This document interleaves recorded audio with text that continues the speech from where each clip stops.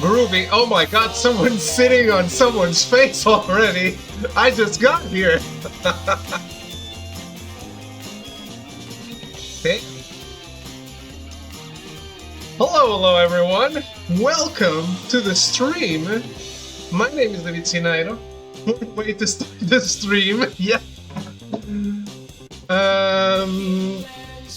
I lost myself. What was I going to intro?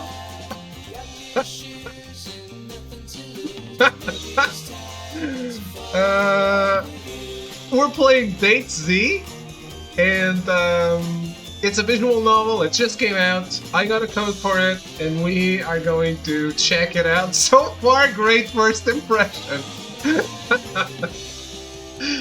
Someone sitting on someone's face, and groovy music. What else can we want out of life, really?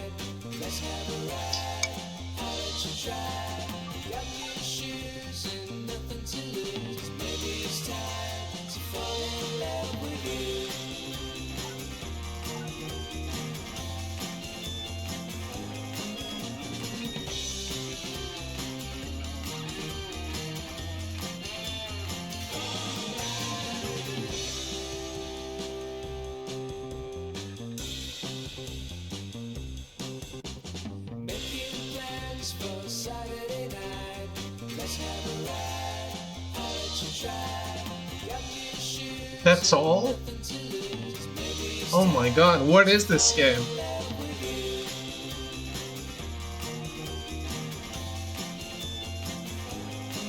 I can't believe the credits aren't 2 fucking hours, like everything else that comes out these days. Alright, we're good to go?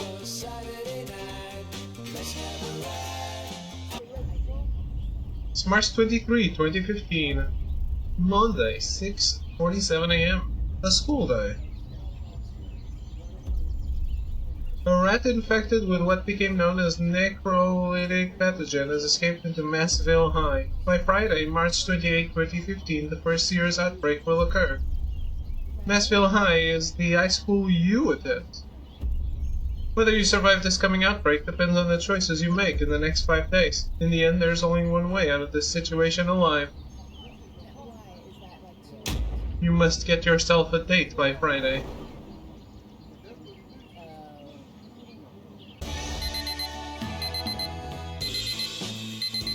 I think this is a great concept.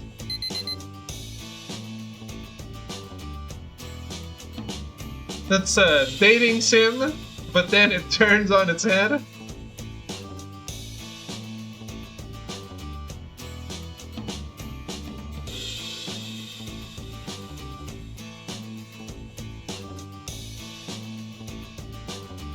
Oh. 6:47 AM, the alarm clock in your room does its best to keep you from missing your first day of school.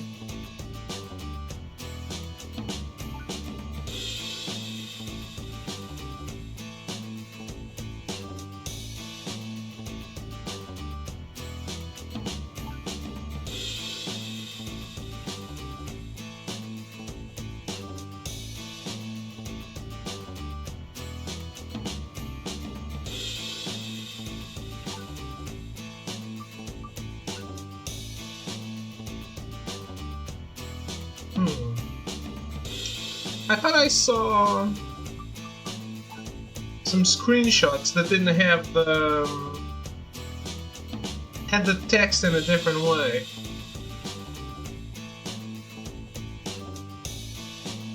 Maybe that's on PC.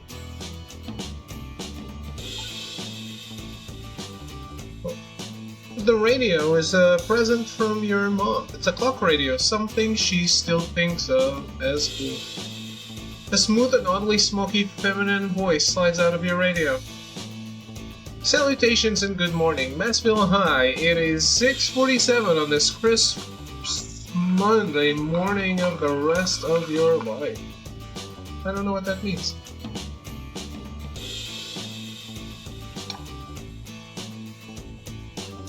A new school week is starting and we have a few groovy transfer students joining the Heart today. That's you, one of the— oh man, I think I forgot to put sugar in my coffee. One of the groovy transfer students joining the school today, mid-semester. Let's show them a traditional Massville High welcome, some light hazing and a general indifference. So how's it going?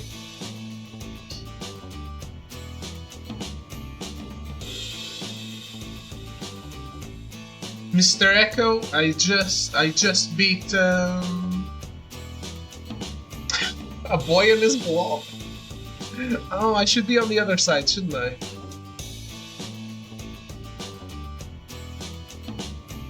I'm still covering it.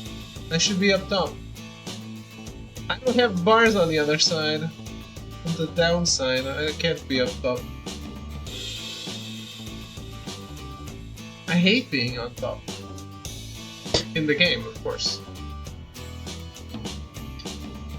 Yeah, I'm pretty good. You know, I was cleaning my house, and then for some reason, YouTube suggested me an Asmongold house tour. I don't know if you know anything about it.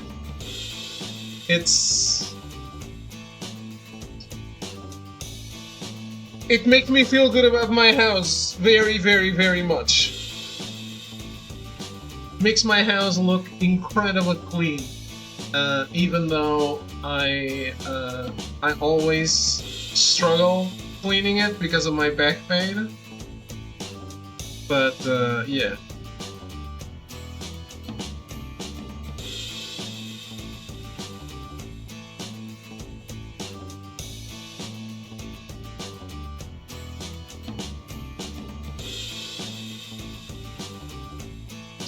This is Oriana Graves coming to you from Massville High's own pirate radio station, Free Radio MH.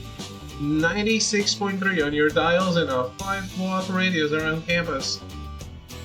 As if it wasn't weird enough that the school was built on an old Air Force base. How is the audio? Is the music too loud? Now, cool cats, I've got to stop giving you all the scoop on the daily jive so I can make sure I can make it to class. The rest of you should do the same. The sleepyhead ends up dead. The way she hits the word dead sends a shiver down your spine. You check the clock, 6:50. Classes start at 7:30, so there's actually time for some more shut-eye. Let's get up. You roll out of bed. Your clothes set out already. You're able to be on your way in only about a minute. Guess it's good? I don't know, man. It's hitting a bit of a high note on my end. I lowered it a tad.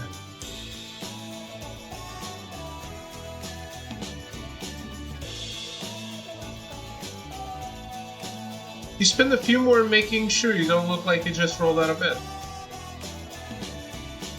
Is there, a log?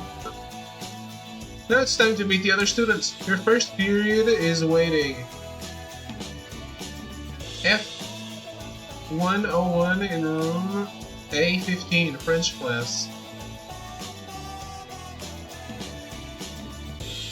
Massville High, a school built on an old military airbase. The buildings, the dorms you just left, and just about everything else are renovated military buildings. Built in 1942, Massville Air Base was technician field for the Pacific Northwest. The military closed it down in 1993.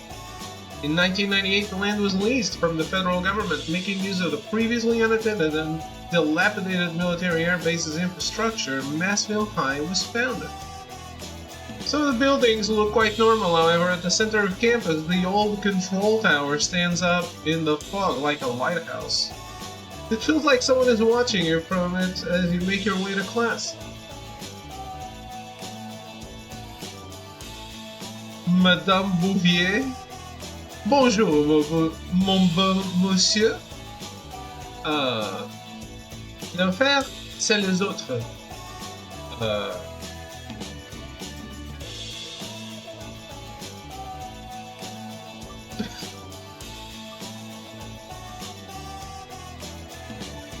Salut, madame. Comment ça va? Bien. There are days where I become quite confused being surrounded by so many handsome young men. Huh? You are the new student? Choose your seat, I might suggest. Madame Bouvier, the French teacher, she comes off very French, which to a young man like yourself generally means confusing and oddly sexually charged. She points to a specific seat. Well guys, you just had your moment of me speaking French on this channel. Enjoy it. Trust me, Moomba, this is the one. Something in her eyes lets you know she's not joking. It's probably the fact that she's the teacher. So you sit. As the students start to trickle in, the teacher starts her introduction. Salut! Je m'appelle Madame Bouvier. Enchanté de te rencontrer. I am Madame Bouvier, your French teacher for what may very well be the rest of your lives. The teacher is hard to focus on as girls start to enter the class. You'd always heard that French class was made up almost entirely of cute girls. It's not true.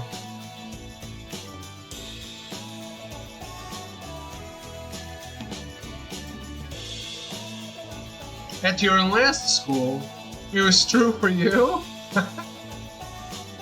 Well, maybe in Europe there's a bit more people going for French class. At your last school, that had not been the case. It had been 13 boys and the old, very egg-shaped Professor Chapelon, who wasn't even French. He'd been Dutch or something. You get a screenshot for the thumbnails.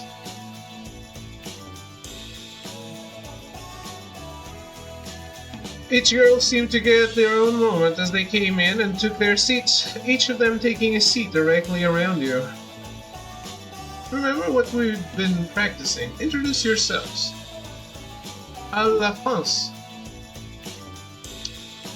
Salut, je m'appelle Vivi.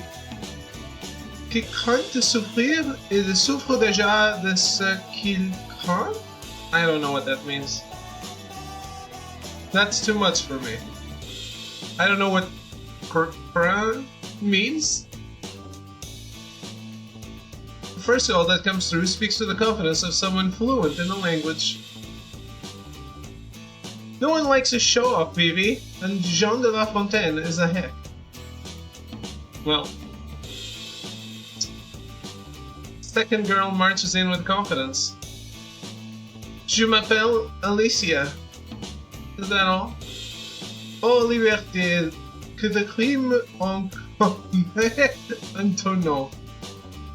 Generic teenage rage against rolls off her.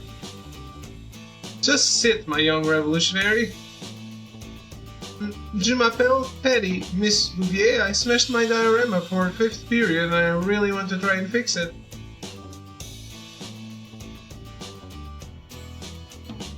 She's my favorite. I love the klutz look. Something about the third girl is so weirdly wholesome. Yeah, exactly. Maybe it's the way she seemed to think m'appelle rhymes with my apple. Sit down, Patty. Yes, Madame Bouvier, right.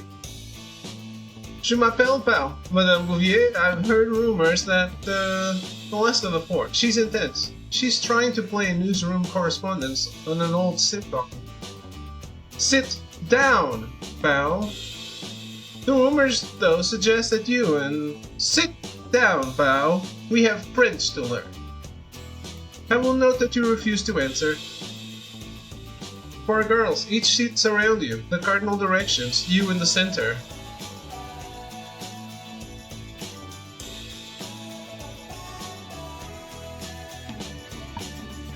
Your French teacher gives you a bit of a smirk. Now, last week we were talking about the French Dadaists who left this written on the Mona Lisa. She writes out LHOOQ on the board. Oh!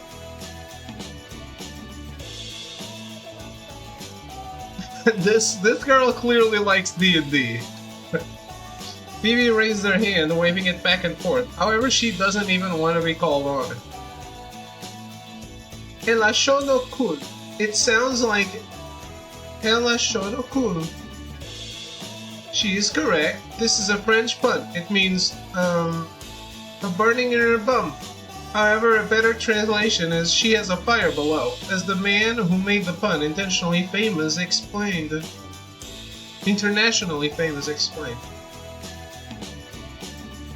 He's suggesting that even though you can't see it, there's a deep burning sexual fire deep inside this and every woman.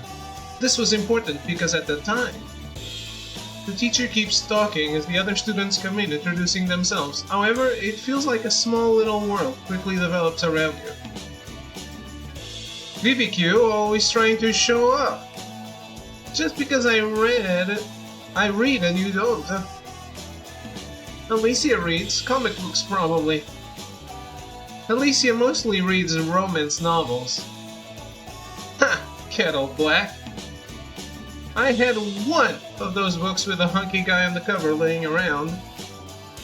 You what? You brought a book like that to school? Which one? So you're the new kid, right? Takes a few moments for you to realize she was talking to you. In fact, all four girls are staring at you. Right at you suddenly. It seems like screenshot worthy.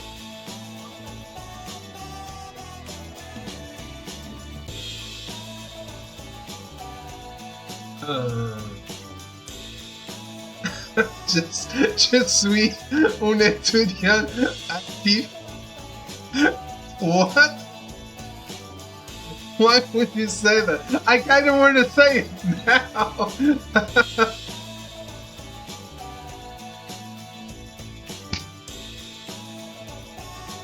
Can I say it?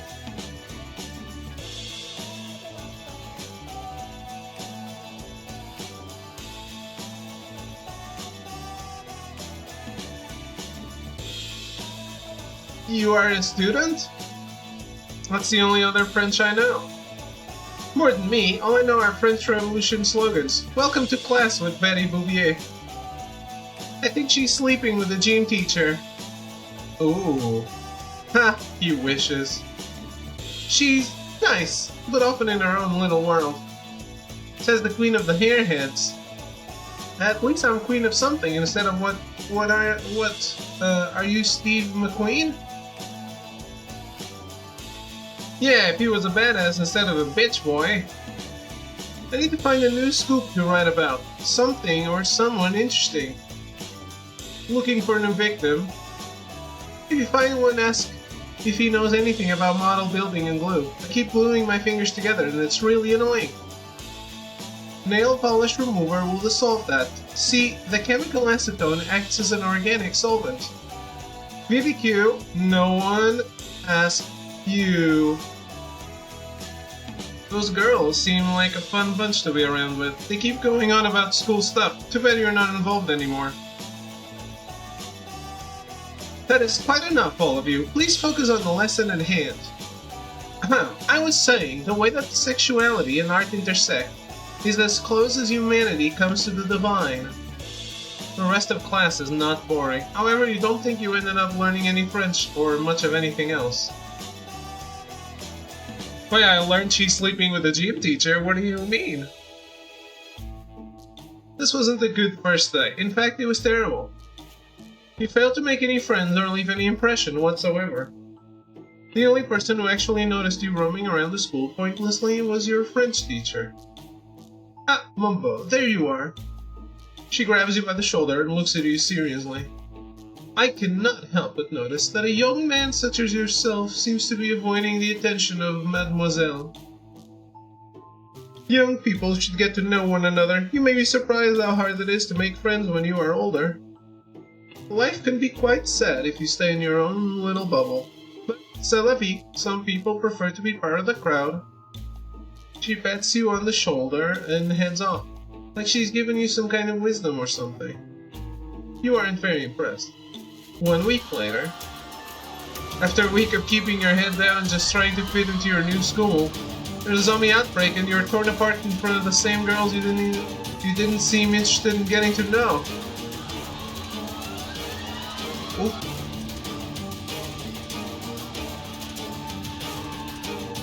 Your last thought is that you have no idea if this is ironic or not. You just know that it sucks.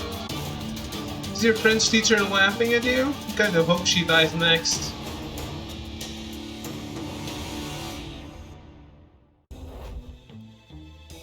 I found it. It's real. I knew it.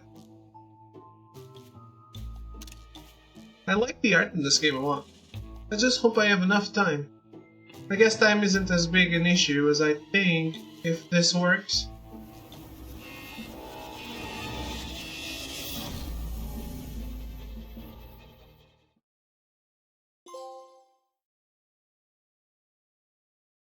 Completed loop 0. Oh. You just unlocked time travel. Now you can take a step back in the dialogue or rewind to one of the previous encounters. Oh.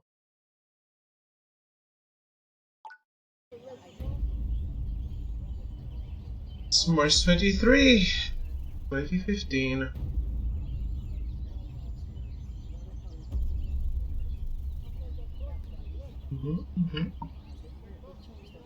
Heard about it.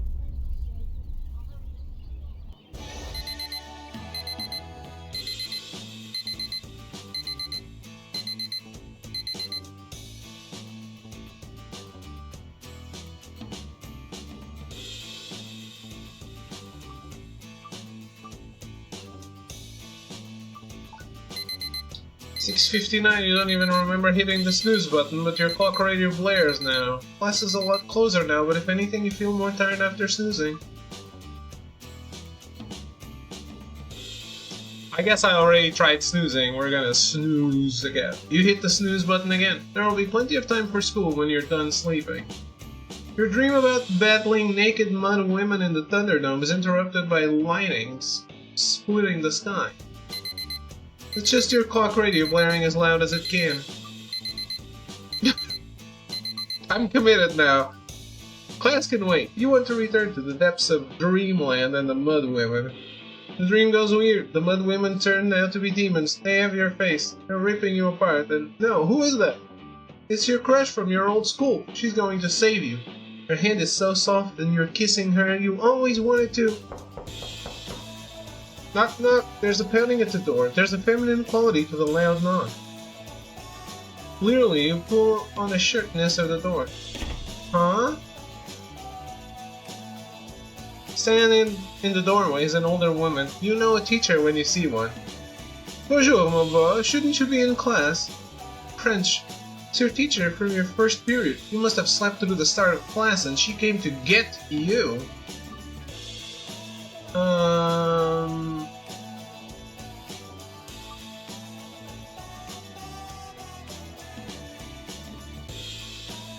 I'm I guess this is the one where we fuck it up. I don't go to this school. So you are just a random vagabond using our dorms. Well then, my clever drifter, you'll have to fill the seat of this missing man whose room you're in, just for today. She clearly didn't mind, though he did get a genuine smile out of the older woman. Come along now.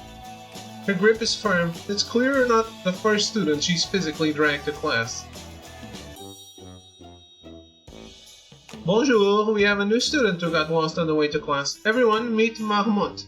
He is adorable, but very sleepy. He's the new transfer student. You don't know what Marmot means, but your guy sense lets you know that the class is full of cute girls, and they are all very amused by the nickname. It's a manatee? Not in a good way.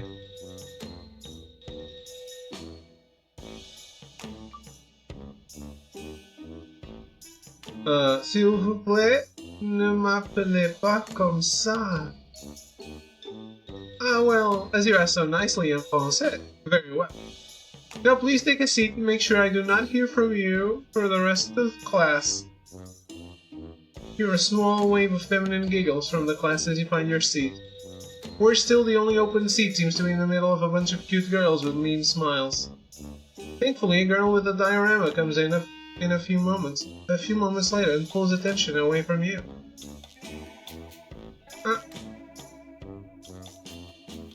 Madame Bouvier, I'm so sorry I'm a bit late. My diorama is kind of falling apart. It needs more glue.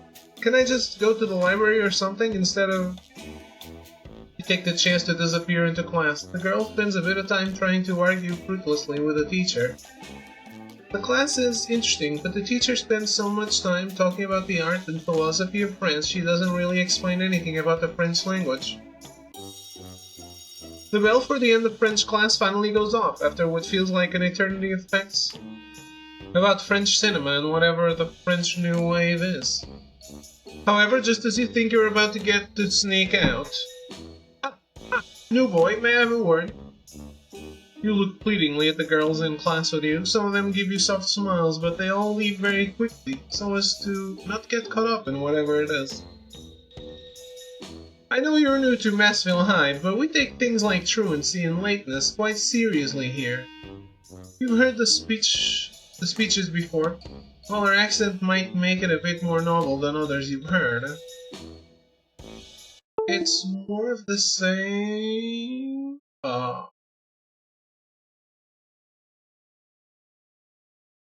You pulling crap on me? More the same straighten up and fly right kind of spiel.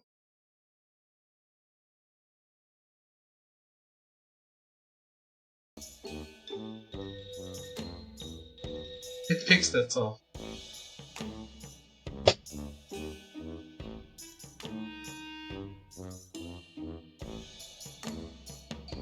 Actually, I have two shirts on. Let me take one off. It's getting a bit warm up in this room.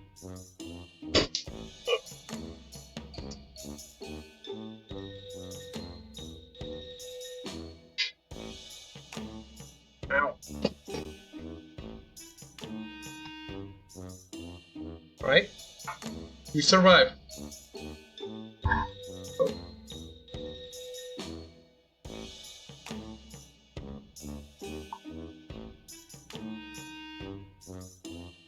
Perhaps it's poetic, but by the time you make it out of French class, you're running late for your next period. Oh. This wasn't my first French class. The halls are all empty as the short period between classes gets ever closer to the next class's start time. However, you cannot stop when you see something that you've only ever seen in cartoons and TV shows. A person getting out of a locker. A surprisingly curvy girl manages to squeeze herself out of a surprisingly small locker. Salutations! Obviously surprised, the young woman quickly faces you head-on and stares you down, as if you are the one being strange for staring at her.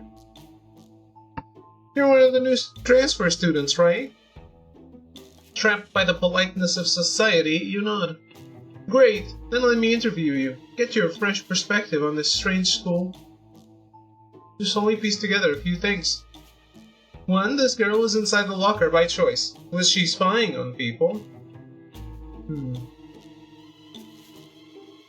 2. She's clearly at least partially inside. Who does that?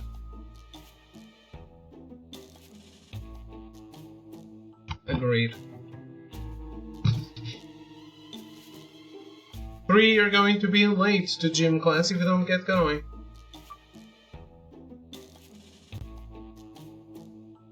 I mean, we already started with the truancy, didn't we?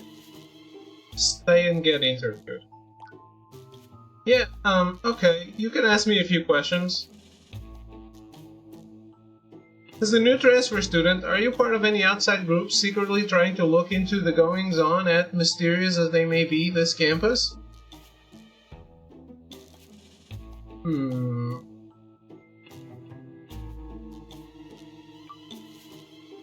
Like some kind of vigilante?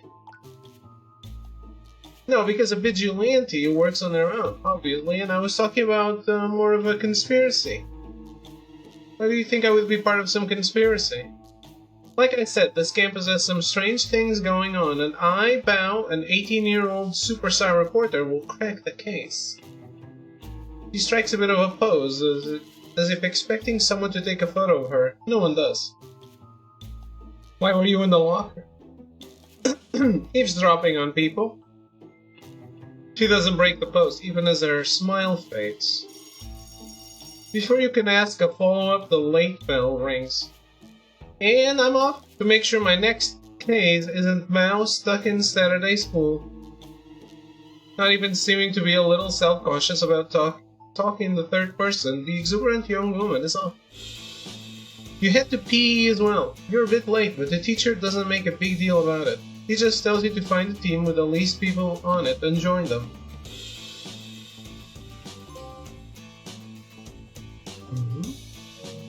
Passing through the main campus after PE, everything seems to have gone pretty...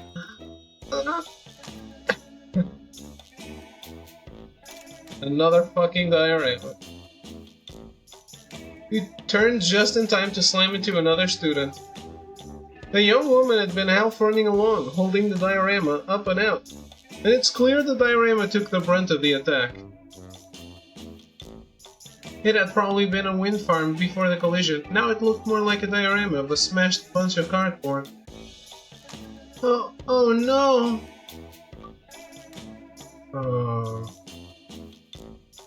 Hey, I'm not an idiot. Or an asshole. You bent down to help her pick up the pieces. I don't even know how it crumpled like this. I thought it was sturdier than this. Let me help you. Oh, thanks, a true gentleman. Despite how annoying it must be to have our obvious class project smashed, she seems very happy to have the help. The two of you collect the very sticky and very broken bits of plastic, cardboard, and plaster.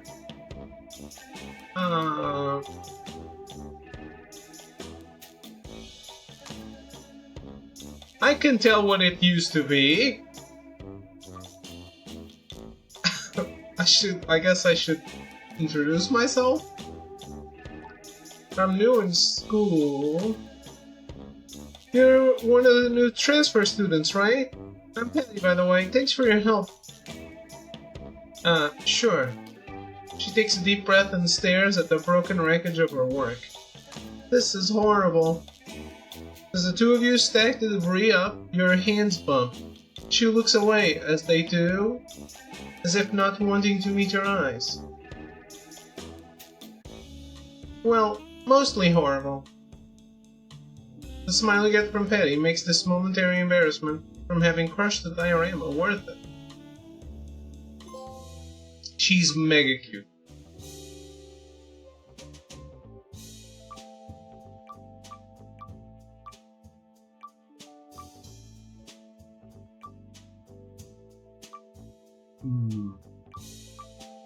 I guess I shouldn't worry too much since I can read and stuff.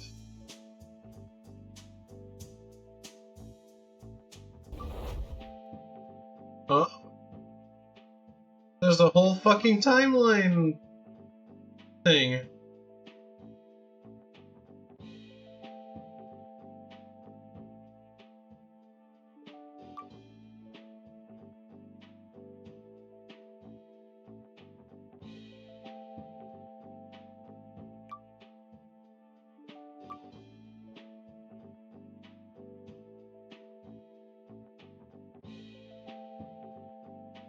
Can I select where I want to go to?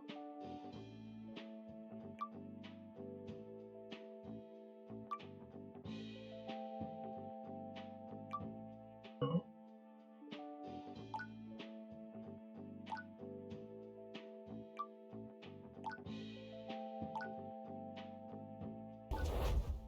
Maybe only for the center stuff, I guess. What's that symbol up top? Why would I go to the tower?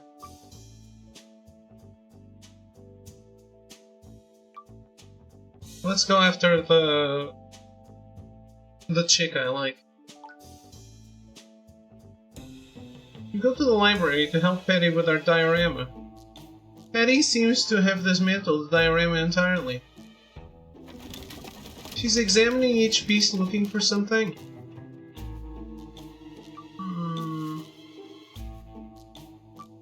How can I help? Take a seat. I'm looking for evidence of this. Patty slams a book down and shows a crazy scary picture of an evil rabid rat. I think this is rat teeth marks, see? Patty holds up a piece that has some odd scratch marks on it. Looking at what rat bite marks look like in the books, he has, maybe?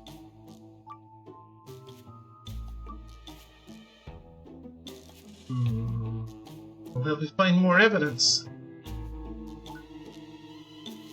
If you find anything, you have to tell me. I gotta know. You look through the pieces and you find a weird brown one. It's poop.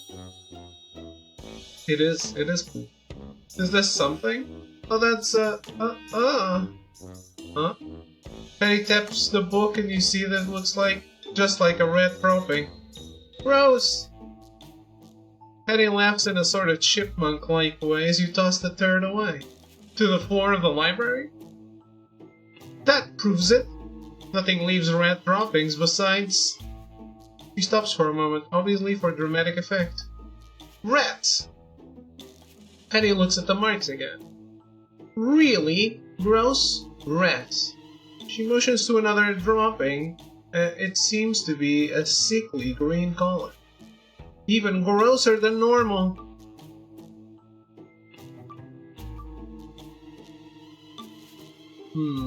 So now what?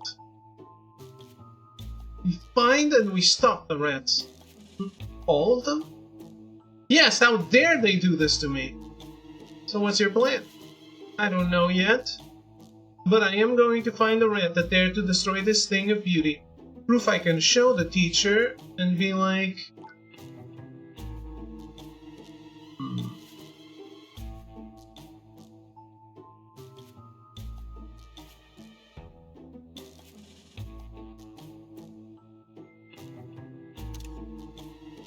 Oh.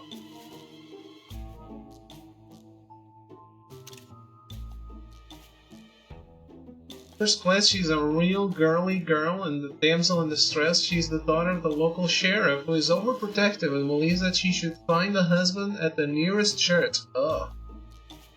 This attitude has somewhat rubbed off on her, as she would like to have a large family to cook for and lead a calm life with. At the same time, she has a keen eye for detail, she is inquisitive, and she worries about her grades too much. While she tries to be kind and nice, that sometimes backfires. She was raised with guns around her, and she knows how to use them. She frequents the local shooting range with her dad.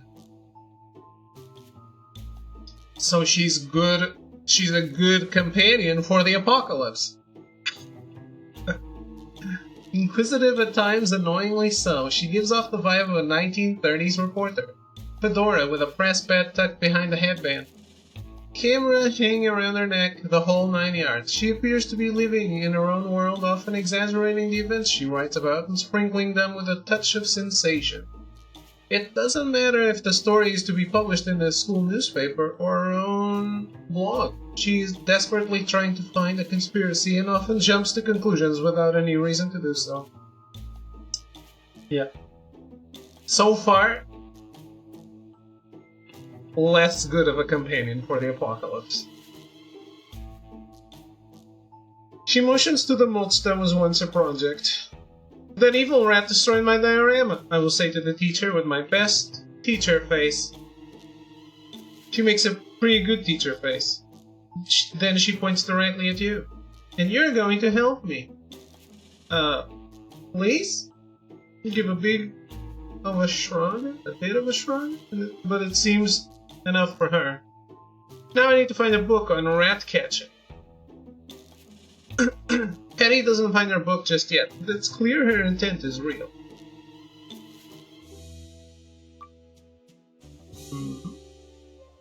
Oh. That's how much time I have.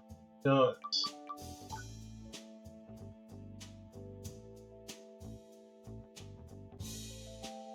So I don't want to auto-forward that, do I?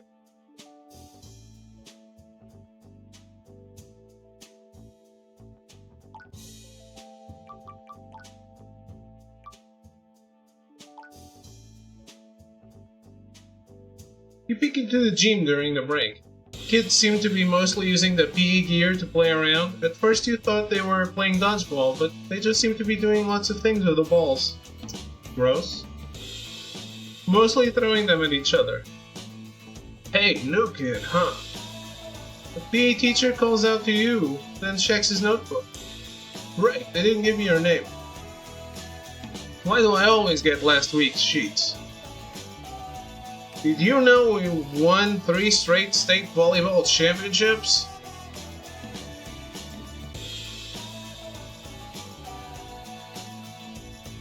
Are you telling me this for some kind of reason? The coach does not even slow down as he talks over you. His practice at shouting down teenagers is clearly top-notch.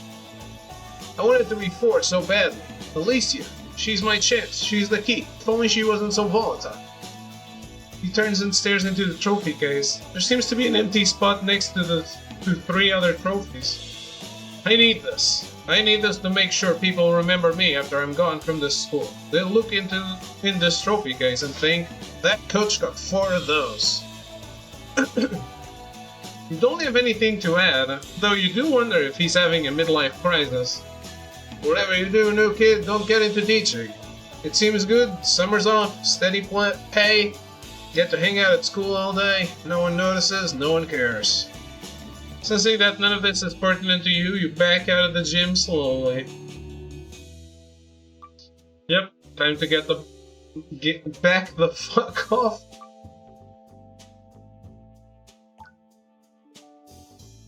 You decide to hang out with Bao while she works on her stories. So, what are you working on? A real humdinger of a story. It's about the top rivalries at our school. Well, it's a whole series I've been doing.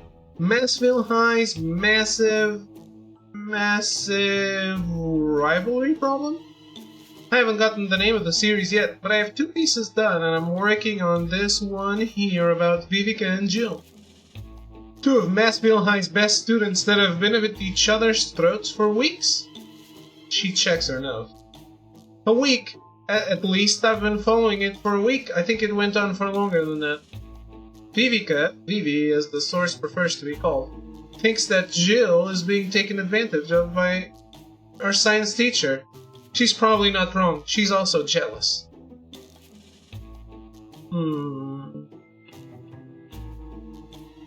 Why do you care about all this? Care about what? This whole thing you're talking about. It's news. 2 of Massville High's best and brightest are having a tiff, and the teacher who might be overstepping his bounds is in the middle. It's got everything. Love, hate, friendship, fighting, and someone who's abusing his power.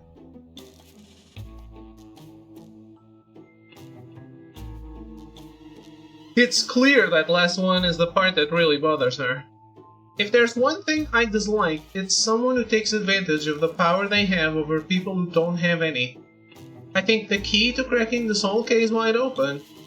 Bao bites the end of her pen as she gets an intense look on her face. Is finding out what Professor Evans is really up to. After that she gets a bit of a far-off look. The school's a powder keg, and he's giving off sparks. You feel the silence after that go on for a moment.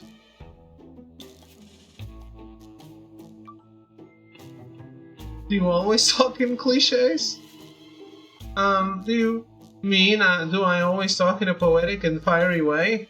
Sure. Yes, it's not my fault that most people... She looks up and down. Insist on using such simple and pedantic word choices. She gathers her stuff. I'm going to go eavesdrop outside the teacher's lounge. You enjoy being verbally and interesting. He flashes you a devil-may-care smile. It's from a song, what I said. She tips her head to you before heading off.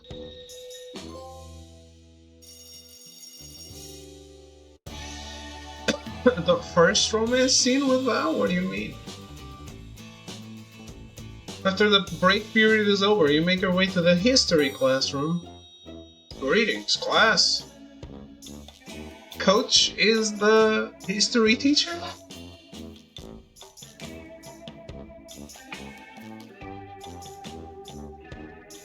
You look around the class in a double take as the PE teacher seems to be at the front of the room. No one else seems surprised by this, so you assume it's normal. Written on the board is the name Mr. Cogswell. You assume that is the PE coach. History teacher? That's probably their name? Everyone can open the book to, page 306. Is that where we left off? No, but it's a good starting place if we're going to actually get through the subject matter before the standardized tests. Yeah, okay. Who wants to start reading on page 306? Vivi Q, nobody asked you? Vivi just sticks her tongue out at Alicia. It seems friendly. You get the feeling that Mr. Cogswell doesn't give history the same kind of energy he gives PE. The rest of the period is just people taking turns reading. However, you keep being distracted by giggling, shifting sounds. However, whenever you look back, it's just Alicia and Mao sitting in the back corner. You can't shake the feeling that they're doing something interesting with one another whenever you're not looking. Oh. Weren't they kissing in the start screen? Class ends well before you actually see anything, but you thought you saw them rubbing legs under the table? Oh, they are doing something interesting. Aha. They might have been kicking each other, but your young teenage mind prefers to assume the most erotic possibility. As always. They're obviously murderous lesbians who kill their teacher and escape to Canada. I mean, why not?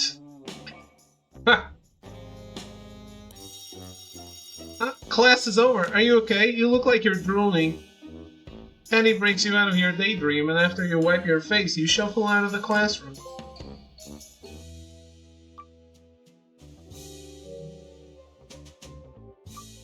Past was the worst. That is correct.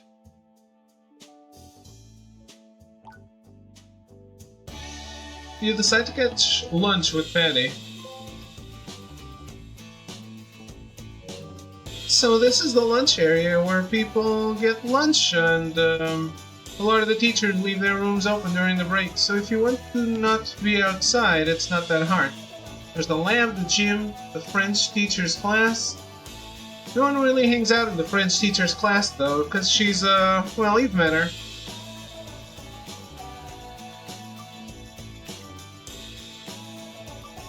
But she got a teaching credential. I don't think she should be teaching kids.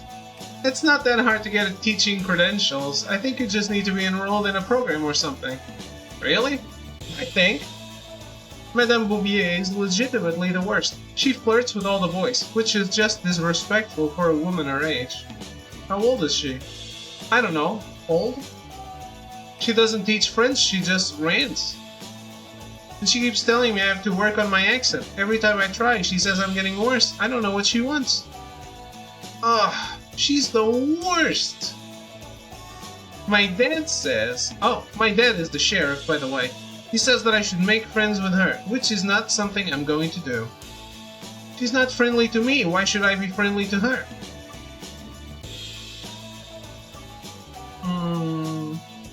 She's probably jealous of you. Yeah, I mean, that's what I've been saying, or, well, that's what I've been thinking. I don't really have anyone to say it to or anything that I wouldn't think. I was a massive B for thinking that. Yeah. Whatever, I don't want to think about it anymore. You were the one that, I don't want to talk about that anymore. Tell me about you. The rest of the time involves our help listening to your own past.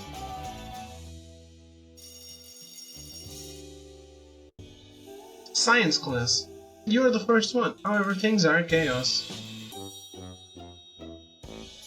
Everyone, can you please open your books to page 303? Is that the teacher? Cute? You heard the girl. Page 303, everyone. I guess not. The PE teacher blows his whistle loudly, getting the chattering gaggle of kids to quiet down and focus up. Okay, now, we're working on... we're working on the basic chemical reactions lab. It's actually on page 306. The tone in her voice is unmistakable. Yes, turn to page 306. The temperature in the room drops about 5 degrees. You heard the brainiacs. Page 306. Get to it. Hey, Melty. What? A visual novel?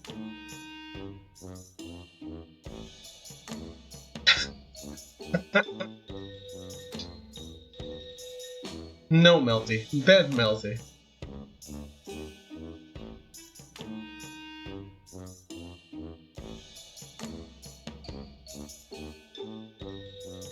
What? Use...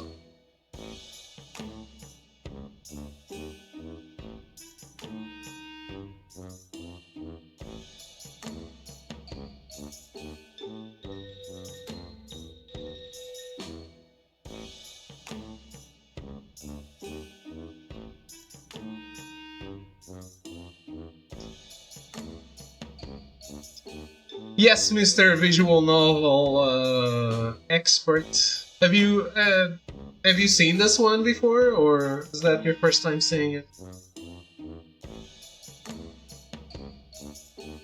We'll be going over some basic chemical reactions. Everyone is going to need to put on goggles and know how to use the eye wash station. The eye wash station is over here. I've seen it somewhere, somehow. Yeah, it just released. I think it was pretty high profile for a visual novel, of course. I mean,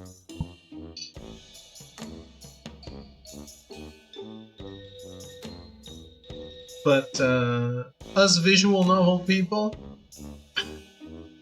we stand together.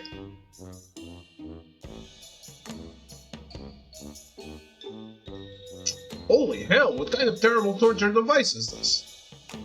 It's for washing your eyes. If you get something in them, I'd rather lose my eyes than put them in that. Oh. Yeah. Vivi was sitting right next to you. Wait, are you her lab partner? She huffs and talks low enough that probably no one else can hear. The student teaching the class. It's ludicrous. Especially when she's so frazzled from helping out with Professor Evans' special project that she can barely keep herself together. Evans is taking advantage of her. Jill's smart, but she's not smart enough to see that. Was the PE teacher an idiot? Mr. Cogswell? Vivi looks over at the PE teacher. He's running the eye washing machine.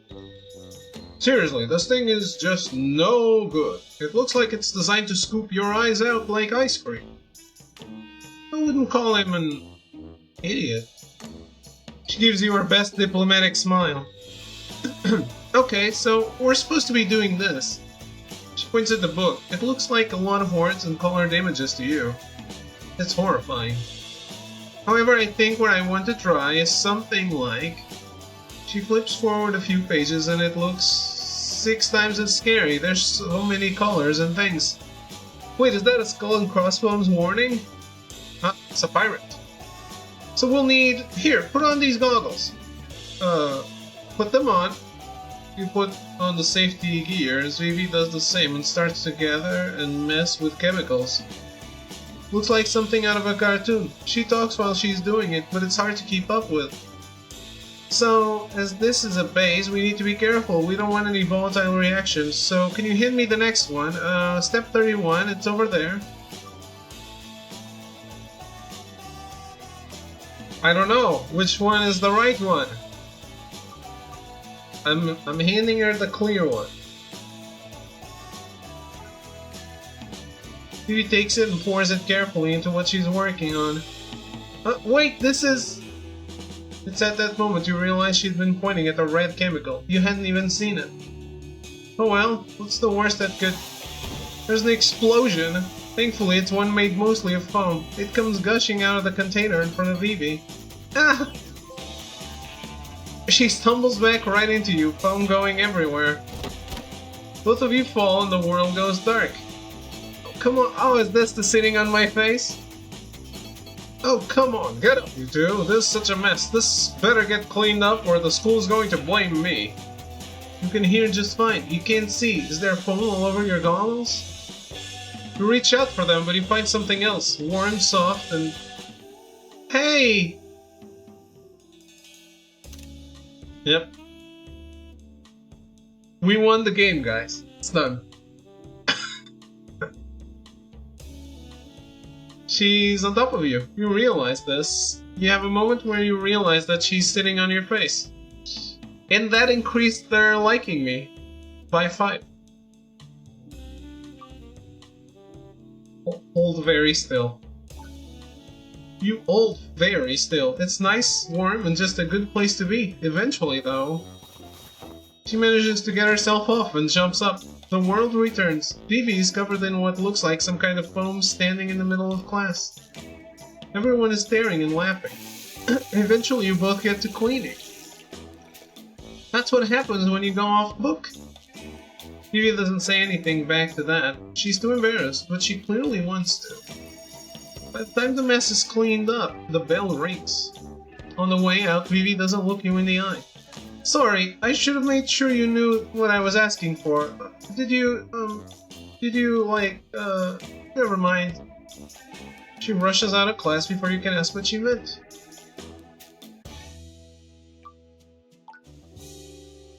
Oh no. I don't have our character profile yet.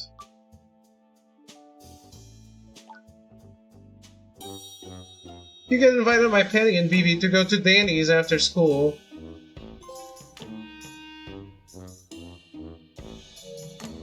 This is where we go because they don't kick us out. I'm here basically all the time. I'm not at home. I mostly only come here with other people. I can't handle being in a restaurant alone. It makes me feel like everyone is watching me. It's one of the only times I'm sure that people aren't watching me. You really come here alone? Sometimes. You're so weird, Vivi. Sometimes. There's an awkward silence. Vivi is the one to break it. So, what do you think of Massville High? Yeah, what do you think? We will judge you. Their attention suddenly swivels to you. It's... weird? Yeah, it is weird. That's weird. I wish people were nicer. If you didn't let them walk all over you. Easy for you to say, Miss My Dad is a cop. I didn't pick him. You didn't disown him either. How would I even do that? It's called being emancipated and there are legal channels for doing it. I'm not divorcing my dad, Vivi. Stop! Eddie reaches over and pushes Vivi playfully. Both girls giggle at that.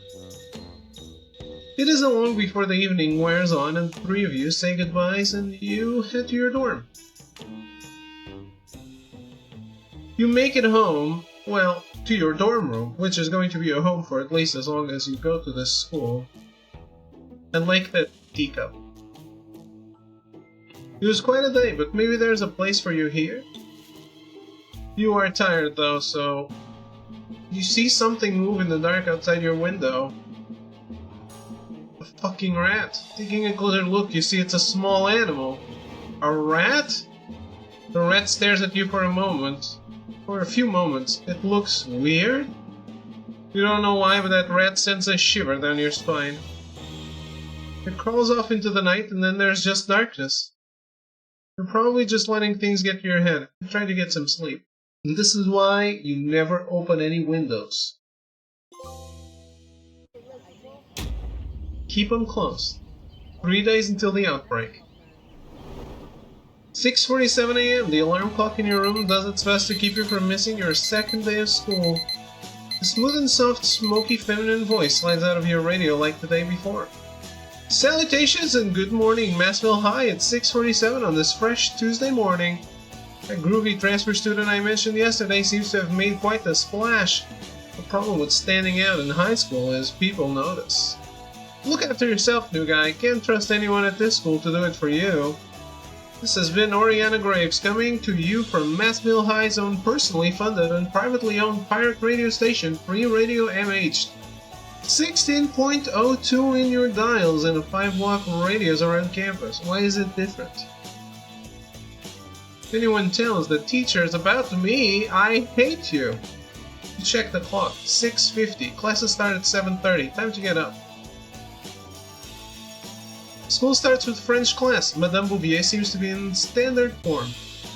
A lot of French opera was, at least at first, based on Italian opera. Remember? It takes you a moment to realize she's talking directly to you. Oh no, you just got singled out. What is the French word for opera? You had almost forgotten this was a class and not some kind of strange version of stand-up. It was probably in the worksheets for last night. Did you even do them? Everyone is looking at you now, especially the cute girls all around you. This is your moment. L'opéra. Yep, someone did their worksheet. Looks like you did your worksheet, or you looked it up online. Either way, good work. Dweeb. That was really good, actually. Wait, was that 2 words? That sounded like 1 word. The guy who can speak French is pretty sexy. Huh, really? If they're from France, yes. I mean, it's not the same if they're not. But yeah, French guys are hot, American guys, eh. Alicia makes eye contact with you as she tilts her hand back and forth, clearly letting you know she's judging her. I think the way you said it was sexy. Don't listen to them. You think he's sexy? I didn't mean it like that. I think you did. I didn't. 3 of the girls giggle as one sinks into her seat. You think it's going to be a long trimester, but probably not boring. After a conjugation lecture, you only partially absorb. Class ends. However, as you bend over to get your bag, you feel something squeeze your rear. By the time you look back, though, all you see is the 4 girls heading off themselves. Did one of them... Did you imagine... Which one... French class is a dangerous place. Someone caught the feel on my ass? How dare you?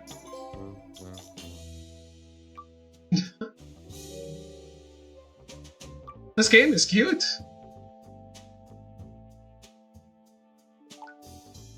Well, let's keep hanging out with the cute girl. You decide to spend some time with Patty, who seems upset over her grades. I normally get great grades. This is so dumb.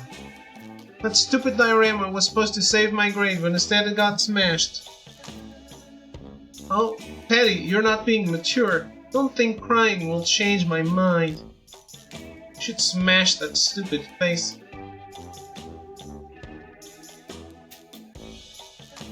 The trimester isn't over. There's still plenty of time to fix your grade. I guess. That's a lot of work and I already tried so hard. Another day, another waifu. So which one do you choose? Thanks. I picked this one.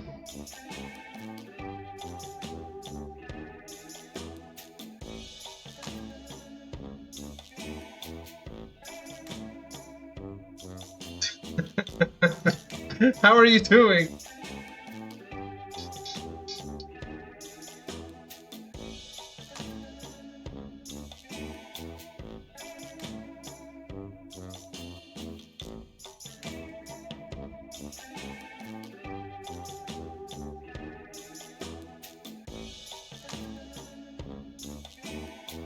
Doing good, how are you? I'm doing good, I'm doing good. I'm wondering why Moobot is not posting my message. I'm sure it'll do it immediately when I do it. Like, it'll do it on its own. Let me see. Let's see how long it takes for it to repeat it. The idiot. Moobot is an idiot.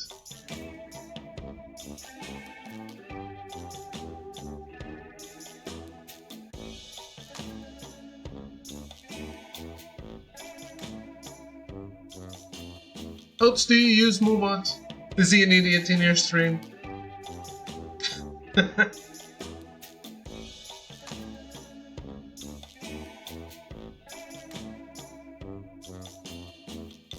Oh, Nightbot. It's the same thing, I guess. Yeah, I just have those, sometimes I have messages on a timer and it wasn't saying any of them. So, I was thinking it was kind of weird.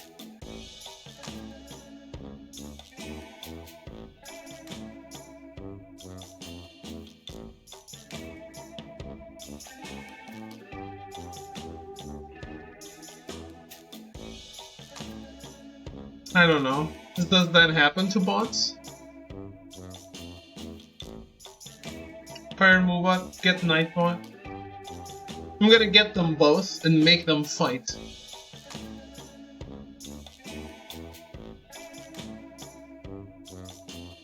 Like, have the same command on both bots, and then I do the command, and the first one to post it is the winner. And the other one is dead. I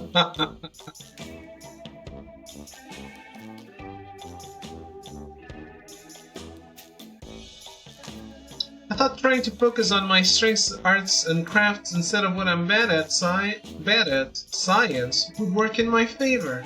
I guess I was wrong. Not that grades matter that much to me or anything.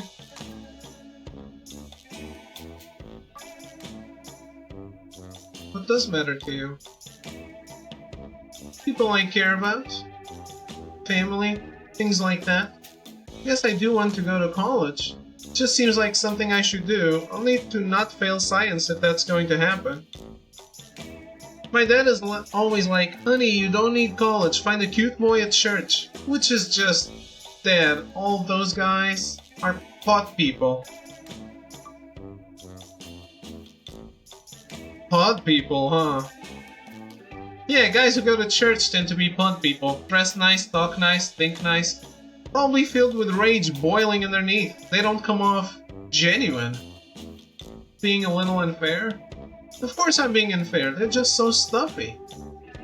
I just don't want to end up defined by the person I end up with. I want to be me with them. I want us to be more together than apart. Betty gets a sly look on her face. What do you look for in that kind of a partner? Well, just exactly my kind of thoughts, Patty.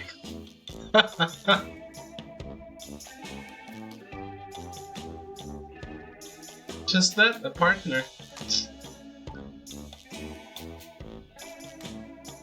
You're saying what I want to hear. Nuh-uh. Yeah, dummy. She doesn't seem all that upset. I just think it sounds nice. A partner. Someone who has my back and I have theirs. But, forever. Family. It's not so silly, right? No, not so silly. Betty gives a nod and a look you think is supposed to be charming. You're a good listener. Thanks.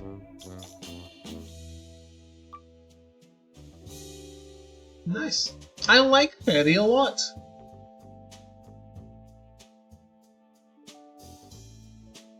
She's definitely top tier waifu.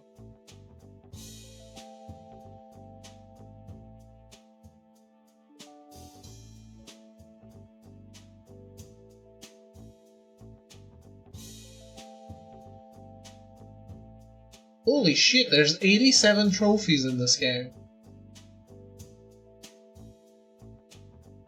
My word.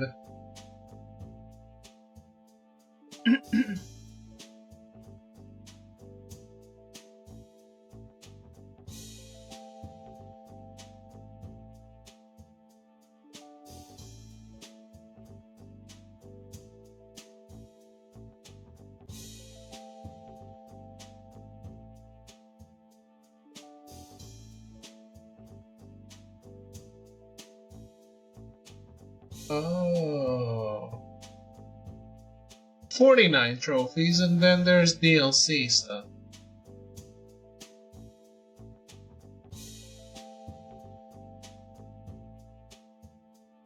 DLC stuff?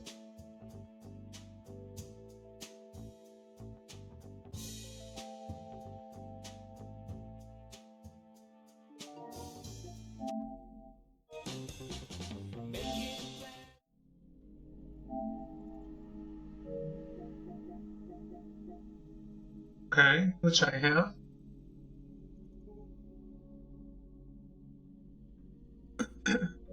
I don't know if it's DLC, to be honest. Sounds like it's just trophies related to each of the girls. But it's a DLC list. I'm not sure. You peek into French class. Who is this? You hear the teacher talking, loudly. The reason the Dadaists leave such an imprint not only in Europe, but the United States as well, is that they have a zest for life hidden in their nihilistic philosophy. It sounds like her. The class isn't empty today, though. You see Oriana, one of the other girls from around school. She is in there. Do you have any of these films anywhere? Is this the radio station host? A few compilation DVDs. The quality is not the best, but as one ages, one gains value, even if it loses quality. You seem very comfortable with one another. You get the feeling this is probably a regular thing. You decide not to interrupt. I don't want to hang out with Bao. Let's go check out the tower. You see Professor Evans and someone else near the science building. Whoever Evans is with looks very sickly. The two of them head into the science building. Strange. What was that other adult? Was that other adult another teacher?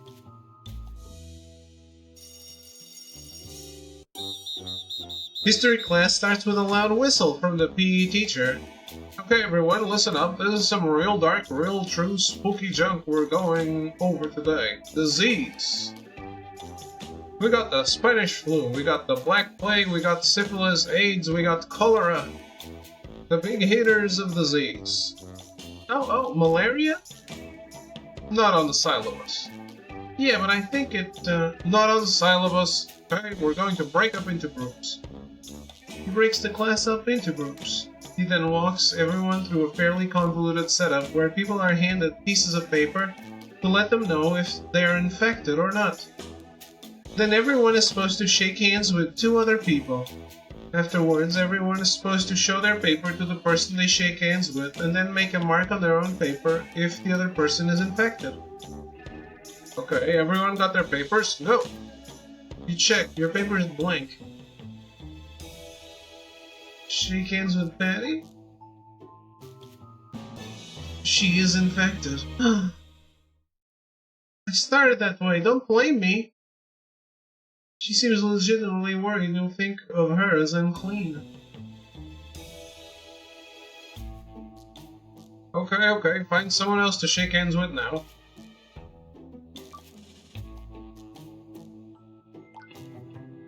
Shake hands with Alicia. Wrong choice, I'm unclean as hell. She's not lying, her paper is marked. Okay, now everyone check your paper. If you saw someone with a mark, you should have marked your own. After all of it, you check your paper. You have the mark. Guess you got the plague or whatever. Okay, now everyone who has a mark on their paper, raise their hand. Every hand in the class goes up. Every single one. Every person in the classroom raises their hand. See that? Wait. Was that how all of you? Did I do this right? Did I give out too many? He double checks his worksheet. The bell rings before this confusion can be cleared up. Did I get hate from shaking someone's hand?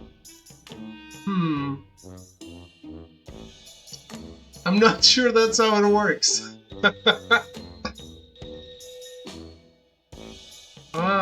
Maybe I needed to trigger the bot. Because he certainly has been missing, I think, for the past few streams. I think the last time I did a sponsored stream when I noticed he hadn't posted the message once.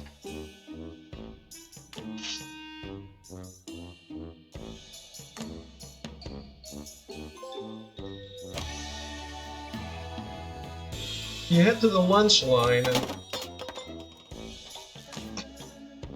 She is a klutz. Oh, come on. He walks right into Betty, having knocked her food right up against her. Oh no, does she like me less? She does! Fuck! I can't seem to stop walking into things this week. This stop is ruined and... oh.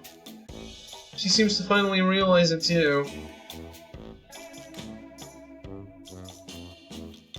Drop your lunch in solidarity. I think that's going to cheer her up. Oh no, my lunch got smashed too. You drop your food on the ground. Yay! Oh come on, now we both have ruined food!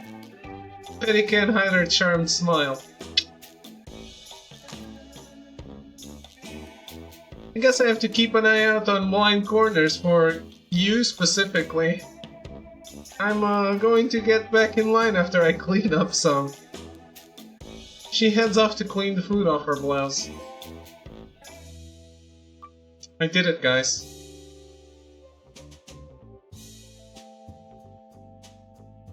I saved the situation.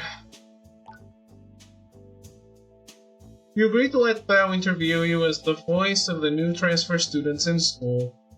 First, I want to thank you for allowing me to interview you as the new transfer student. Smooth as butter? Absolutely. Thanks. The questions are going to come hot and heavy, so don't expect me to hold back. What is this for again?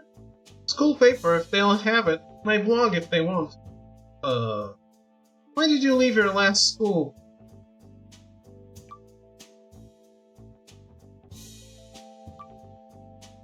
Family moved? My mom changed jobs and standard stuff. She cuts you off, so it's hard to tell if she actually heard you. Are you into boys? Girls? Neither? Both? Girls? Girls? A good choice. Always been a fan myself. Ha! Wait, what did she just say? Still a virgin? What? Did she ask that? The way she stares at you makes it clear she expects an answer. She taps her pen against her notebook.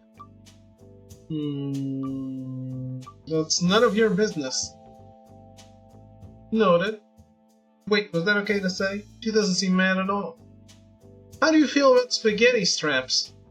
What?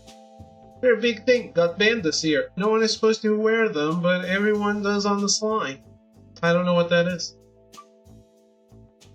Spaghetti straps?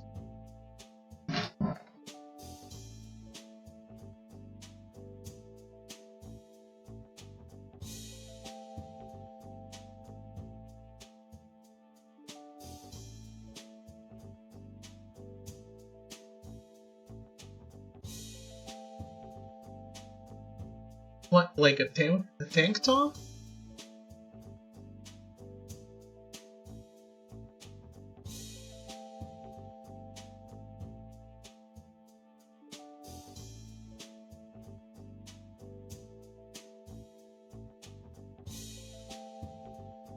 I think they're very fine.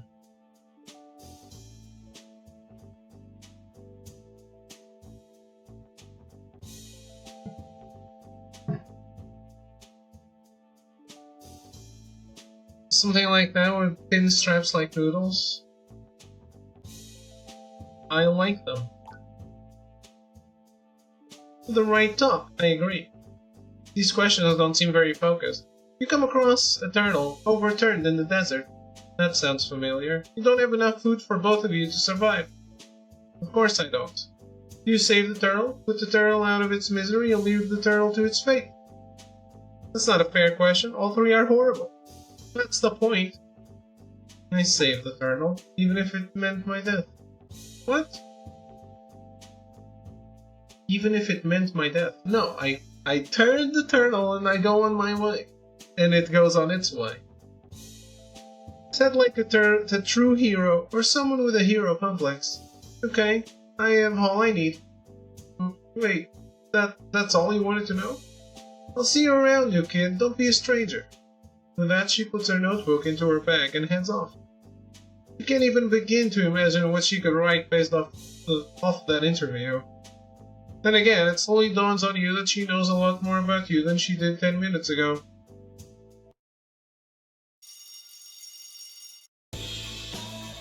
Science class, and much to everyone's surprise, Professor Evans is there. He also tells you, unprompted, to always call him Professor Evans. He has the class off book doing some sort of experiment. It's a pretty simple process. And then you take a drop of substance B and put it into A. If there is any kind of reaction, you note down the number and designation of the mix. After that you move on. I want to see at least 10 kits per lab group. It isn't very interesting, but it isn't hard at least. He's having us do his laboratory busy work now. This is the equivalent of a scientific sweatshop.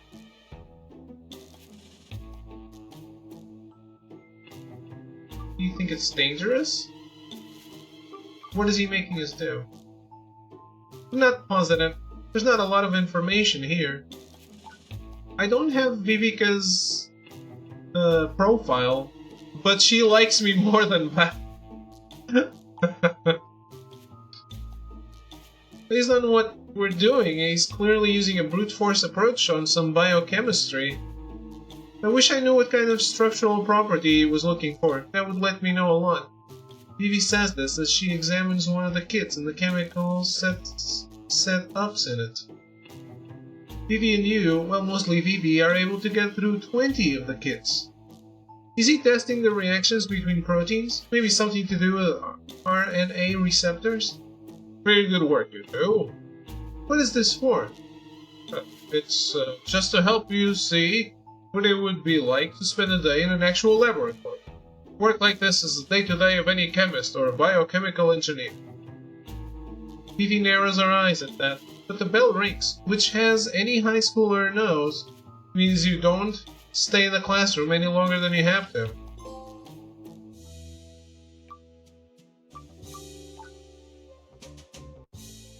You agree to let Patty use you as a guinea pig for some cooking she's doing in her free time in the lab. She's cooking in the lab? Does that allow it?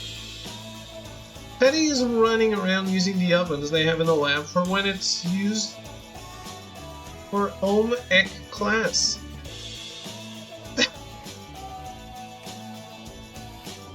They do Ohm economics in the lab? Okay, try these.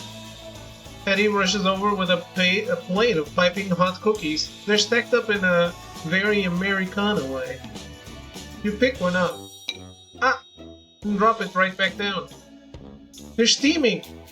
What did you think was going to happen, dummy? Only in this fucked up school? Yes. She has a big smile on her face while saying that. You try again, managing to get a cookie in your mouth without melting anything. It tastes terrible. It's like someone is pouring salt right into your mouth.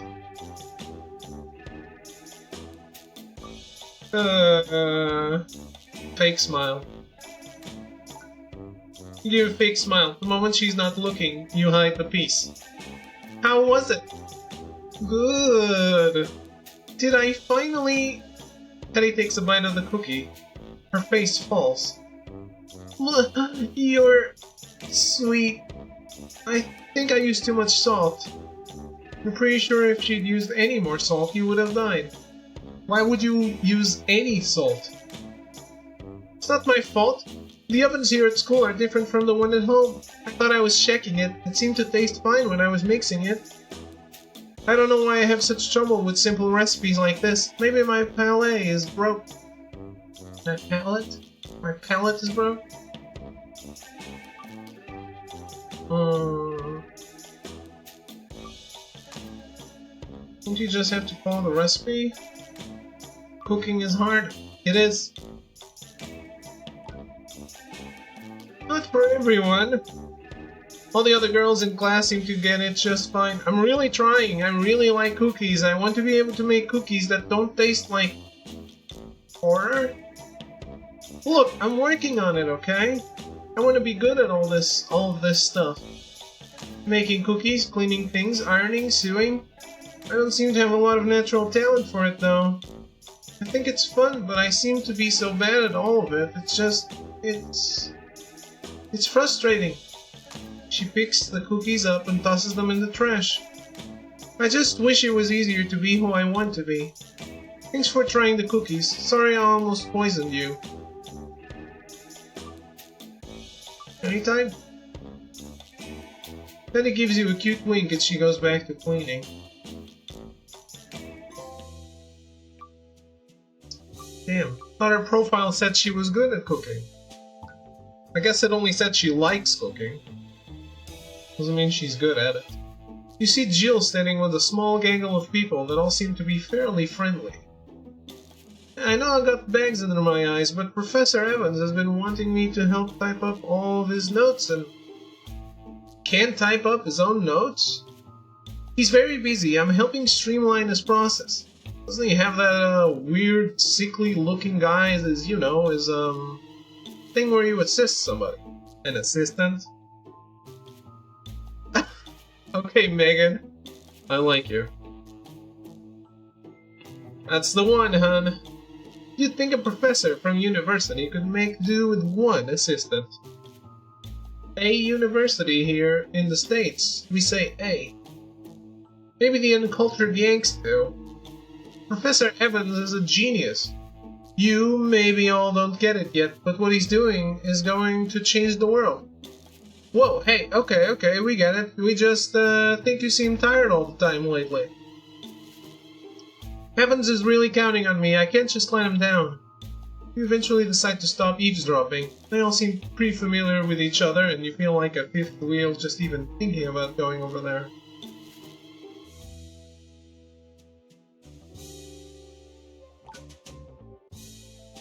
You find Val's notebook sitting around in the quad. You can't read most of it because it seems to be written in weird markings that make no sense to you. A few pages, though, which seems to be more personal notes, are in plain English. There's some weird stains on the page, too. "Does everyone hate me?" is written on the page. Are the stains tears? Whoa, there it is! You look up and see Val there, clearly looking for a notebook. It's in shorthand, if you're wondering. My mom used to be a secretary and she taught me. It's symbols that describe whole letters or phrases. Pretty good spy language, huh? No, if it's well known by everyone. Lets you write as fast as someone can talk. Faster, even.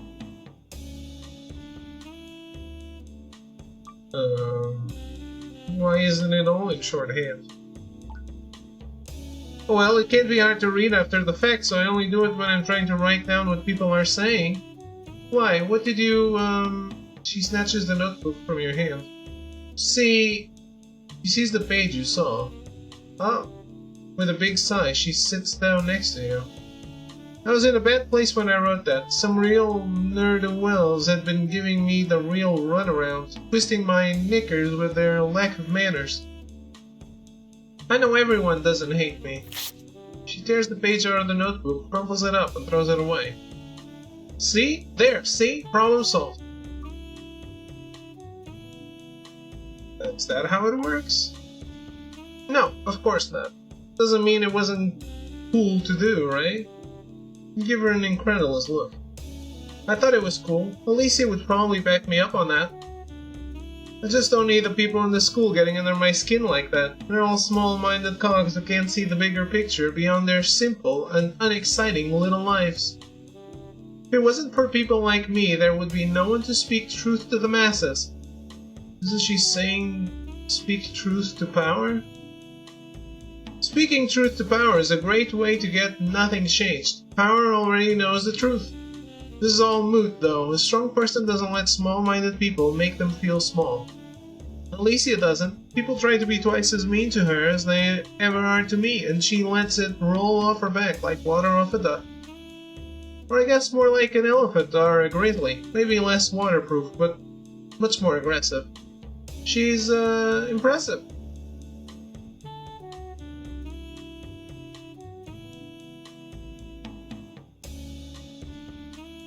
She just hides her sadness with anger.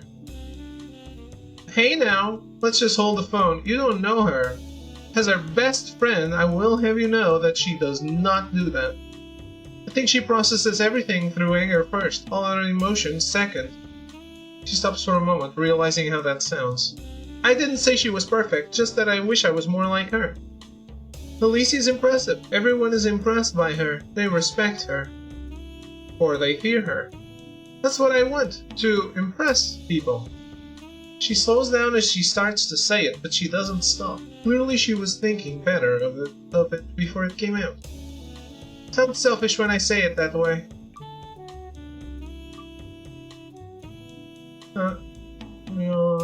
How else would you say it? That I need to be impressive. You need it?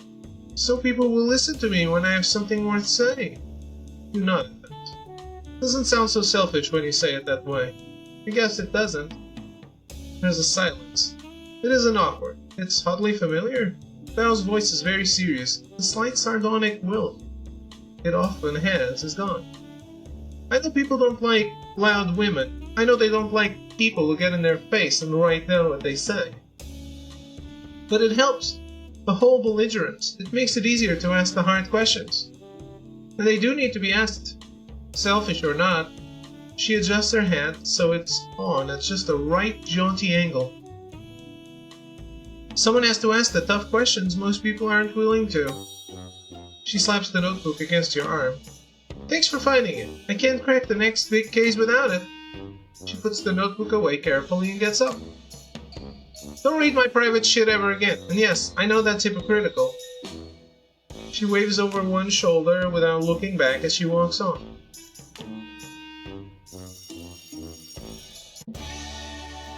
After your second day at Massville High, you stumble into your dorm room. The night of only getting about half your own work done and passing out early is the right of every high school student. You get some shut-eye. You're awake, but you don't know why. Your heart is beating 500 times a second. You feel like your bed is shaking. The bed isn't shaking. You are. You're terrified.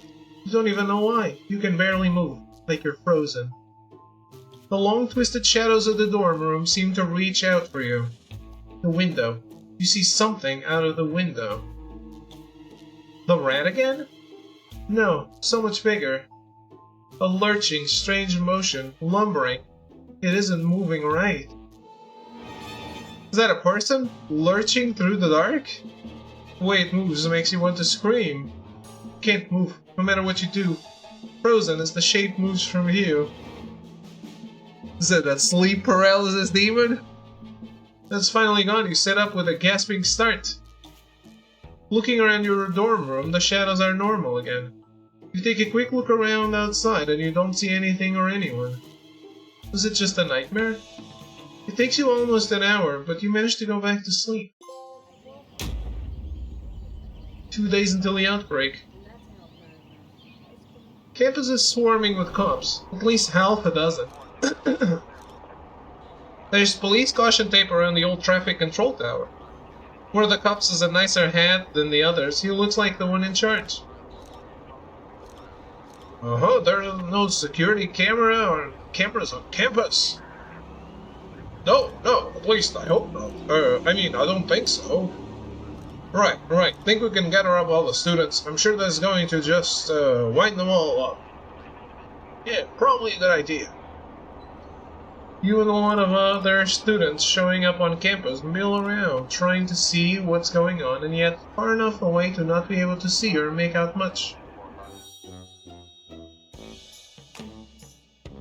We should give the sheriff a Texas accent. Like Melty.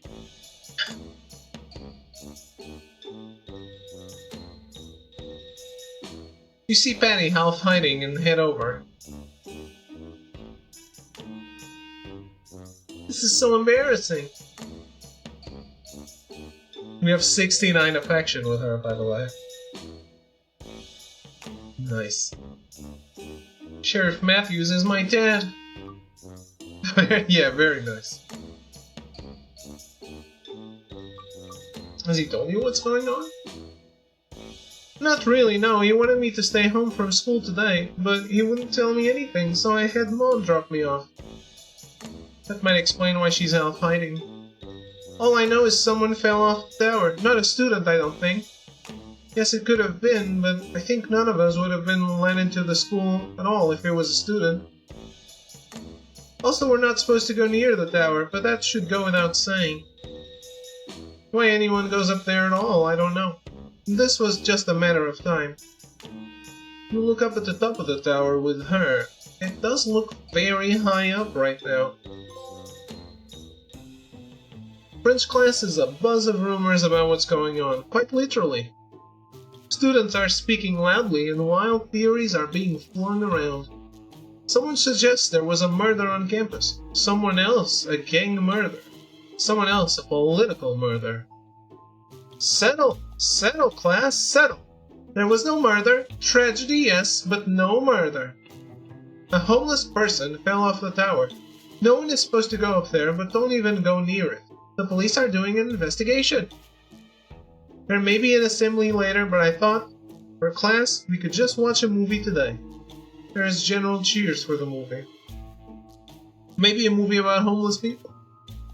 So I shall show you Cleo de Sunk says. Is that how you say it? 7? I think. One of my personal favorites. As the film starts to roll, the students' excitement slowly wanes. It's an old black and white film about some woman who is waiting to find out if she has cancer. It leaves quite the mood in the air. It doesn't matter if she has cancer, she's barely alive as it is. Antoine is cute. He's a badass, probably killed people in the war. Oh, this is a love story, how sweet. We don't know if any of the girls actually understand the movie. To be fair, you don't know if you do either. Reach.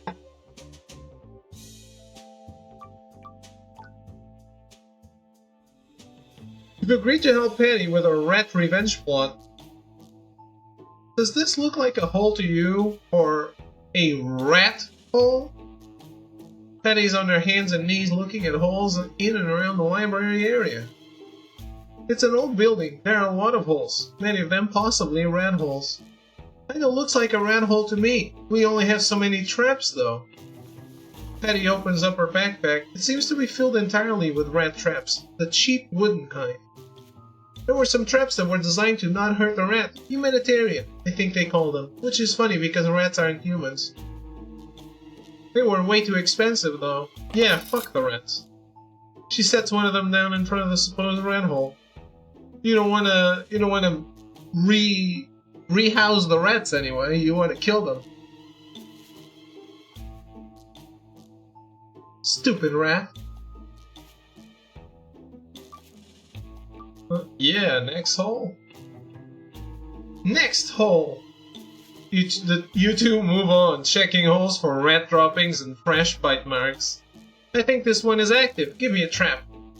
You hand her another trap. Eat this tasty cheese, rat. Eat it and get your back broken. Patty stops and looks at the trap for a moment before she puts it down. I keep liking her more. Rat traps are kinda brutal, aren't they?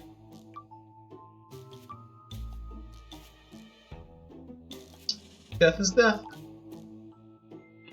My dad sure doesn't think so. He's always talking about how he wants an open casket funeral. Doesn't want to go see his maker without a face. I think I agree with you though. I mean, if I meet my maker, I doubt they care if I have a face or not. Maybe they can give you a face again. Death is death. Then he puts another rat trap down in front of the hole. You and Sally travel around the library, setting down rat traps near anything that looks like a rat hole. She's just on all fours in the library. That's, nice. Also a few things that don't.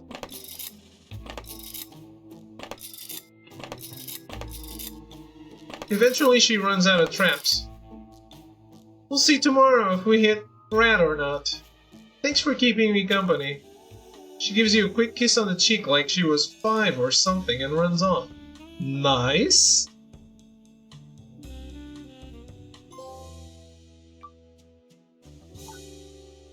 Smooth. Yeah. I think we have a companion for the apocalypse. Damn, I'm enjoying this game a lot. The characters are very cute, especially Penny. I like the art, I like the writing. I like the music. It's pretty cool, yeah. I'm liking it very, very much. UN? Oh, what is this? 30% of the sightseeings. Nice. You head over to the tower, staring up at it. It's hard to think about what it would be like to fall off it. Hey kid, get back up the grass. You see the sheriff walking over to you. Didn't your teachers tell you to stay away? I know, tell kids not to go near a thing. Honestly, it doesn't matter. Not much of a crime scene to protect. Procedure is procedure. You live on campus? Give him a nod. You see anything strange last night?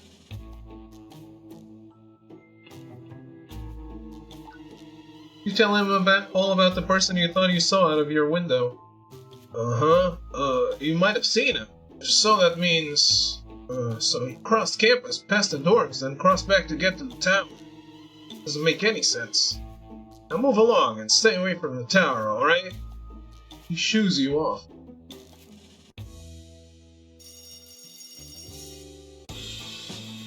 All the students are funneled into the assembly hall. Settle down, kids, settle.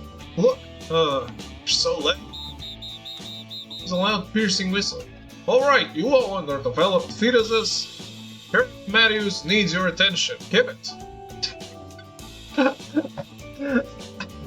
I need to send this to a friend.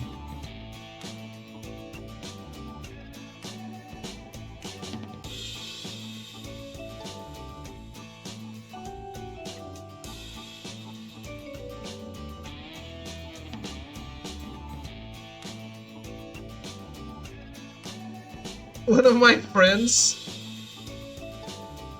is always saying her brother is like the underachieving fetus and she's the superior fetus.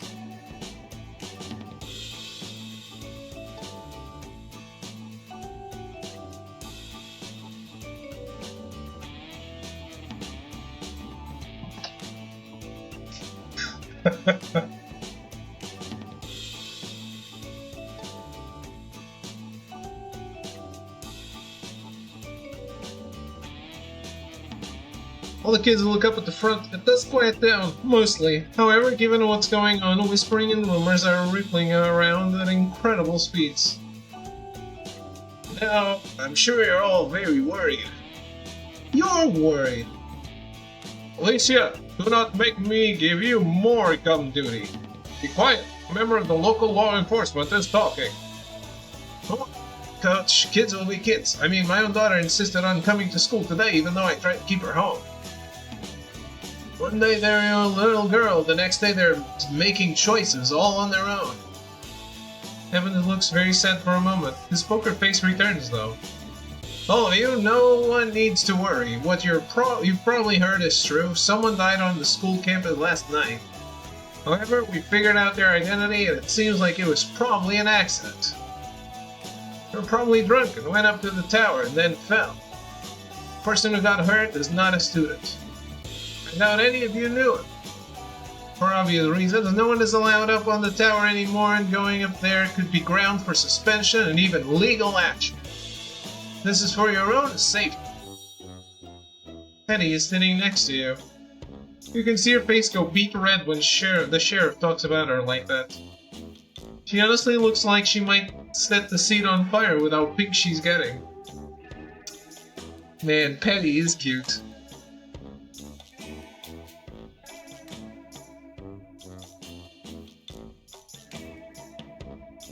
It's just your dad, try not to judge him.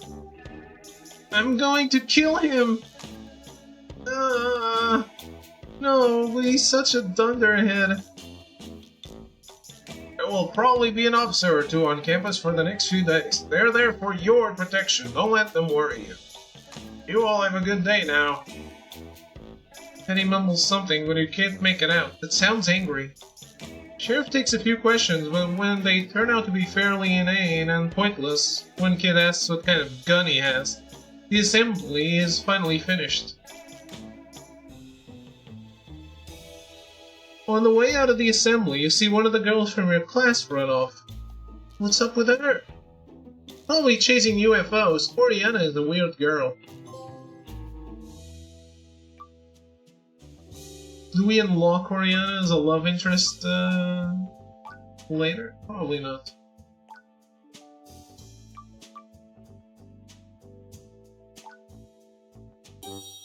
You decide to hang out with Teddy at the library. Of course. My dad's the sheriff in town. I think I've mentioned that. That's kind of neat because, you know, he's the sheriff. However, it has its downsides too. He's way overprotective, my dad though. Like, way. He once pulled me out of a tumbling class because I bumped my head. Like, forever. I never got to go back. He hates the idea that the world is full of so many things that could hurt his family. Maybe he comes in on the zombie apocalypse to help her, and I'm with her. Perfect. She knows that he's a gun, and his dad, her dad, is coming right over to save her with his gun.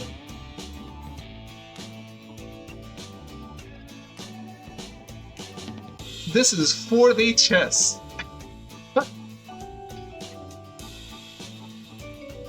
So, I wasn't thinking of that, but perfect. Cutest girl has the best dad.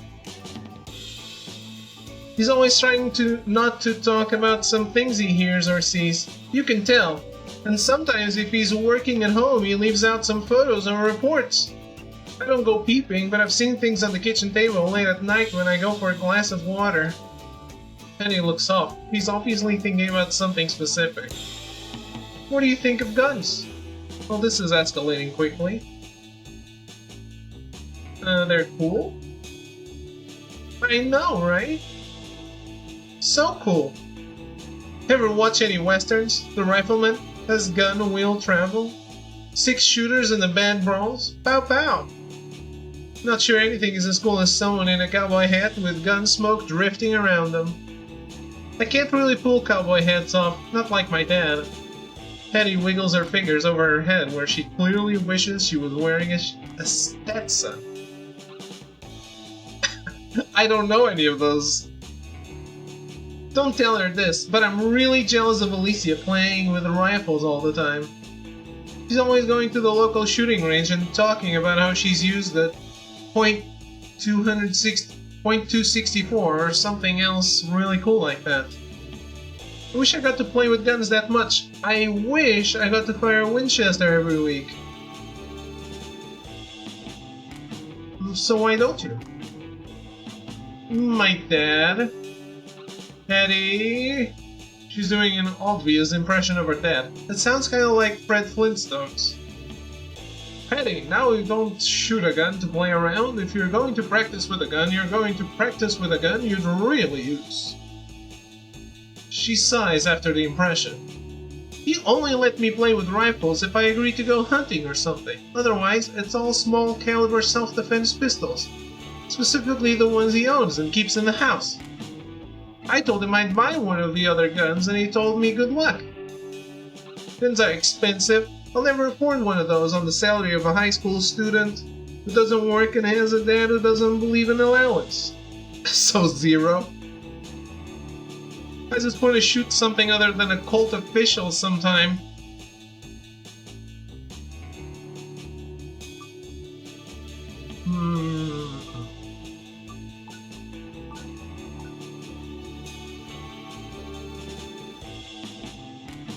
Have you seen the Stand By Me? Have you seen Stand By Me? Seen? I know the song.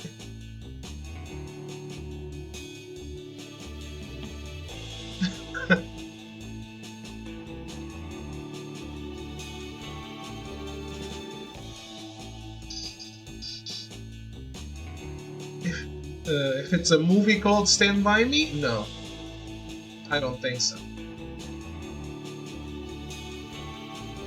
The song is in Final Fantasy 15. Sung by Florence Welch of Florence and the Machine fame. It's a Stephen King adaptation? Oh. Then it's probably on my list of things to watch, but it's very long, so.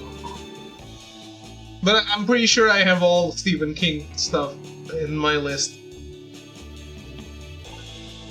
Maybe get a job to save up? I mean, I've thought about it, but my dad doesn't want me working. He says it'll build bad habits in me. Which is his way of saying he doesn't want me to get too independent. He's kind of old-fashioned like that. I don't mind too much. Jobs seem kind of horrible, honestly. Really? If Maximum Overdrive is on that list, you're in for a treat. I don't know, it might be. I don't know the list by heart. It's like 5... It's like, I think it reached 600 movies long. I'd rather do something I want to do, like go shooting. But that takes money. Betty gives a cute laugh. I just feel less afraid when I hold a gun. Sometimes I carry one around. Not, you know, just around. It makes it so I can face anything. I only do it if I feel really unsafe. I don't just keep a gun on me all the time. Go ahead, check my purse. No gun. I like Betty even more now. She's the best. She lifts her purse up and holds it out. You do check. Hey, don't look in my purse. What's wrong with you? She snatches her purse back. I want my own rifle. I guess having my own pistol is enough. She mumbles this as she stares off, obviously fantasizing about the firearms she could have one day. You should bring one 2 days from now. When you show up to science class, the students are all milling about outside. He's just been so busy, it's really understandable. If you just knew what he was working on... Yeah, what is he working on? I don't think he's allowed to just do this. Shouldn't the coach be here? You see there's a note tacked up outside the science room. It just says class cancelled. Cancelled?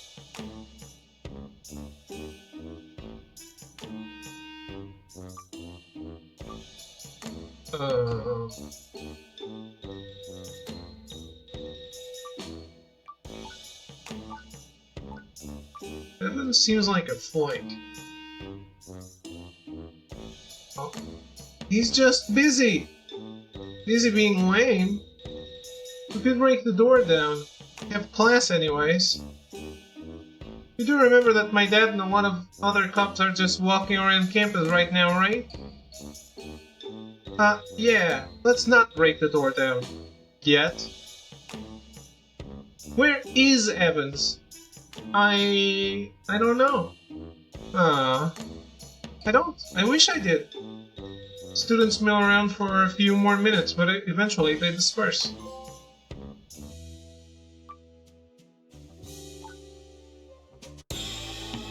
You see Sheriff Matthews and he's yelling at someone.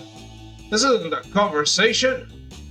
Like most people, when a man openly carrying a firearm is yelling, you pay attention. I need you to listen to me. Why? You never listen to me. He's yelling, Patty. Right in the middle of campus near the tower, they've broken into full-on family fight mode. It's clear that whatever has boiled over has gotten so heated they don't really remember or care who might be watching. Because I can't trust you with anything. I told you to stay home and then you tricked your mother. Trick? I said, Mom, I want to go to school. Dad wouldn't drive me. Would you drive me? Some trick? Your mother knows better than to openly go against my wishes. She probably realized how stupid your wishes were. What, do you think I'm going to catch death from some homeless suicide victim? You have crime scene photos on the kitchen table sometimes, Dad. I'm not afraid of death. Look here, little Missy. I probably should be, Dad. I should probably want to stay home. Listen to me when I'm talking to you. It's normal for him. It's so normal to me that I'd rather just be here. I don't like you having to be around this sort of thing. You suck at keeping me out of it, then. Your mother. Just getting louder. Also, they seem to both be talking past one another and not even reacting to what the other is saying after a while. Everyone is starting to look. It's like a train crash, only far more interesting because the train is yelling about private family affairs very loudly. It seems like this might go on for a little bit.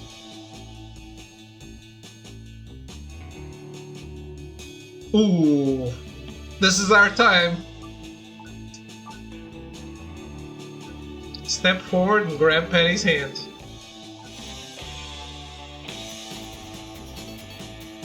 She looks at your hand and at you and then back to her dad. Who might this young man be? He's my friend, Dad. I think he's sick of you treating me like I'm an invalid. I do not treat you like an invalid. You should. Your voice cracks. You should. It sounded better, but the man has a revolver on his hip. Trying to sound intimidating probably isn't going to work. Step off yourself. There's a bit of a ripple through everyone watching. Penny as well. The sheriff also. Son. I don't even know you, and sure as I'm not hell your son, Penny is your daughter, though I know you're afraid bad things will happen to her, but getting in a shouting match in the middle of school is only going to alienate her from her friends and from you. All your fear is doing is driving her away from everyone and making her life objectively worse. You give your best crazy eyes at him, trying a variety of different expressions, hoping one of them is the "don't shoot me" face. There is a very long moment. It stretches out into the longest moment of all time. You start to wonder if time itself has stopped. Penny is silent. Matthews is silent. The quad is silent. Not a single voice drifts. Then Sheriff Matthews spits to the side. Penny, you agree with any of the dribble that came out of that boy's mouth? Penny nods. Well, I think you should bring this friend of yours around for dinner sometime. Okay. Matthews pats you on the shoulder and walks past you and just walks off toward the parking lot. You see Bao across the way staring straight at you. She mouths "Holy hell" very widely. Sheriff knows you have big brass balls. Yes. I can deal with him. You didn't have to do that. Yay, we got another kiss. She kisses you on the neck and grabs her hand. Grabs her hand or your hand? Well, she doesn't. Her fingers intertwine with yours. The kiss isn't just a peck on the cheek. You feel her lips press against you. You can feel your heart beating in your chest. Thanks. She says this gently like a whisper before she heads off. It's several minutes before you can think again.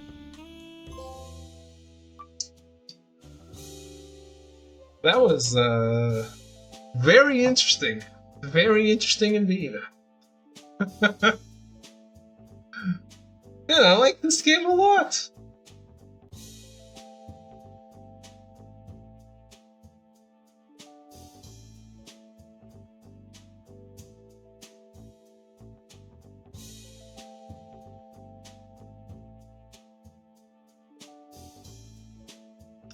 Okay, well, that was mega cute, and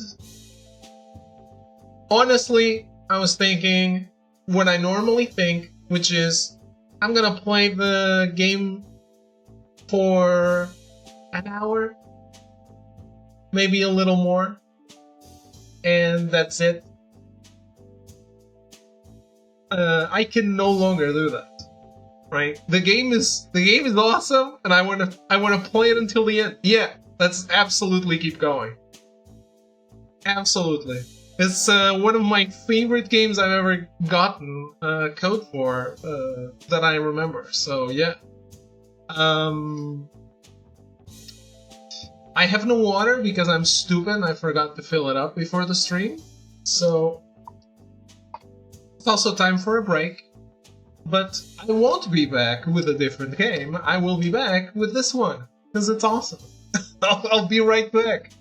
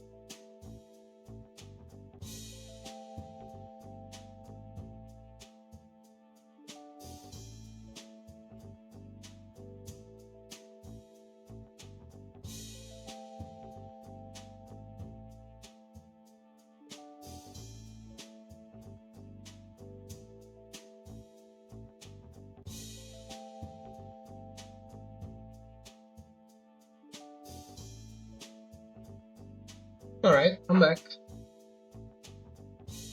I was thinking to myself, looking at the credits of this game and how few people worked on it, it really shows that what you need to do when you're a small dev is something like this. It's a good idea, but it's a great spin on the classic dating sim, which has no stakes other than the dating itself. It's something you can do that's not mechanically intensive, like your mechanics are not gonna fail you because you have no budget for them. And all you need to do is get a good writer that helps you write nice characters and a good artist, which they did. The characters are interesting and the art is great. And it elevates the game immediately.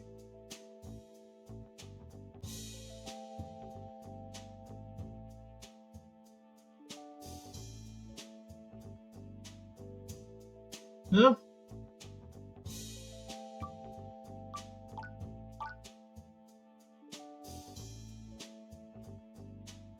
Let me save.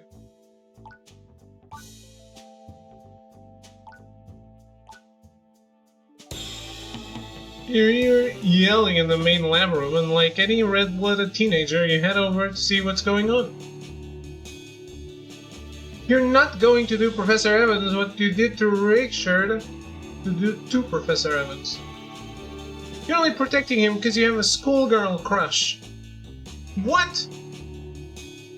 Evans is 3 times my age, and you... Jill and Bao are yelling at each other. It boils to the point where you're almost afraid it'll come to blows. And when 2 girls fight, generally it isn't for show, someone gets hurt. Thankfully, Jill just stomps away in a huff. Emotional responses like that suggest the shoe fits. Jill may not have even heard her as she leaves. Once Jill is gone, Bao finally notices you. Heard all that? The last bit, mostly.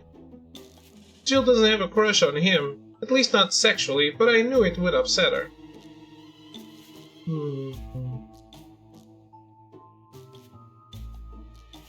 Why did you want to upset her? People often let things slip when they're angry. Jill never lets anything slip. I've been trying to get her to give me the scoop on Evans for weeks. I thought I'd give her the rough and tumble, and she's a polished marvel. Bao stares at where Jill went, like she's staring at her through the wall. You heard what she said? Some of it. Richard was a teacher who used to work here. The guy was slime, a real muck that needed raked. He was taking advantage of girls at the school.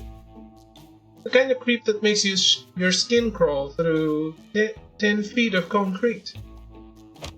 Bao knocks her hand on the wall as if to illustrate just how creepy the man was. You got him fired.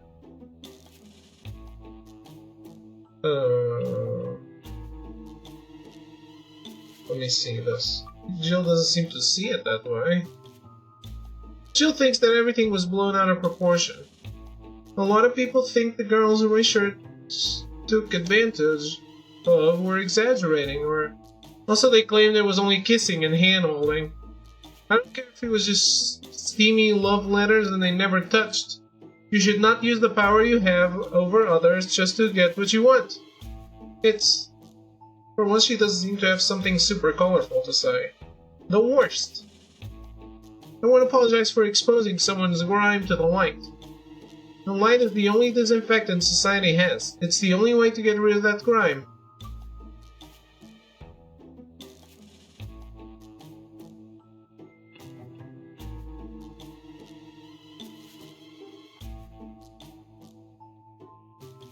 I want to lose some points, but I do agree with her in this one. sound like you regret it. I regret some of the specifics. People who weren't Richards got hurt. I don't regret what I did, and if Evans is doing anything he shouldn't, with the power our state has given him over us silly younglings, I am going to find out. And I'll hang him with the rope he's given himself. She leaves after saying that, mostly you think because it sounded like a good line to leave on. After a very strange day, you make it back to your dorm. It's harder to focus on homework than you expected. All you can think about is that tower and how dark it would be if you fell off it in the middle of the night. Sleep does not come easily. Once more you find yourself staring out the window at night. However, tonight is too dark. Maybe there's no moon. It's just black. I see moonlight reflected. Sleep comes eventually. One day until the outbreak.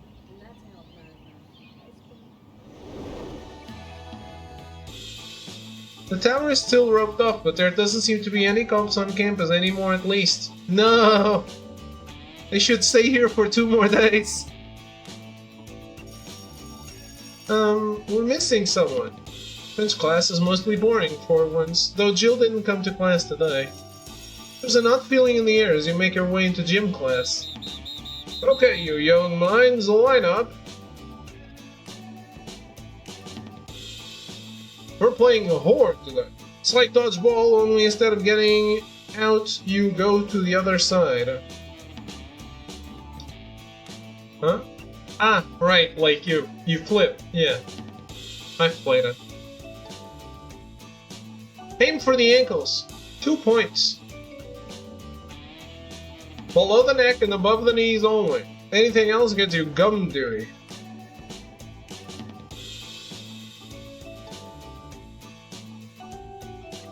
Below the neck and above the knees? What's the problem with aiming for the ankles? That's gonna hurt less? Right?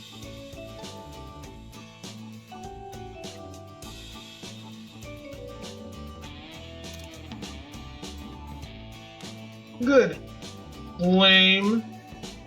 The game goes like any dodgeball game. People rush and grab the balls. They go flying this way and that, and you suddenly realize that it's only you and Bao on your side, and... well, ha, you're on my team now. Sorry. And then it's just you on one side and the rest of the class on the other. Uh-oh. Just close your eyes. I'm not the last one, yes! You face the rest of the class. A half dozen dodgeballs raise up. Aim for his ankles! Do not aim for his ankles. The other students raise the balls into the air. A half dozen red dodgeballs are ready to go flying. No way to dodge, catch, or do anything but get struck.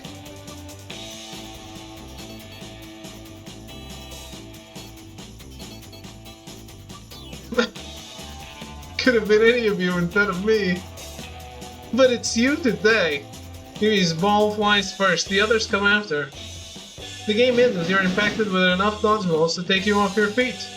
That's a protagonist move. Game's done. Okay everyone, good hustle, free time for the rest of the period. For the rest of class, people break up into little groups. We're playing Foursquare when you see Alicia and the coach talking in his office. Alicia seems oddly calm. The PE teacher seems to be yelling at her. After a while it gets so loud everyone can hear it. Alicia walks out of his office, seeming to leave the teacher mid-yell. PE teacher looks over through the glass of his office to see the whole class watching. He comes out, his face a bit red. What are you all staring at? Class dismissed. Go shower or whatever you all do after class. Students don't need told twice. Be told twice? Everyone rushes off, taking the free time. You take your time heading to shower, thinking you're all alone. However, you hear one of the showers is on. It's the guy's shower, so you didn't think it was a big deal. However, you see through the steam that shape is not male. Uh-oh. That's a protagonist move as well.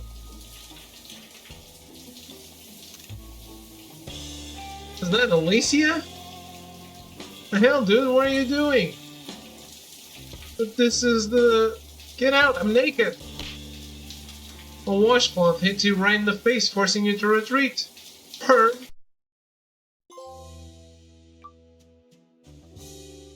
What? So, was it the boys' shower or the girls' shower? What happened? You decide to hang out with Betty at the library. She seems like she needs to talk.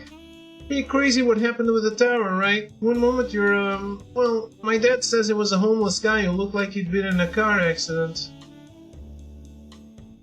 He looked like he'd been in a car accident after he fell off the tower. I don't know if I'd call that a life. Betty doesn't seem to mean that in a mean way, despite how her words came out. She looks sad, very sad.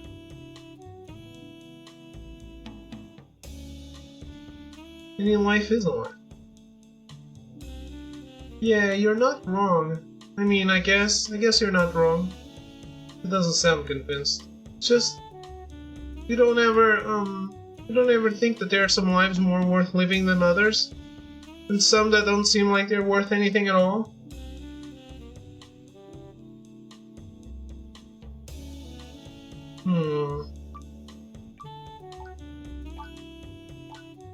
Are you a psychopathy?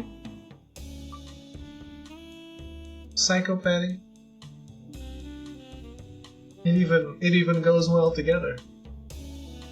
Psychopathy.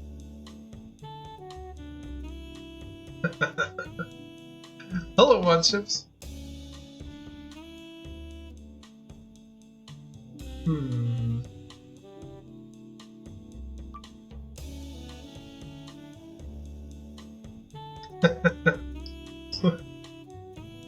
Not MILF, we're college students.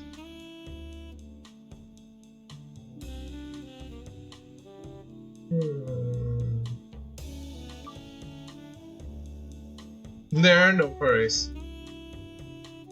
Some lives do seem bad. There's a lot of lives I wouldn't lead. Me either. Sometimes feel bad for thinking that. Wrong, dirty, I don't know, guilty.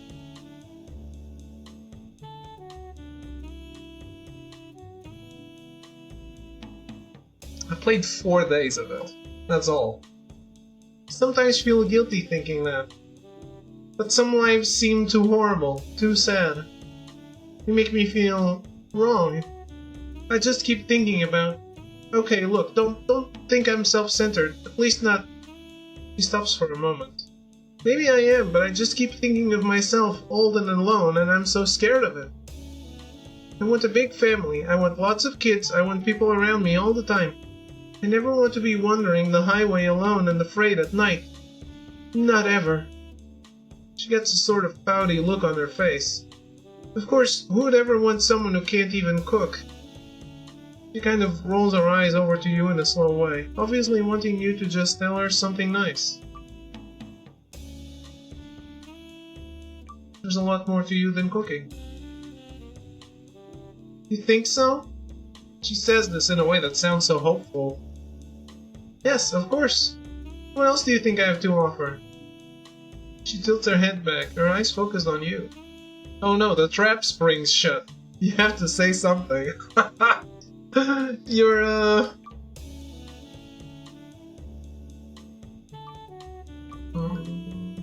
don't want to ruin it.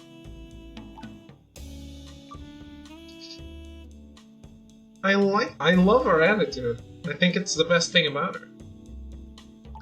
Your upbeat attitude. What? Like a cheerleader? I mean, I didn't... Hetty suddenly puts her hand against your mouth. I didn't say that was a bad thing. I want to be a cheerleader for the right person. You know? All we can do is nod. She nods back and removes her hand. Sorry, I didn't mean to, Conversation drifts to less serious topics. She mostly talks about how she wishes some flowers could bloom all year round because she thinks they're pretty. Man, Patty is extremely cute. I chose the right girl. History class with the PE teacher goes like it normally does. Okay, who wants to start reading on page 411? Oh! Vivi's hands shoots in the air. Alicia makes a sarcastic comment. Val makes fun of her for making fun of Vivi, and Penny acts exasperated. It's amazing how quickly you've gotten to know these people as well as you have. Something about Jill's seat being empty makes you feel uneasy, though. In 1855, Jon Snow published an article that is widely viewed as a watershed moment in germ theory. Just read the book. Actually, though, this was the second edition of the article. I'm pretty sure he published it first in 54 or 53. I need to check. Just read the book. It's wrong, though. Patty, could you pick up where Vivi left off? Gladly. He proposed boiling and filtering the water before drinking it. His proposals were convincing enough. The info is wrong, though. No one cares. I mean, all those people are dead anyways. Dates and facts matter. Quiet! This is a classroom, not a debate hall. Patty, if you would. His proposals were convincing enough that the local city... The rest of the class is about the progression of germs through the 1800s. For some reason you spend the whole class with your hair standing on end. I love germs. Love learning about germs. So what's new in the Mon ship's life? Driving? Texting and driving as always?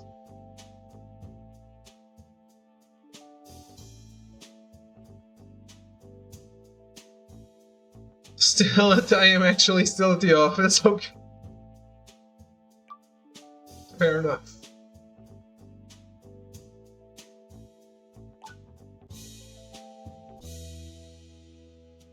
You agreed to help to let Penny cook for you again, despite almost choking to death last time. Oh, she's being mega cute again. Oh, TMI. You were afraid of the noises?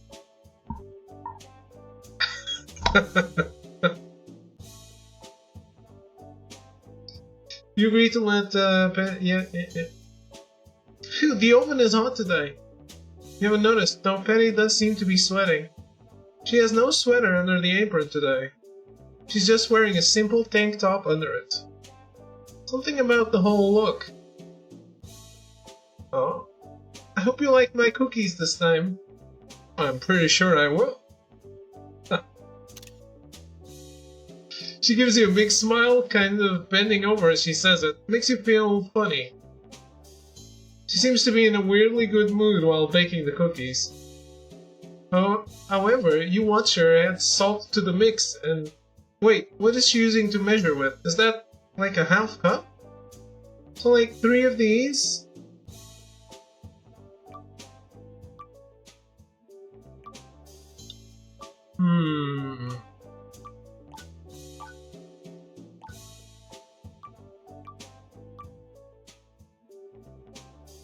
Boss would have thought I was playing COD in the bathroom. Just warn her like a normal person. She should know. I'm going to knock it over. You knock the salt over, spilling it all over the lab floor. What? Oh, I'm so sorry. For a few moments, Penny looks legitimately angry. She shakes a bit, but takes a slow, deep breath before giving you a bright smile. It's okay. How bad can they be without salt? All you know is not as bad as with as much salt as she was going to use.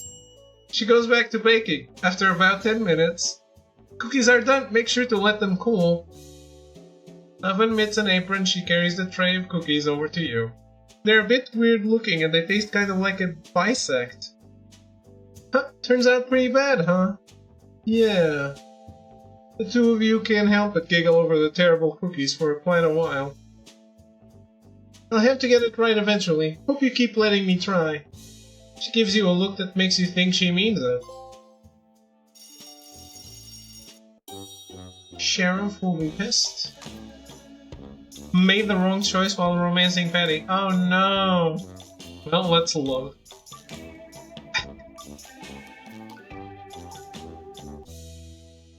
Let's just warn her. That's not careful with the salt. What do you mean?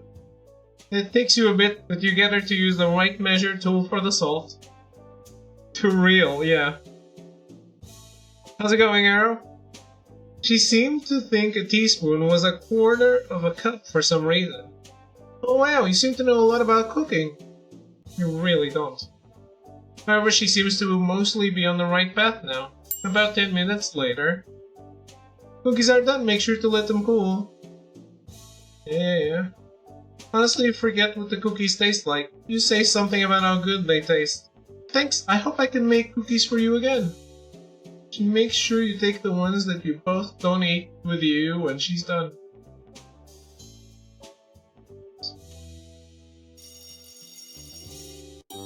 So we did good.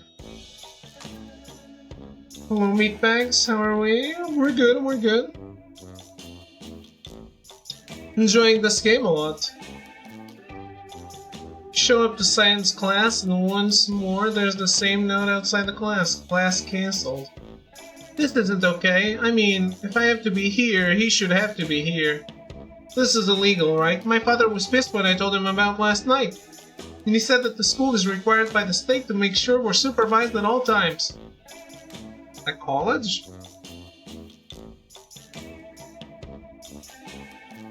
I don't know if that's true.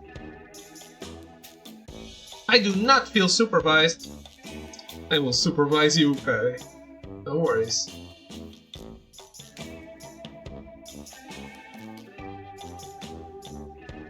You really should at least give us a substitute. At the very least. It's not safe to leave us unsupervised. I don't like it. Okay, calm down everyone. Your substitute science teacher is here. Well, I take it back. You're late. I'm a sub. Me being here and all is really something you should be thankful for. Trust me. The PE teacher unlocks the science room, letting everyone in. How many extra hours is the PE teacher making off this school? Whose class gets in their way? So, okay, we are, what the heck is a pipette? Oh! The PE teacher and all the other students look over at Vivi with a bit of an annoyed expression. She lowers her hand out of the air slowly. You know what? I think we'll just watch a movie. The whole class cheers. Vivi looks annoyed. Finally, a good call from the coach. It's okay, Vivi. I think the school should fire Professor Evans. They really should. He's been fired before. I found proof. Doesn't surprise me. The PE teacher rolls the TV over and puts on an educational film. Everyone could use a little extra physical education. The video tries to teach you about hemoglobins, but mostly it just makes you sleepy.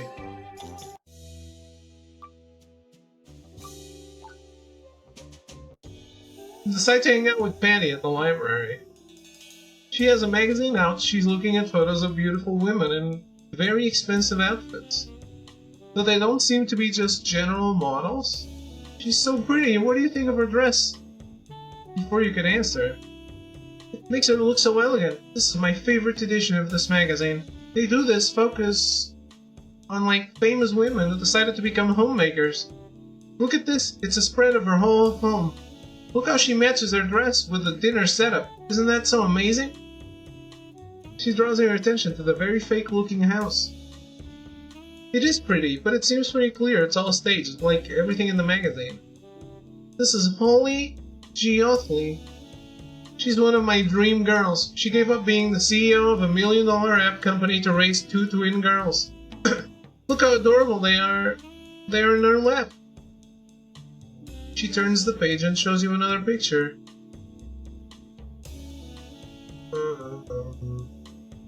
Dream girls? What's What do you mean? Oh? Did I just say that out loud?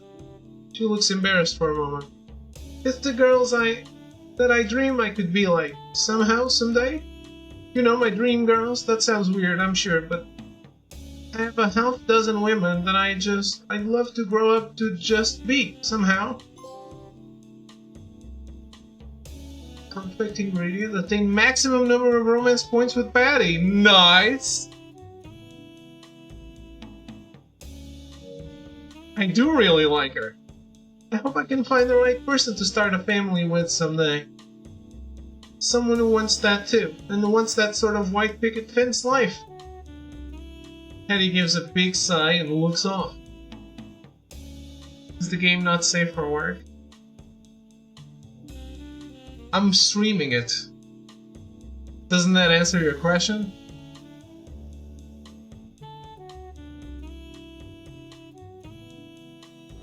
I hope I can find someone like that soon.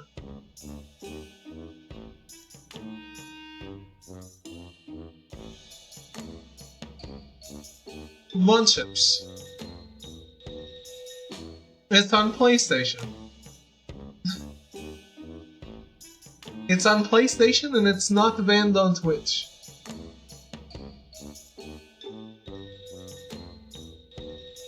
Munchips needs a cold shower. Yes. Someone hit Munchips with a newspaper, please. Thank you.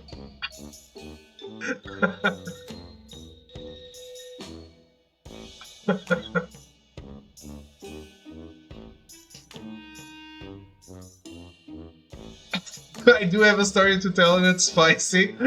Oh no! Oh my god. Please. Go ahead. At first you think she wants you to say something, but instead she pats your shoulder and puts her stuff away. Hey, see you around. She gives you a weird smile, she kind of hops off, leaving you a bit confused. Normally she'd spend the next 10 minutes talking about what kind of fences she liked or something. Is she okay?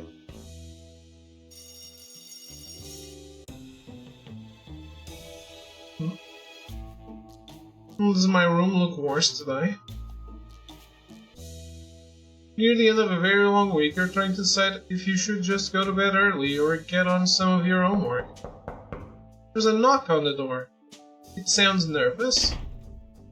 When you open the door, you see Patty. Hey, hi, I was wondering if you maybe would be okay with me cooking for you tonight. Is she wearing nothing under the apron? She looks so nervous. You're not sure why she would be so nervous. She is wearing the apron she wears when she cooks, which is kind of cute. She's also not wearing her sweater, despite it being evening. I don't think you've ever seen her out of her sweater, except the one time. I didn't bring a lot of ingredients, so we'll have to figure out something to cook. She seems to be wearing only the apron. Oh boy.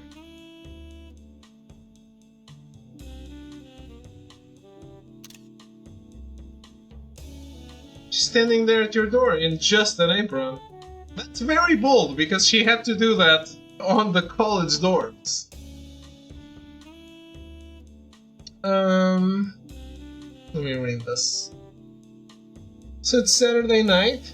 I was already gone to sleep. It's like 10 p.m. because I was very tired. There's this girl that before I pulled my fushwan I had some nightstands with. Like 1 a.m. that girl calls me and then starts begging me to go pick her up. Think she was a bit drunk? Probably. She starts sending me nudes and nude videos and stuff like that. I was like, no, stop talking to me, I have a girlfriend now. She was like, no one is gonna know. She kept at it for like 2 hours until I had to block her.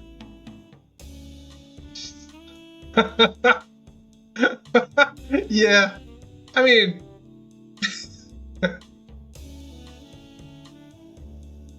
When she stops, you block, right?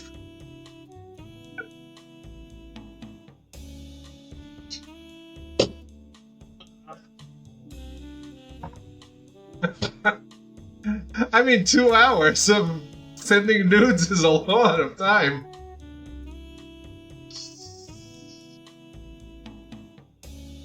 Congratulations. You shall now be known as Esteban the Stud.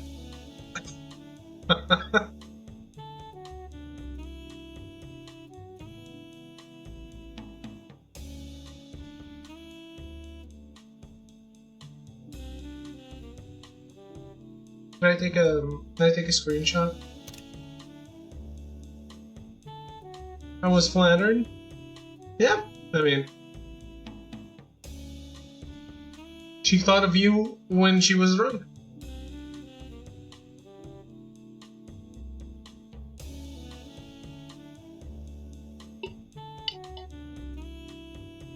It is what the fuck, definitely.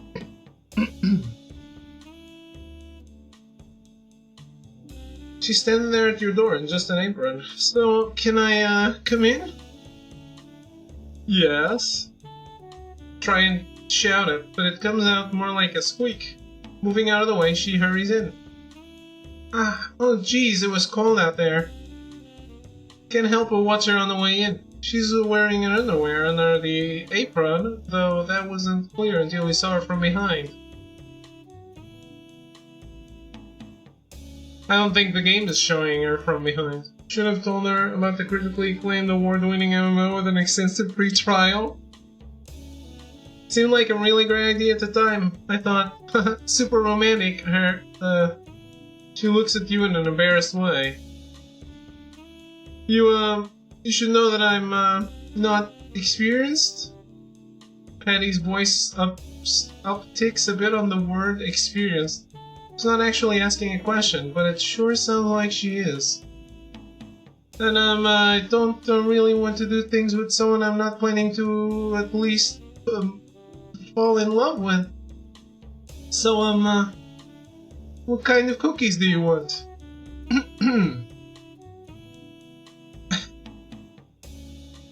She tries to give a sexy smile and pose. Her insecurities come off her in waves that threaten to overwhelm you. At the same time, well, you can see a future in front of you that looks a lot like Patty, stretching out. Patty, I want all of your cookies. I love that line. I love it. I love it. Yes.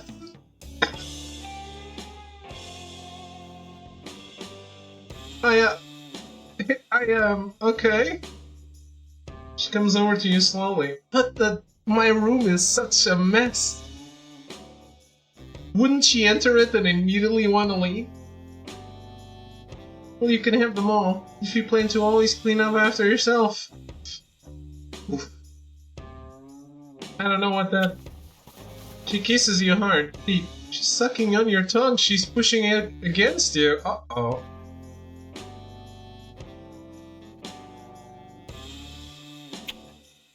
You kiss her back even deeper. For a moment you're afraid you're going to hurt her. But she's kissing you back just as hard. The two of you pushing together. Ooh. Weibo simulator? No. Feeling her body against yours, you're not sure if the two of you could stop now if you wanted to. Wrong game. Yes. You feel the heat feeling you. You can feel your pulse in every part of your body. Her mouth is on yours again as you do. She pulls you to the bed, her arms running along you, her fingers in your hair. Be gentle. She whispers this before she bites you on the ear. Something inside you seems to boil over, and you have to hold yourself back to be anywhere near gentle.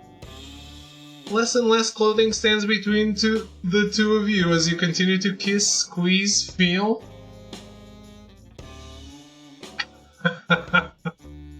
Show hands. It's awkward, bumbling, but there's this throbbing heat that never lets you stop. The Two of you in the sheets of your bed, on top of them really. Anyone could just peek in your window and you can't get up to close the blinds. You can't think past the warmth of her body. The rat's gonna see. Nips? No, Aniv, no! No one is showing nips! What? What is Aniv is too self-aware, guys. What's going on? He smells like shampoo, sugar, and magazines. She tastes like warm, sweet, and fresh cookies. Her hands find the throbbing heat that threatens to overwhelm you when she eases you on top of her. What the fuck? Something about her face. She looks so happy. You forget about anything but her, the two of you becoming one. You don't even remember falling asleep. You just remember being sweaty, spent, both of you having had no idea what you were doing. I think that was the first time Aniv talked today. Might have been, yeah. Now sweaty, tired, she's already asleep in your arms, her head against your chest. The sheriff would kill me. Probably will. She looks so calm. You remember her face. And for maybe the first time in your life, not being worried about anything. The outbreak has begun. Well...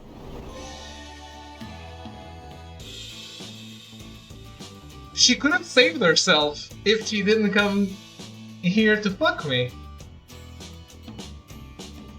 The morning comes. It comes slow, despite it seeming to be very early. You are up late, yet for some reason you're already up. Penny has her back to you. She's curled up like she's hiding. Can't believe I'm waking up in a man's bed, especially as I'm not married. Penny looks over at you from her side of the bed, one eye from under her hair, obviously waiting to see how you react to that.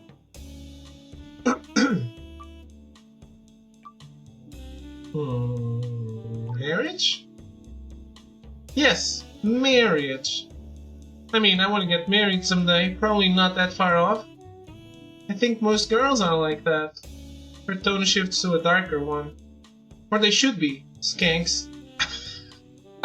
Don't be judgmental. She frowns as she judges them silently. The morning is warmer and nicer than any you've had in a long time, but there's still class. Madame Bouvier's class is, as always, only ostensibly about the French language. Arrow of Time is a theory about existence, and the way time travel might actually work. Is anyone familiar? Oh! Is this going to be on the tests? If our test is going to have Star Trek junk on it, which I wouldn't put past her. Arrow of Time is a theory that time travel can't actually change time because what happened will always have happened. She didn't raise her hand. I'm still right. No, this won't be on the test. Yes, this is often used in sci-fi, but I think it has meaning in our daily life. We could not gather up more time. Time is not something that ever comes back. It is only used and then it is gone. This does not mean one should allow the ennui to take over. What we have is a gift. Qui n'avance pas recule. Vivi nods her head, while the other girls mostly seem to understand about as much French as you do. What about you? What would you do if faced with the finality of your choices? Annoyingly, she's staring right at you. The four girls around you slowly look in your direction. It's pretty clear the teacher expects an answer. Isn't that just life? Oui, very astute. So, what will you do, young man? With my life? Oui, with your life. Thankfully, the bell rings, saving you from the teacher's disturbingly intense gaze. Everyone quickly files out. The odd energy from Madame Bouvier tends to drive the students away quickly. Au revoir! For homework, seize the day! You're one of the last people out of the classroom. You weren't expecting so many screams. The way they're echoing down the corridor makes your impression of them even worse. The landscape you view through the window is not the one from before class. Sick-looking students, pale like walking corpses. They're attacking people, each other. Other students? Oh no. No, I have to do something. Oriana, of all people, shouts with some kind of confidence, but then she just sprints off and she's gone. All you can see is the door slamming after her. It's just you and the horrible shambling things coming at you. They're...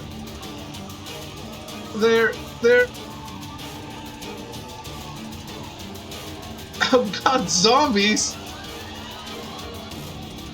Your scream mixes with other students. You lose track of everything and everyone. It's bodies and panic, the firm grip of primal fear seizing your heart like a vice. One of the sick-looking students, this one with grey empty eyes, grabs at you with cold fingers. You can't get free. It pulls you close and you can smell the putrid breath as its jaw seems to dehinge. She did bring a gun to school. Good. Patty is badass. Thank you, Patty! The smoking, splattering hole that used to be the thing that grabbed you, his head and gurgles. Now you have to marry her? Absolutely. It falls to the ground as someone grabs your arm and pulls. Come on! It's Patty. She's got a revolver in her hand. It looks crazy. The tip is literally smoking. It's always been hard to think of her as anything but a sweet girl, but in this moment, in this context, she looks like some kind of urban warrior. She's fucking badass, that's what she is. Echo. We did it. We chose correctly.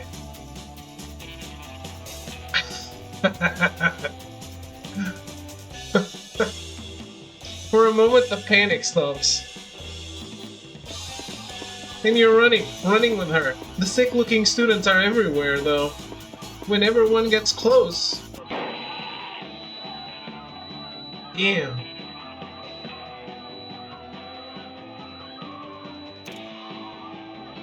A gun is very, very useful in this exact situation. I hope she brought the extra bullets. What are we going to do, Patty? I don't know. You're the one with a gun. Having a gun doesn't make you not panic. Patty waves the gun around in a crazy sort of way. Whoa, calm down. We just need to think. Patty falls against you. I'm so scared. She's still holding the gun. Thankfully, she seems to know what she's doing with it, even as she hugs you with her non-gun holding arm. It's the end of the world or something. I wish my dad was here. I'm sure he's coming. My dad! I need to call my dad. We need to find someplace safe. The library!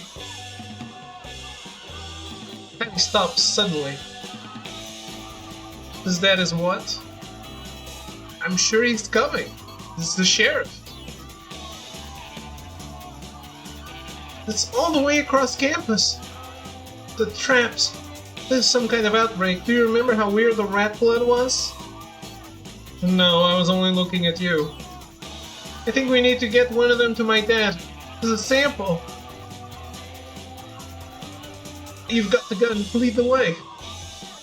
You do have the gun. Let's go. You two rush off. It isn't long before bang! Patty has to put a bullet in another zombie's head. Well, at least she's a good shot. That one was a bit away. It was honestly an impressive shot. Yeah, see? 3 bullets left. Patty is checking the revolver cylinder as you make your way into the library. Patty is trying to dial her phone with one hand, but it isn't working, so she tosses it to you. I'll check the traps. My dad is, in there is my dad. Make him understand. Patty rushes off deeper into the library. You move to follow her as you dial her father, the local sheriff. Luckily, he answers. Hello, Patty? I'm at work. You have to help us. Who is this? Where is Patty? There's some kind of outbreak at the school. Patty's trying to find a rat. You are not nailing this. If this is a practical joke, son, I hope you know there are real consequences. You didn't even see the zombie this time before Patty shot it, but it was close to you. Almost on you. 2 bullets left, but... Patty holds up the trap and the horrible, very zombie-looking rat. This will be a lot easier to carry than one of them. You almost forget about the phone at your ear. Son, was that a gunshot? Yes, there's something going on at the school. Kids are ripping each other apart.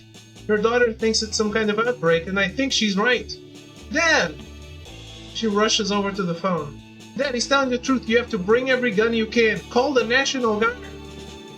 Patty, I need to get you out of there.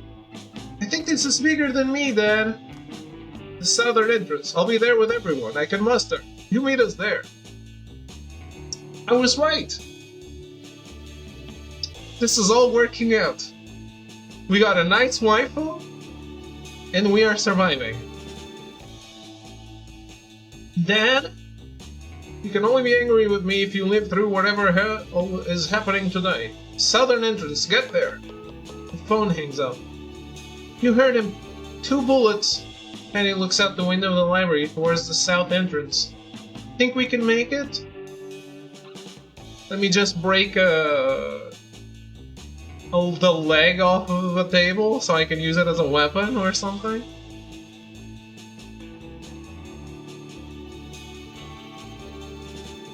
Together? Of course.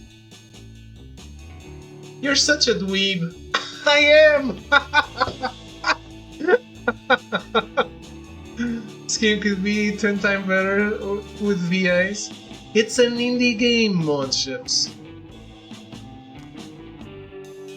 Every game can be better.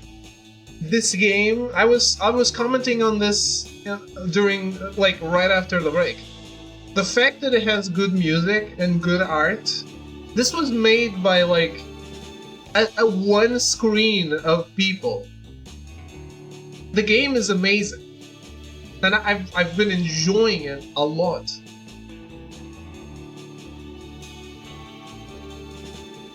Like, of course, it could have voice acting. No more than like 35 people? 35? I think it was way less.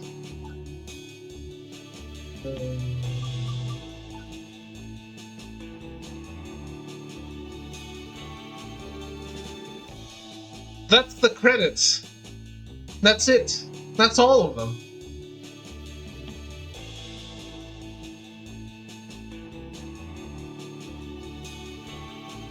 And let's be honest. A lot of these people are like publish, manager, PR. What matters is the game has incredible art. It has music that immediately catches your attention because you've missed it. But the music at the intro really nice. So immediately you're like, oh, I'm interested. I like how the credits are literally in the pause screen. Yeah, like this is how this is exactly how you stand out with an indie game, I think. You make something with a unique twist, dating sim that then becomes a zombie outbreak. What the fuck? Like, where have you seen this? And then you have a good script, likable characters, great art,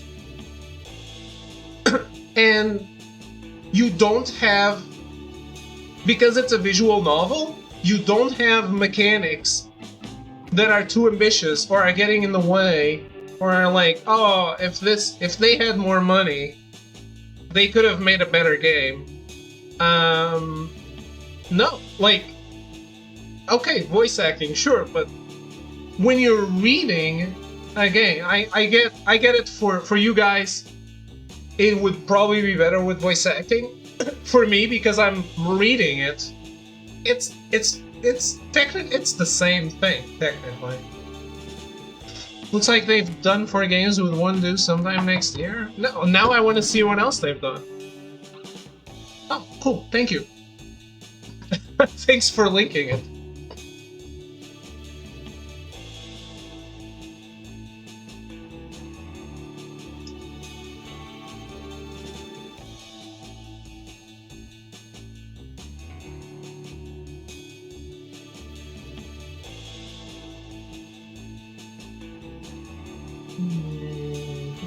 Disco Samurai.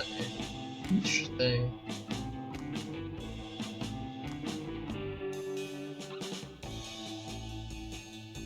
Ah, but see, these other games look like they have mechanics that might get in the way, like I said. Not the Samurai game. Samurai game looks like another very nice visual novel. Oh, rhythm combat game. I guess not.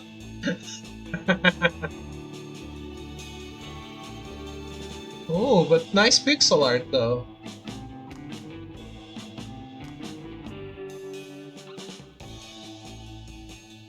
Yeah.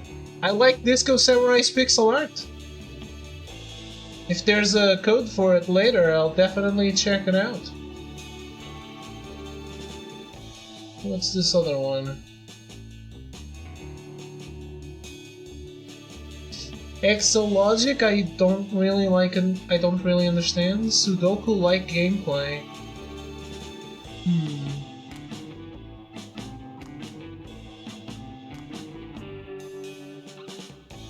Hamster Playground.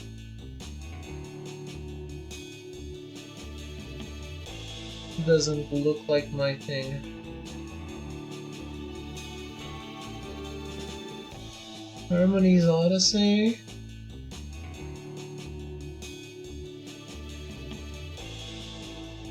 Looks really cute.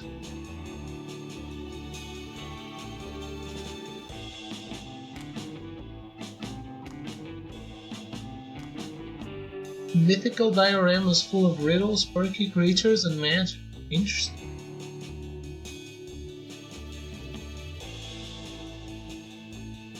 I guess I don't know how this really works. Yeah, if you want to check out the game, do it through that link.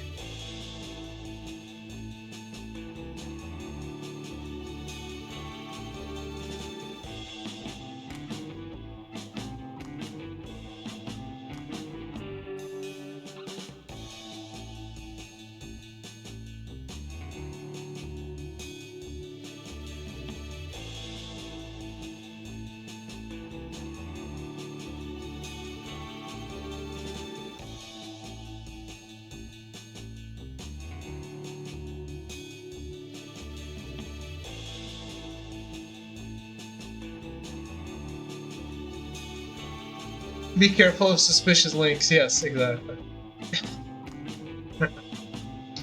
Anyway, let's keep going. Time to move out and head for the southern entrance. The two of you exit the library as dozens of shambling forms start heading towards you.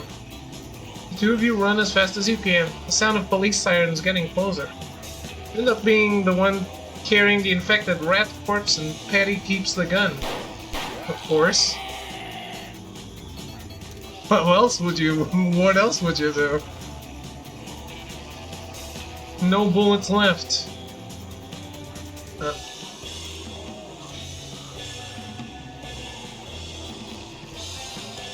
You run like hell. There's more than a 0 chance that you will make it.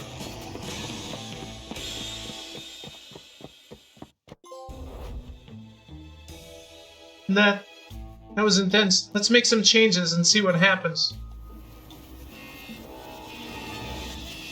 What? I don't get to see?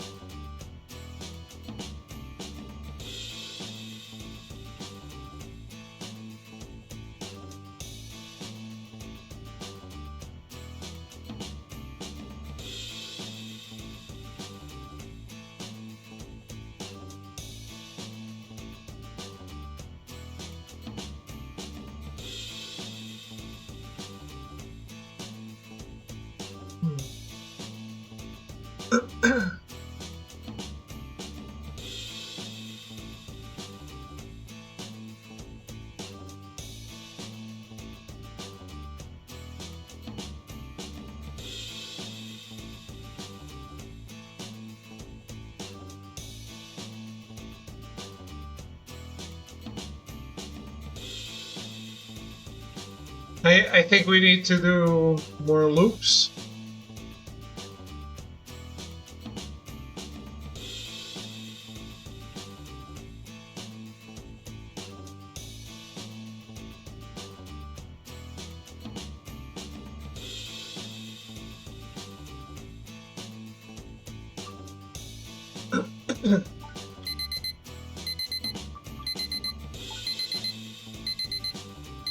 You managed to pull yourself from the strong tendrils of the sleep demons and make your way to class. Passing through the main campus on the way to class, you think you see someone on top of the old control tower. There seems to be a girl up there. Is she staring at you? Hey, you! The girl who you don't know is trying to get your attention. Have you seen Professor Evans anywhere? He wasn't at his office hours before class. I don't know who that is. Like, at all? The science teacher is the only science teacher the school has. Haven't seen him. Oh, I don't... Are you one of the new students? Seems embarrassed to have asked you what she did, given it's your first day. Right, given you're new, you wouldn't really know where he is, would you? Well, I'm Jill. Nice to meet you. I'm the new student TA for Professor Evans. He's been missing a lot of classes lately. Maybe he's in the lab if he's not in his office. I hope he's not working too hard. She was talking to herself more than to you as she walked off, clearly lost in her own little world with whoever this Professor Evans is. Well, she's not late for class like you are, or she might be, but she clearly doesn't care like you do. Off to F101, your first class. You managed to make it to class at the same time as everyone else. Head down and just chiming in when everyone else does, you manage to just be one with the class, just like a good first day should be. The teacher keeps going off on strange tangents, though. Does anyone know the date of the storming of the Bastille? Oh! You see a girl waving her hand in the air like it might detach. She doesn't wait to be called on to shout out the answer. It was in 1789, July 14th, in the afternoon, I think, a famous prison that represented the old French governmental oppression, famously in the Marquis de Sade, wrote 120 Days of Sodom while imprisoned there. Merci, Vivi. The manuscript for 120 Days of Sodom was thought lost after the revolutionaries stormed the prison, but it was found and passed around from private owner to private owner, until finally being published properly in 1904. Yes, however, after storming, one of the keys from the Bastille was given to George Washington for having inspired the event. It's on display at the Mount Vernon for anyone to see. Merci, Vivi. And merci, Vivi. There's a bit of a snicker from the students as Vivi had to be stopped by the teacher. The storming of the Bastille was in many ways one of the brightest and darkest days in French history. The teacher continued on her history lesson, or whatever it was she was talking about. BBQ, the mistress of useless information. However the whispers start, you can feel it ripple through. Soft half-laughs and poking fun at the girl who answered with such exuberance. The bell rings and all the students file out. Au revoir. Please do worksheet 42 from the workbook. Merci beaucoup. BBQ, wasting everyone's time with boring information. What is Mount Vernon? A boring place where boring girls keep all their boring books? Just leave me alone. On the way to your next class, you overhear that the making fun of this BBQ continues. You don't think that's a real name. Yeah. Honestly, BBQ, oh, I thought it was interesting. What? I thought what she said was interesting. I didn't think it was boring. I never knew it happened in the afternoon. The storming of the Bastille? Yeah, that. Whatever, you and VVQ can chat about stupid and pointless factoids all you want. Maybe we will. Thanks.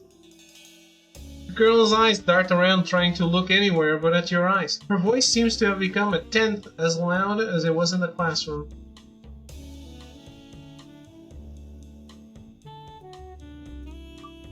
Who was that making fun of you? Just some girls. Why do you let them talk to you like that? I don't let them, they just do it. Well, they're stupid. No, but they're not very smart. She gives a soft smile between her very soft words. The girl gets quiet, really quiet. She seems like she wants to say something, but she just looks at you. It's starting to get awkward. However, the moment you're about to say something, she speaks. My name is Vivika, but everyone calls me Vivi. Well, everyone I like. Make sure to call me Vivi. She nods. However, the late bell rings loudly, and a look of panic falls over her face. You probably have the same one. Great! Talk to you later, bye! She runs a lot faster than you as she sprints off to her next class. You end up pretty late to PE class and get yelled at by Mr. Cogswell in front of everyone. However, quickly you're failing to do pull-ups like everyone else. Hey! I met a new person. Textbook bookworm, she loves to read, and it shows that she is easily one of the most knowledgeable people in the building. Wherever she goes, she spends most of her time at the library instead of hanging out with people. This has rendered her socially awkward and a bit of a know-it-all, which annoys her peers and teachers alike. She has been bullied in the past, and she tends to escape into her own world, reliving the epic adventures and romances she indulges in during her free time.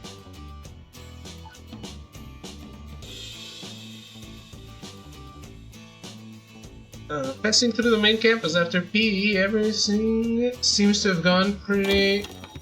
Oh no.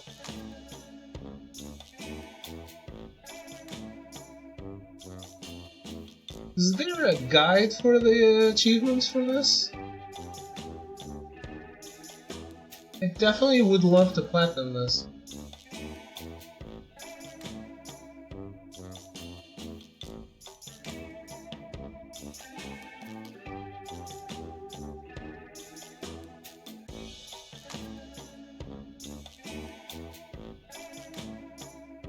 I don't know how to find a Steam guide.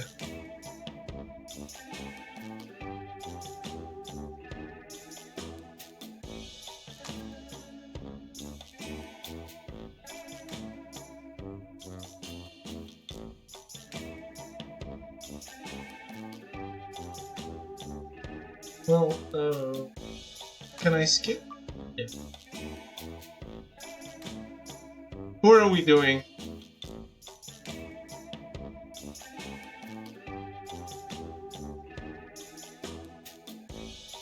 I love her, but I want to see more outcomes, I guess.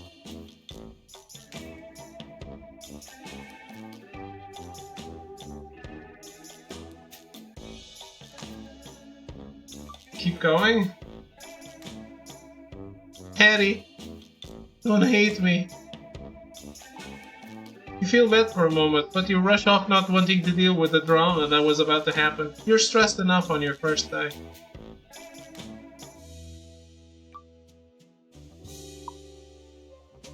Damn, that is gold as fuck.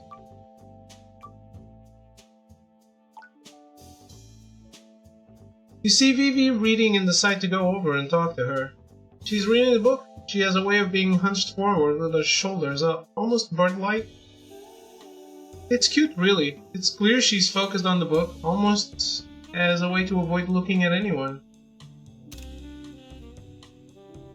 This is the library, after all, so she's the only one actually reading. Other people are studying, sitting, eating.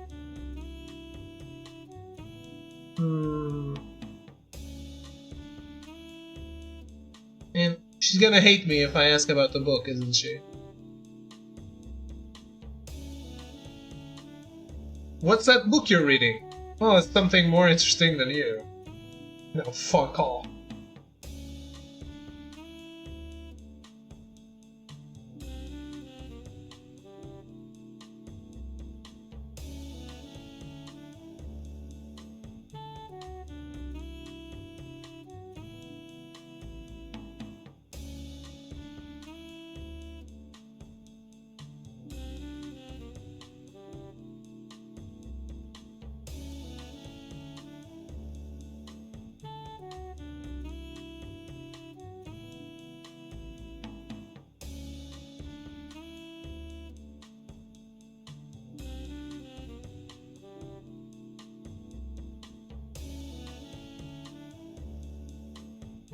Yeah.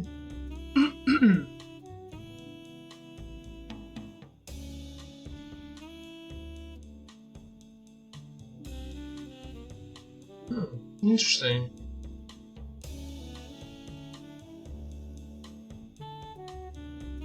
You only need to romance Patty for the platinum.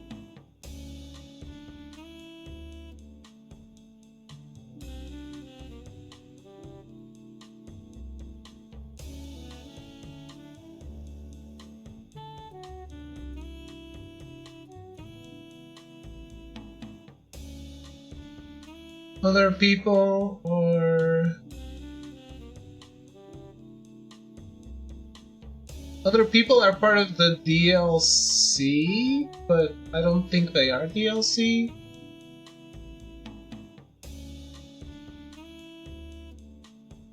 They're DLC trophy packs.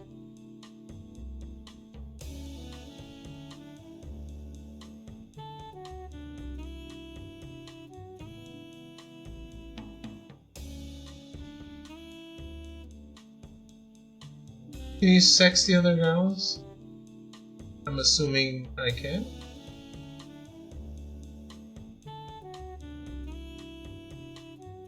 That's what a dating simulator is.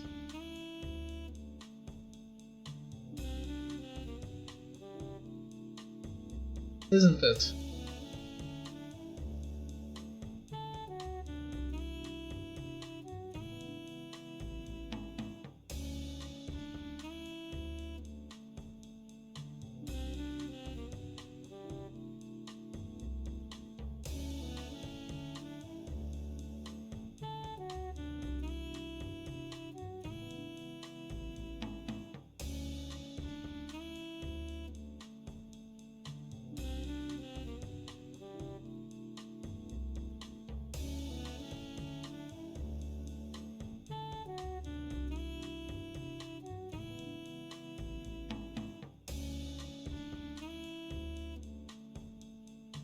Well, let's care about the book. One of the Towerfall saga. I heard it's good. Never really heard of it before, except that it existed. You can romance the other girls in DLC. From what I understood in the in a quick glance at the forums, all of them are romanceable. But with the DLC, you can get trophies for it. I think that's what I understood.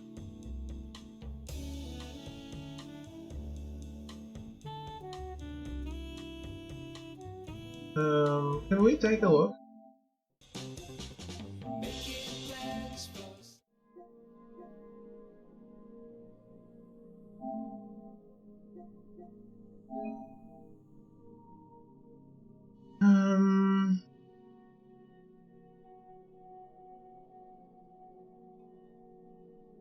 Yeah.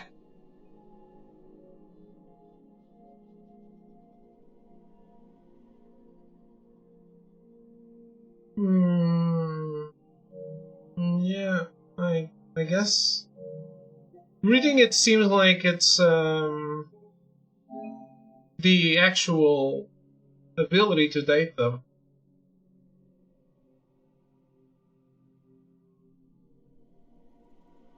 Or at least new events.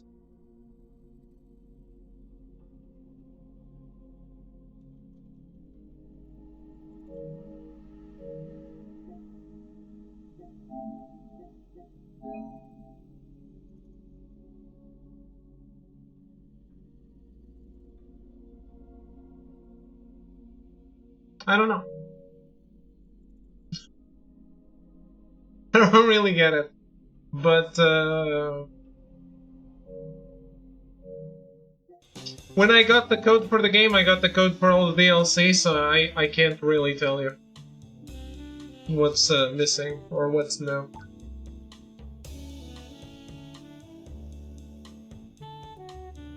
It's alright. I greatly prefer Tanner's run back from '86. The sheer whimsy and the overall sense of fun that was closer to the pre-Tolkien era of fiction really drew me in. The wild magic and the whimsical nature of the Fae.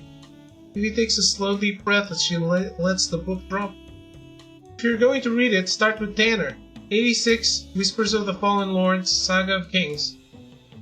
She drops the book into her lap, arms crossed, resting her head in her hands.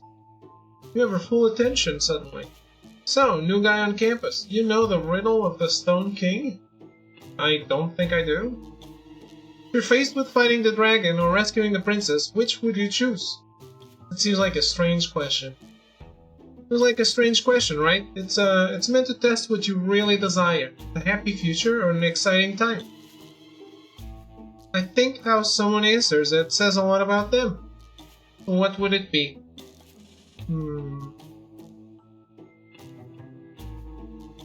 Have fun with the elf girl at the tavern. Rescue the princess. I've wanted to and have been rescuing princesses since I was 3. You don't worry, that's a little old-fashioned? If someone needs help, I'm not going to turn them down. That's a good answer.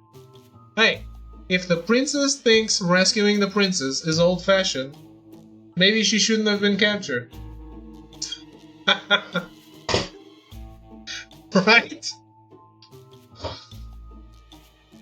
She gets a weird smile. To me, rescuing the princess always seems like the right thing to do. I don't know, I never see myself as the princess in the stories, if that makes any sense. You nod.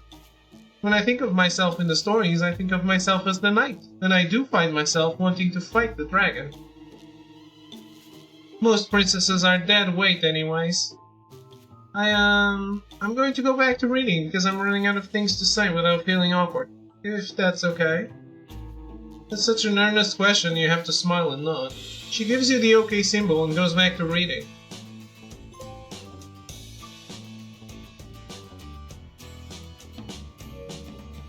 Yeah, so that's a DLC trophy I just got. You peek into the gym during the break. Kids seem to be mostly using the PE gear to play around. At first you thought they were playing dodgeball, but it seems to be doing lots of things with the balls. Yeah, I've seen this. Do you care what I have to say, or are you just talking to talk?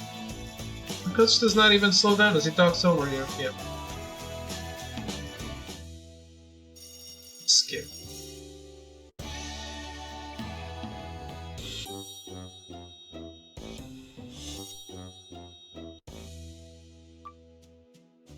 I'm assuming I told the game not to skip anything I haven't seen, right?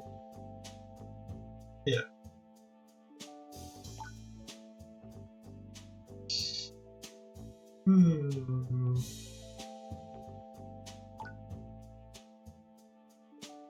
Decide to catch lunch with Vivi. She's quiet in the line, and when you sit down, she's reading a book. You don't even know where she's got it from. It was like it materialized in her hand. Clash and Sorrow. It looks like one of those fantasy books based off some role-playing game. For a while, she eats and reads. It's unclear if she even remembers you're there.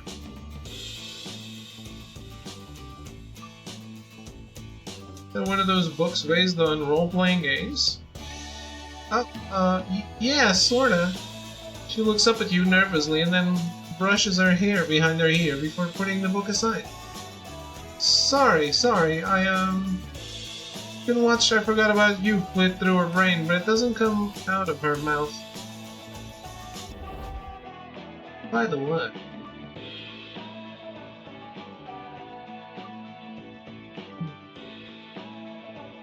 Why couldn't I go to the library? Son.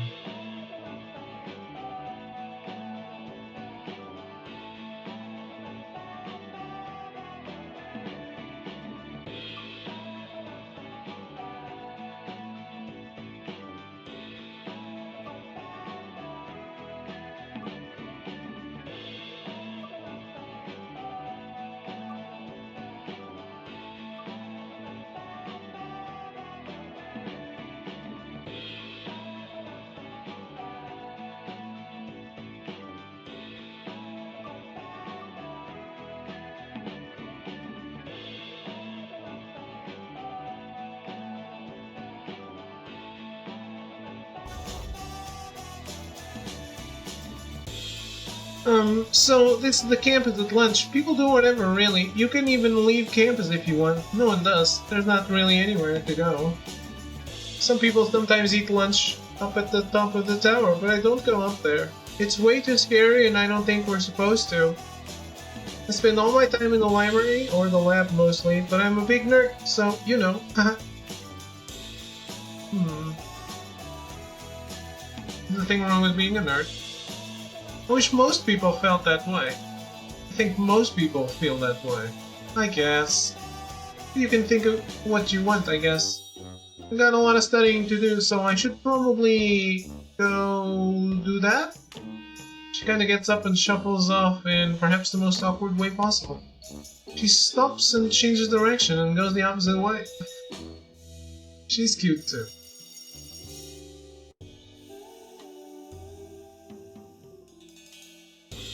Let me do something here.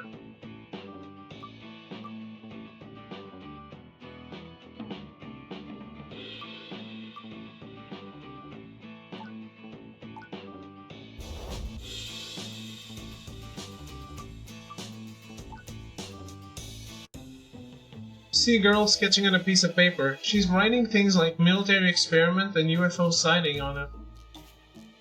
You going to waste your lunch break reading over my shoulder?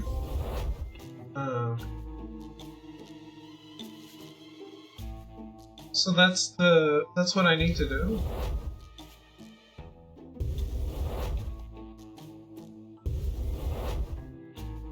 Just trying to get a trophy here.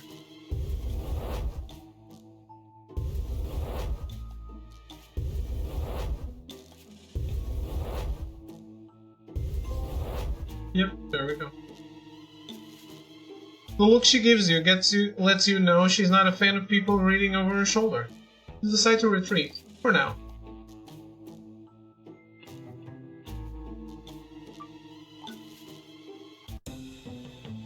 You see a girl looking through a book and furiously writing. At first you think she's doing homework, but then you see... Uh-oh, the new transfer student, right? You seem busy. Yeah, I'm supposed to make sure the class stays on track today, even though Evans will be out. Aren't you a student?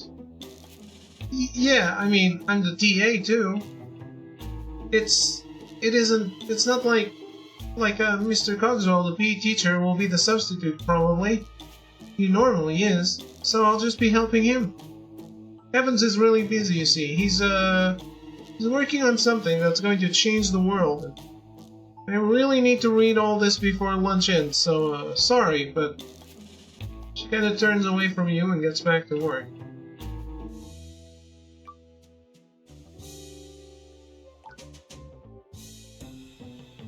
You peek into the French class during lunch period. Ah, Monbeau, come in, come in. It's an empty classroom. The teacher seems to keep it open during breaks. It's kinda weird no one is here. Tell me, transfer student, do you believe in magnets? I believe they exist. They believe they have healing powers. I got one of those magnet watches and now I no longer have the chicken legs in the morning.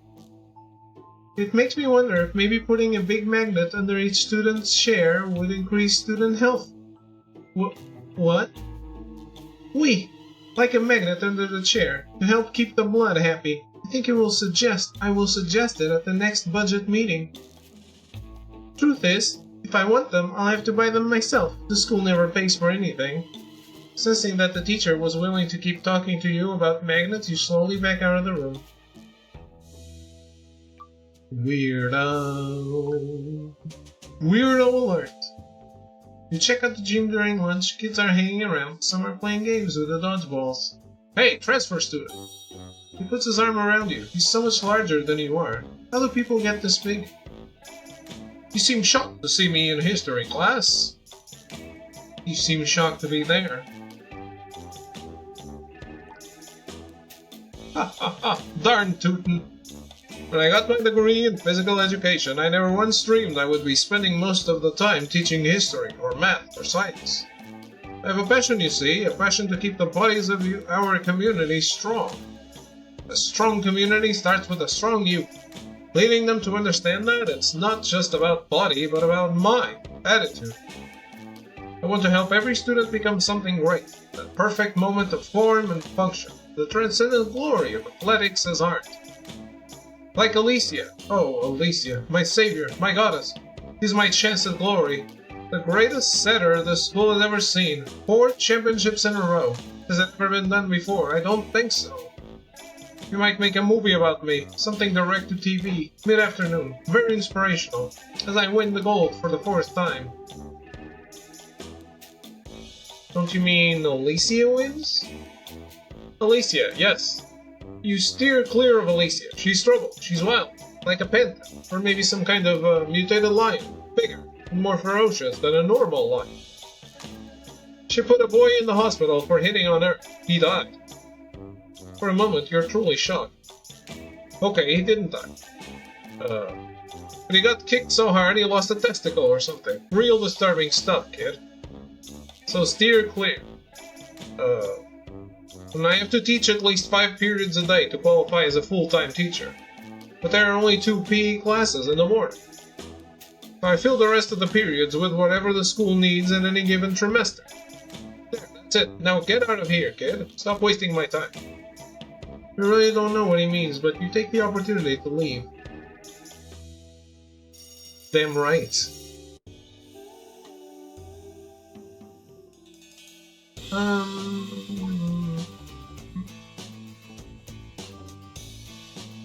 There's a trophy for not romancing anyone. Maybe we should do that first.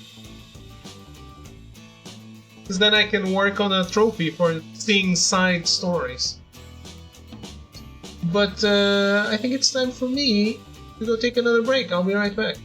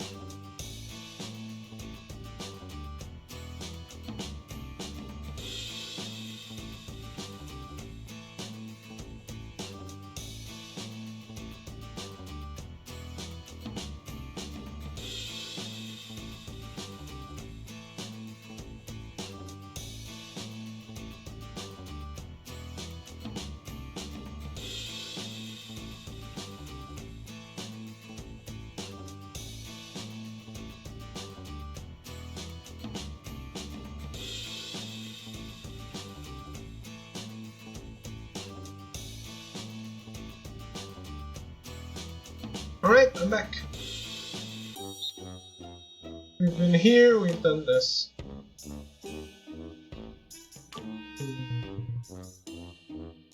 What is Evans working on? No one knows. Something that's probably either impossible, illegal, or both. At least that's the vibe I get. Evans used to be a real professor. Now he's slumming it here with us mortals. She makes air quotes as she says the word real. Okay, so we're supposed to be doing this. It's the red chemical.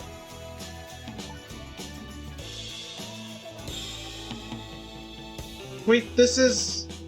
At that moment you realized she'd been pointing at the red chemical. You hadn't even seen it. Oh well, what's the worst that could...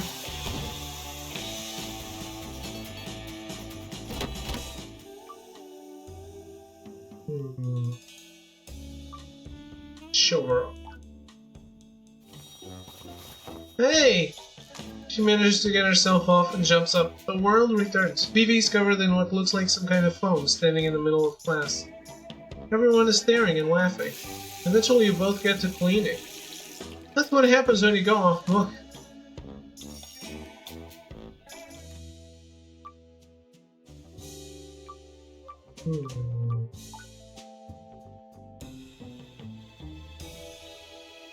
You decide to just head back to your dorms. On the way back, you see Professor Evans. He's irritated, almost shouting at a man walking with him. Spike, I don't care what your concerns are. I started this research for you, so you better... He notices you and immediately stops talking, instead just watching you until you walk off. He doesn't seem like a very nice guy. You make it home, well, to your dorm room, which is going to be your home.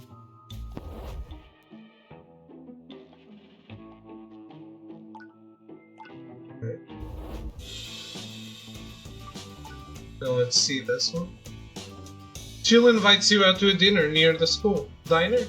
Welcome to Danny's. It's the only 24-hour restaurant in town, so a lot of kids come here.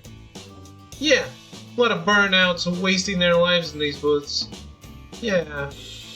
This other girl, Oriana, she kind of invited herself. She seems to want to bother Jill about whatever she's helping Professor Evans with. So Evans' project, it has to do with white cell development? Huh. Who told you that? You did, last time we talked. Did I? I've been pretty tired lately. What exactly is he working on? I can't say. Jill, come on. Come on. Look, come on. Stop it. Come on. I promised. Come on. He's trying to cure a very horrible nerve disease, okay? Yeesh. Oriana nods in a weirdly serious way. So, what do you think of Evans, as you know, person? Well, the interest. Probably the most interesting thing going on in this sleepy town. His research is going to change the world, right? Well, he is very smart. So he's always saying, don't be like that. He's a bit short with people. But he used to be a serious college professor. Yep, I know. You'll see when you actually get a class with him. He's one of the smartest people I've ever met, and I've met me. Jill gives a bright smile to you, and she almost pulls off the force of personality to make that claim. After some bottomless sodas and a bit more chit-chat, the three of you say your goodbyes and you head to your dorm.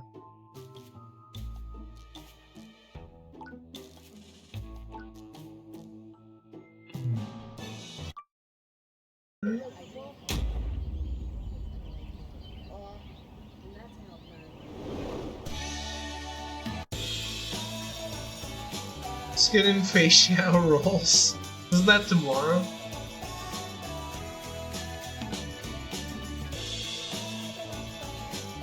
The opera? There's a chuckle from the class. No, this was not some kind of trick question. Oh, l'opéra. You can tell even if you had tried to say that, it wouldn't have come out that way. Bien. Great, you gave the Queen of Boring an intro.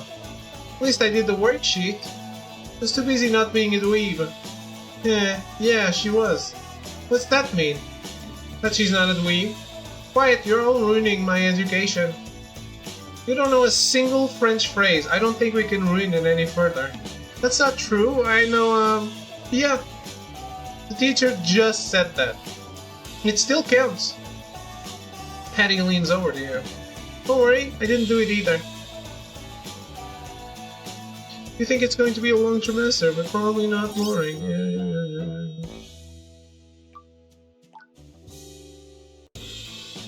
You peek into the French class. I think we've seen this one. You see Vivi looking over some notes. This is incredible. Evans may actually be a genius. You see that they don't seem to be Vivi's notes. She's clearly taken them from someone.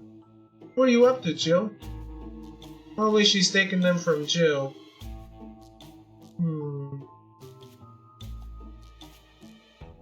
Did you steal Jill's notes? What? No! She obviously feels a bit guilty. I found it when she left it. She's obviously very guilty. And I might have slipped it away from her stuff so she would forget about it while she wasn't looking. This is exactly the kind of thing I wish I was working on. Changing the medical landscape with a single breakthrough. Ha! Ambitious. So much ambition. Professor Evans really is a genius. Or maybe he's insane. You can be both. Yes, you can be both. I don't know if Evans is both based on this. It's actually not a lot to go on. Hopefully he's both and not just crazy, right? She laughs but you don't. Something about that really sits in your stomach the wrong way. Don't be so dour. I mean, the worst that could happen with something like that would be... She thinks about it for a moment. There is a reason why this kind of research into the cells divide and lie, how to fix and change them, is regulated. Into something that cures cancer and something that causes cancer can be real close. Something, yeah. One wrong RNA sequence and suddenly everyone has super cancer. There's some horrific real-world cases. Like there's a form of cancer that Wolverines get that can be passed physically. Could you imagine? Vivi shudders. Doesn't mean that pushing the boundaries on something like this isn't exciting. I should, go give this back to Jill. Vivi stands up with a sigh and heads off with the offending notes in hand.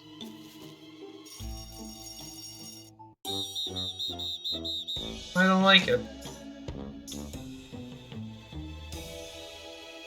Shake hands with Vivi. She isn't, in fact. At least not yet. She gives you a confusing smile. What does that mean?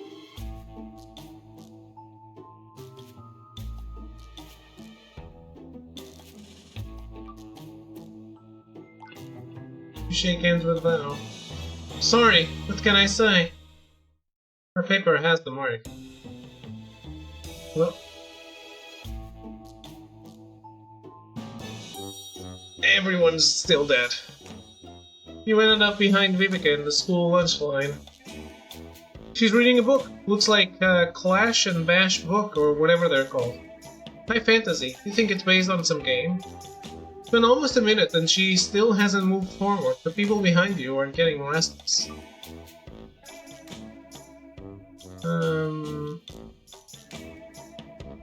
Try and get her attention. Hey, Vivi, hello?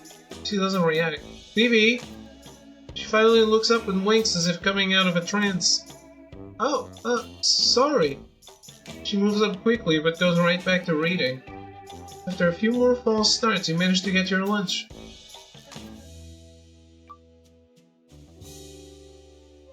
Does this count as romancing someone if I'm not, like, actively trying? You see Vivi, there's a few girls you don't know huddled... There's a few girls you don't know huddled around her. It's clear based on their voices that they're not very nice. Vivi, you're always dropping things. Vivi gives a sigh as the three random girls all reach out together and force her to drop her books and papers and things. So clumsy. Three girls laugh at once in a way that makes you think none of them are very independent or smart. Yeah, why don't you roll a d30 or whatever to pick it up real fast? They also seem to be specifically making fun of her obvious interest in role-playing games. Very pleasant girls they seem to be.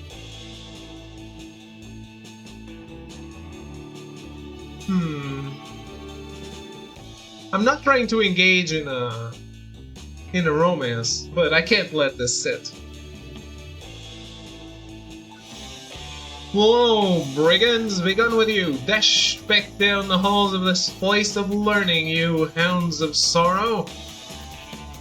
It was the first thing that came to mind. It's something from one of the few bits of one Towerfall book you remember. The hell did you just say to me? You just call us hounds? Who talks like that? Tull and the Leatherfall from the third Towerfall novel of the Bulwark Saga. Though he didn't say hello at the beginning for no reason. You did do that, you remember thinking back. Your friend's as weird as you are. Yeah, let's get out of here. The bullies and all. Beauty smiles at you as she picks her stuff up. That was cute, really, but you shouldn't give them the attention. That's what they want.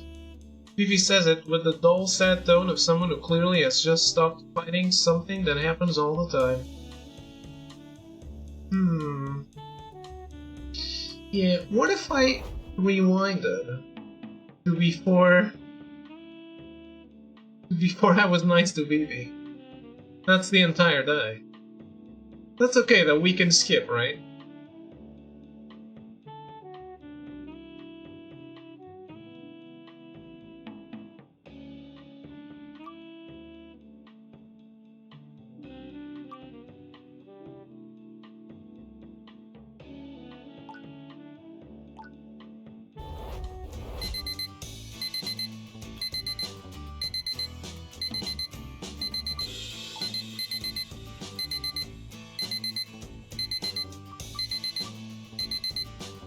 Wait.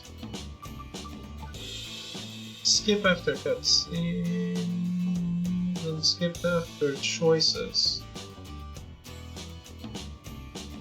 No, don't skip cutscenes. Sorry. Skip after choices.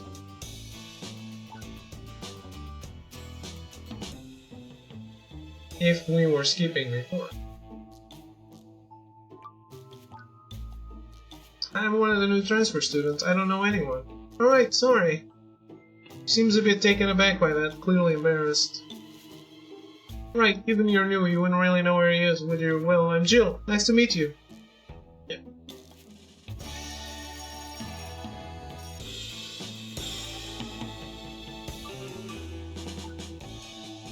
Get off to PE, head down, and not making eye contact with the girl being picked on. Honestly, VVQ, how do you manage to not fall over all the time with that giant fat brain of yours? As you walk onto the gym floor, you hear a woman shout, "Get out of the way!" Which gets you to look directly at a volleyball that bounces right off your face, hard. What is worse, you made squeaking sound like a little girl. Now everyone is laughing. I told you, get out of the way! Did you not hear me, squeaker? Who cares? Let it go, which gets a few laughs from people. Alright, let's all stop staring at the new guy. New guy, your nose broken? No. Great, get onto a team and stop getting hit in the face. Alicia apologized for pegging, Squeaker. That's not my name. PE teacher checks his clipboard. Apologize to transfer student, and do it now. It was an accident, coach. Don't make me bench you. Sorry about you getting in the way of my killer spike, dweeb. It's clear the teacher isn't happy with her apology, but is done playing around. He blows the whistle he keeps around his neck. Come on, let's get back to playing a real man's game, volleyball. Few of the mostly female PE class seem to find this funny. Playing against Alicia isn't a lot of fun. She's incredibly athletic and seems to be annoyed at you for some reason. Thankfully, PE class, like all things, ends eventually. Did I accidentally get on her route?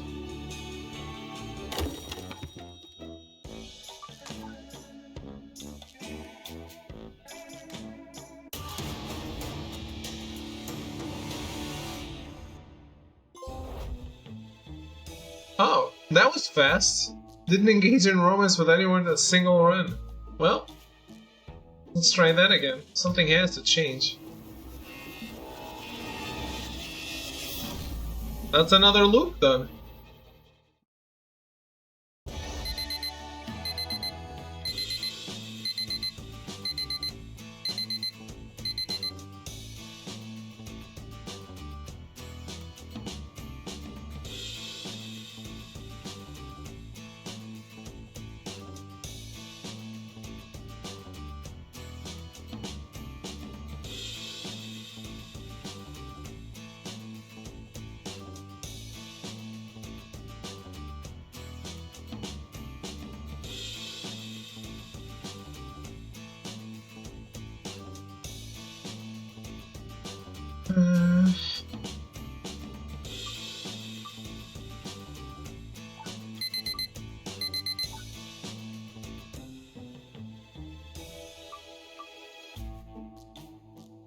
Sure. What's your name, cute girl?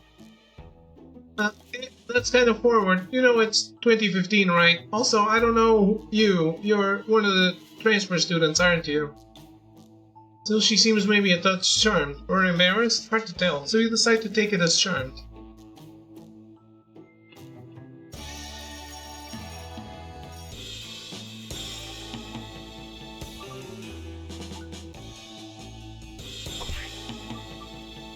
Get in her face. Angry with rage, you march right up to her. What was that? My killer spike? There's no defense other than your face, apparently. I bet your face could stop a lot of things. Are you calling me ugly? Was I? The PE teacher blows his whistle very loudly. That's enough, both of you. Now apologize, shake hands, and find a team. Alicia shakes your hand and stares at you the whole time in a way that is surprisingly intimidating. Her grip is really strong, too. Sorry, the ball went well. I was aiming for the back corner. Her apology sounds genuine? Yeah, okay. After that, PE class goes as normal. Poof! Until a volleyball bounces off the side of your head painfully. Thought I set up the way, squeaker! The grin on Alicia's face is friendly, though. So is her tone. It takes a moment for you to realize that the ball had hit us a lot softer than the first one as well. The rest of class goes smoothly. Alright, we met her. So I think I'm going to do Patty again.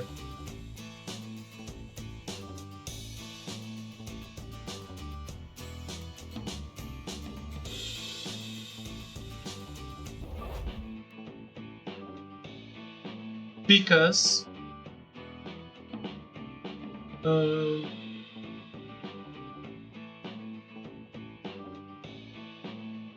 wait.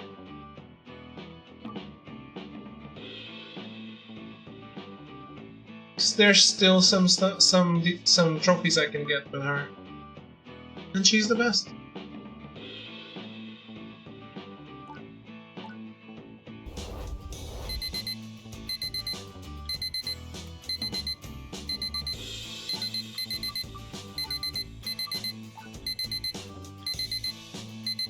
You don't really remember getting dressed, but it must have happened because you're on your way to class. Passing through the main campus on the way to class, you think you see someone on top of the old control tower. There seems to be a girl up there. Is she staring at you? Staring up at her, you don't see the man who walks right into you. Out of my way, you man! Watch where you're going. He keeps on going, not even stopping to see if you're okay. Sorry about him, he's very stressed. Professor Evans, wait up! The younger girl, looking like a student, rushes after him. It wasn't so bad, you just got bumped, so it's easy to... Again? You turned just in time to slam into another student. The young woman had been running along, holding the diorama up and out, and it's clear the diorama took the brunt of the attack. Isn't this... Didn't I see this? It had probably been a wind farm before the collision. Now it looked like more like a diorama of a smashed bunch of cardboard.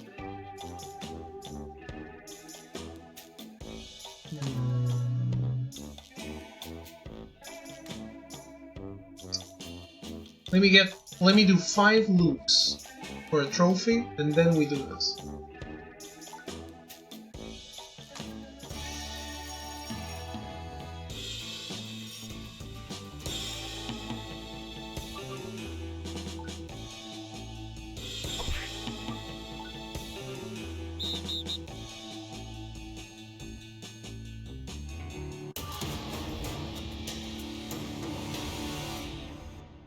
That's 3.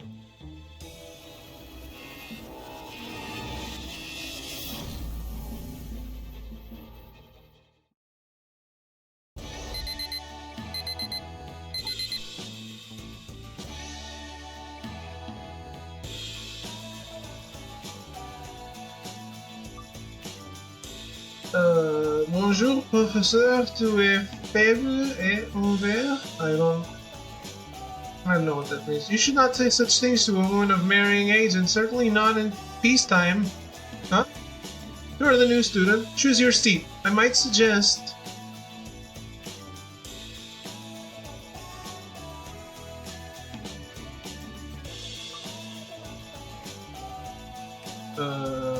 Yes, I'm the new student.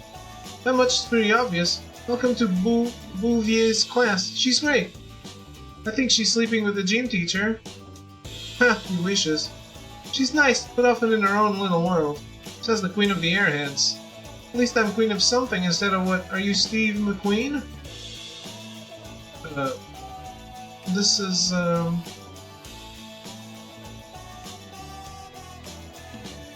Probably wants more than that. I could show you around. Do you know anything about model building in blue? Keep gluing my fingers together and it's really annoying. Didn't we have a conversation kind of like this? You, no one asked. The new kid, don't let these dweebs show you around. Yeah, let me know if you want me to. It's just quite an awful of you.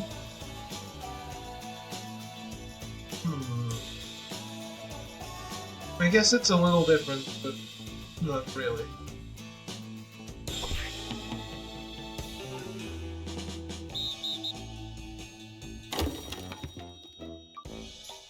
So we can break her shit twice?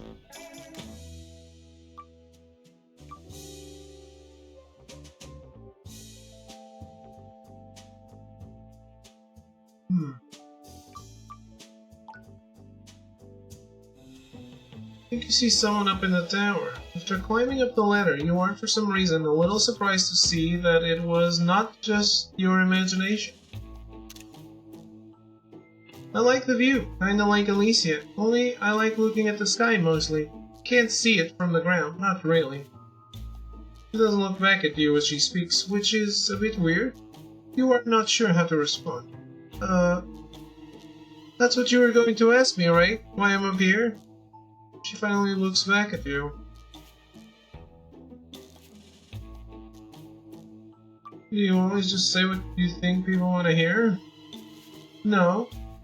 Just quiet for a moment. I've been doing it more lately because people don't like the things I say, but they don't seem to like this new thing either. I don't think I understand people. Do you want me to go? No. She goes back to looking at the sky after a few moments.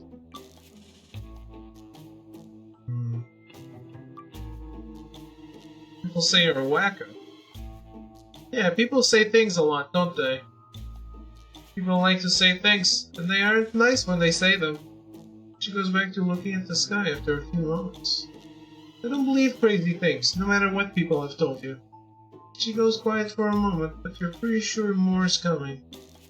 I'm not crazy. I don't believe in magic, or God, or anything silly like that. There are UFOs, though. Aliens, I mean. The universe is so big that it's just fact that there are crazy government conspiracies. You can read about them as they get declassified online. The Roswell thing was actually covering up for a crazy nuclear bomb listening platform. So like, these are just facts. I'm not a crazy person. Those are objective facts about our universe and our world. Have you ever considered that you might be a wacko? She looks at you and laughs. She laughs maybe a bit more than seems normal. Oh. All the time. You have no idea how often I do. Then from amused to intense. And after I think about it for a bit, I generally decide I'm not. She stares at you with an intensity that's a bit off-putting. Enjoy the view. He walks past you and climbs down the tower. You can't help but admire that it is indeed a nice view, that of the school, and of the sky.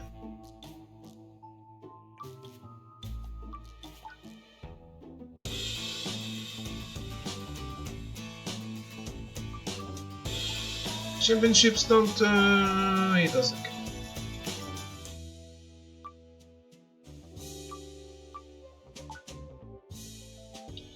I have to do something with people. Just stand there watching her read for a while. She pushes her hand back behind her ear every time she's about to turn the page. After you notice it, you can't not notice it. She does it every time. Staring at the way her fingers slip. Are you just going to stand there staring at me? That's not considered polite around here. I know you're a transfer student, so I didn't know if you knew. Her eyes slide up from the book to yours as the sass in her voice is pretty thick. Didn't want to interrupt you, looked kinda sexy while you were reading. She drops the book onto her lap, arms crossed, resting her head in her hands. You have her full attention suddenly. Have fun with the elf girl at the tavern. Elf? There's no elf. I go down to the local tavern and find an elf wench to have a fun night with. I mean, I guess I'd said answering the question shows what you really want. I walked into that one. She's still smiling, though. I get what you mean. Honestly, I kinda like the idea, too. Laden with treasure, going to the local tavern and doing whatever you want. To whoever you want. Drinking, wenching, gambling, smoking. Nothing I want to do in real life, honestly, but in fantasy, being so free always seems nice. She adjusts her glasses and cuffs after realizing that she'd said a lot more than she probably should have. I get the fantasy of the elf at the tavern. I clearly do. Heh. She blushes lightly at that. After a moment, she starts packing up her things. I gotta get going. She stops as she passes you. And no, I never think of myself as the elf at the tavern. Do you? Takes you a moment to realize she's asking if you think of her as the elf. Vivi heads off before you can really answer. It didn't seem like she actually wanted one anyways.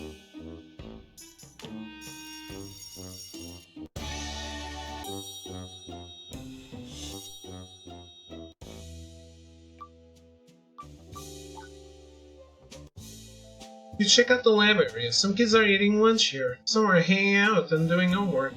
Hello, yes, who are you? I don't know you.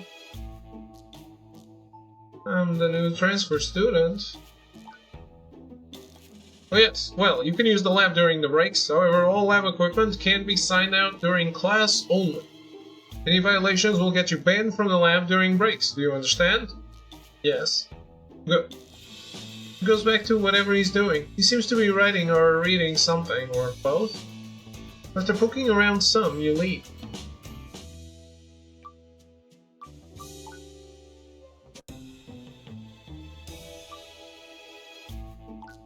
That's his job, isn't it? I mean, yes, but he's, look, it's not, it's... Whatever.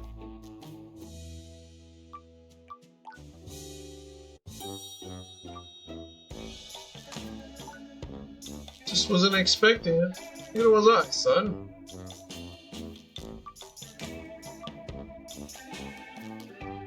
What does this have to do with your teaching other classes? I'm getting there, kid. Have a little patience now. Okay.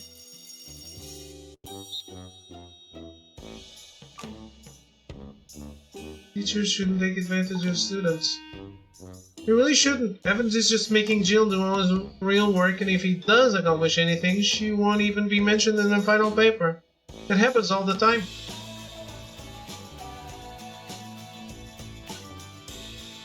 It's the same thing.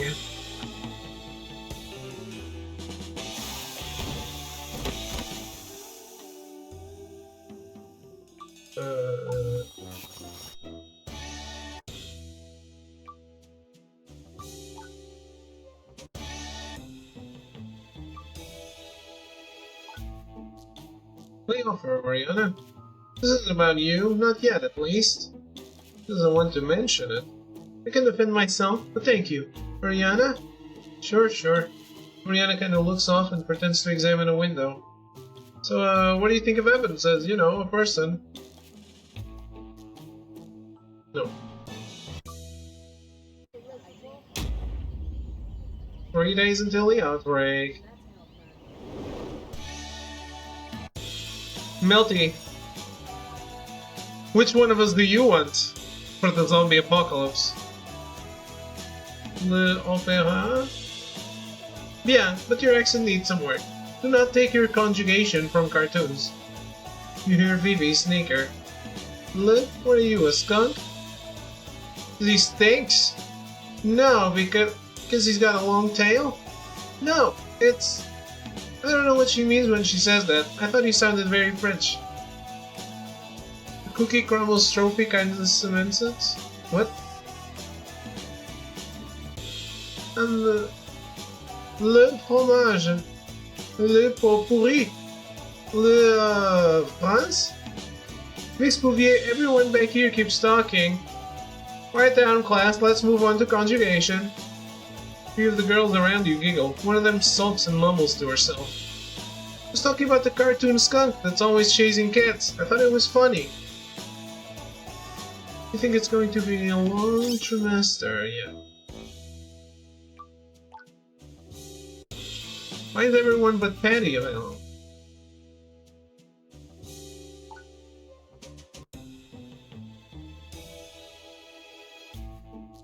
What's incredible? This suggests that Evans has possibly come up with a way to cause a stem cell-like reaction in just about any organic cell. Huh?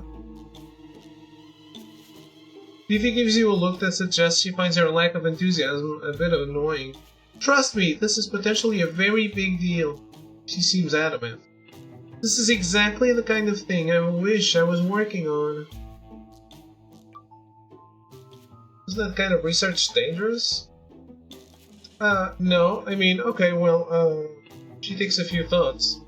Everything is dangerous, really, you know, everything is. To quote The Alchemist, dosis sola facit venenum. Excellent. He has a little smile. She obviously wanted you to ask. All things are poison. All that matters is a dose. The worst that could happen from what I think Evans is doing is... There is a reason why this kind of research... Oh, you've seen that? I want to hang out with any of these other girls. My parents wanted me in a better school. Yeah, Massville High has great stats. She interrupts you the moment it's clear what you are going to say. Are you into boys, girls, neither, both? I'm gonna say boys. Boys? What a shame. Massville High's high female population is really missing out. She says this with a straight face. Is she not joking? Still a virgin? No. I didn't think so. What is that supposed to mean? You feel about spaghetti straps? I think they're tacky. He can be.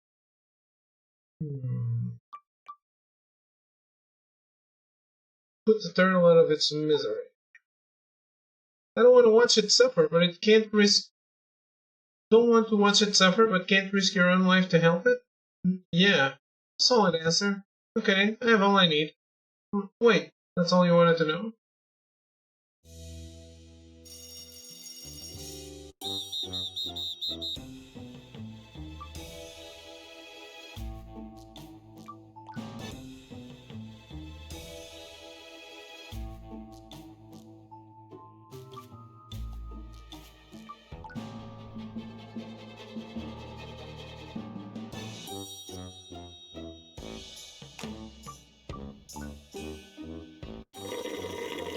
Brienne is sucking on what seems to be a juice box, and as you walk near her, she looks up at you.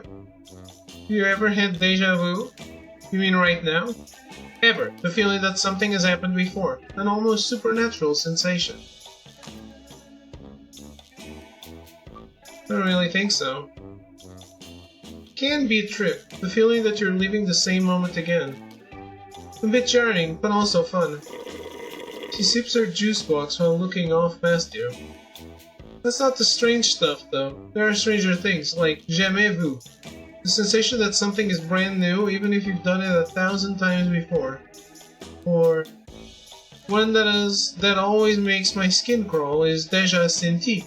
The feeling of knowing that someone will do what someone will do before they do it. There are over 20 distinct kinds of these feelings. Explaining the loops / multiple routes within the visual novel? Yep, exactly.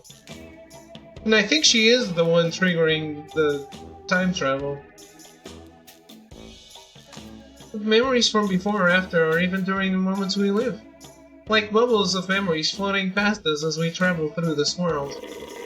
After saying all that, she sips her juice box again. She never looked right at you until this moment.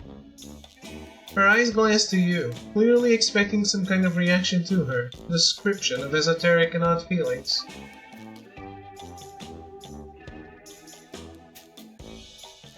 You're really into all the odd stuff, huh? Is it odd?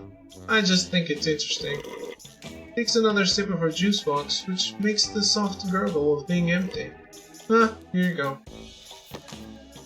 As she hands the empty juice box to you as she stands and walks off.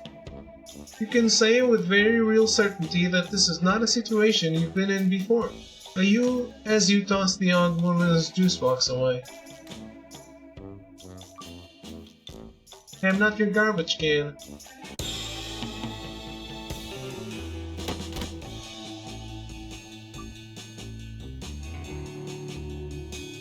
I'm staying out of it. You stay back and watch. Not going to even say anything, BBQ? No quip?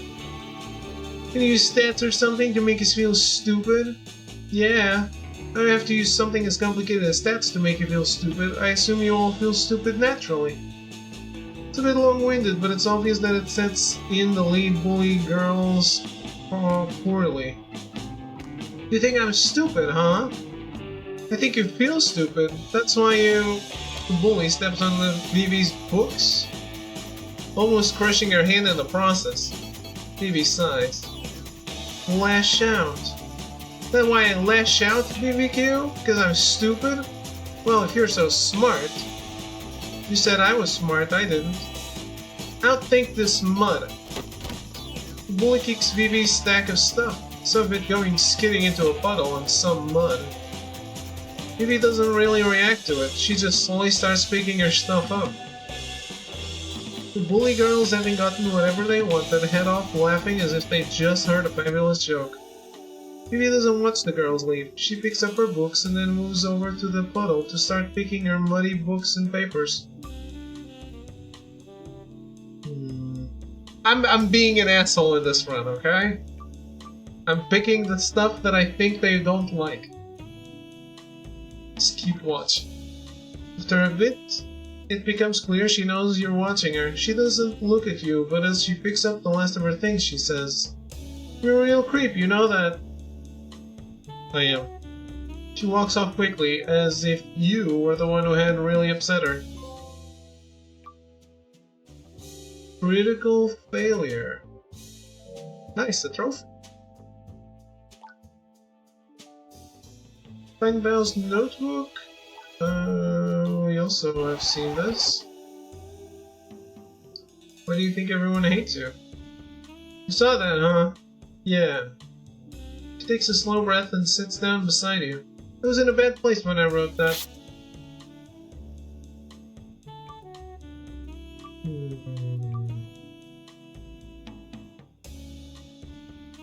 Made you feel bad? Oh, assholes, dickwads, jerk faces, bigots. Bigots? A rumor got started that I'm bisexual, and the few choice assholes, asshole dickwad jerk faces think that's worth harassing me over. I let it get to me one day. Oh, I thought it was about everyone not liking me eavesdropping on them, watching what they do and say in secret, exposing their lies. If I let that get to me, I'd probably have tried a rock to my ankles and jumped in the river years ago. Tied a rock. Something makes it hard for you to believe she's been like this for years. It's possible, though. This is all moot, though. A strong person doesn't let small-minded people make them feel small.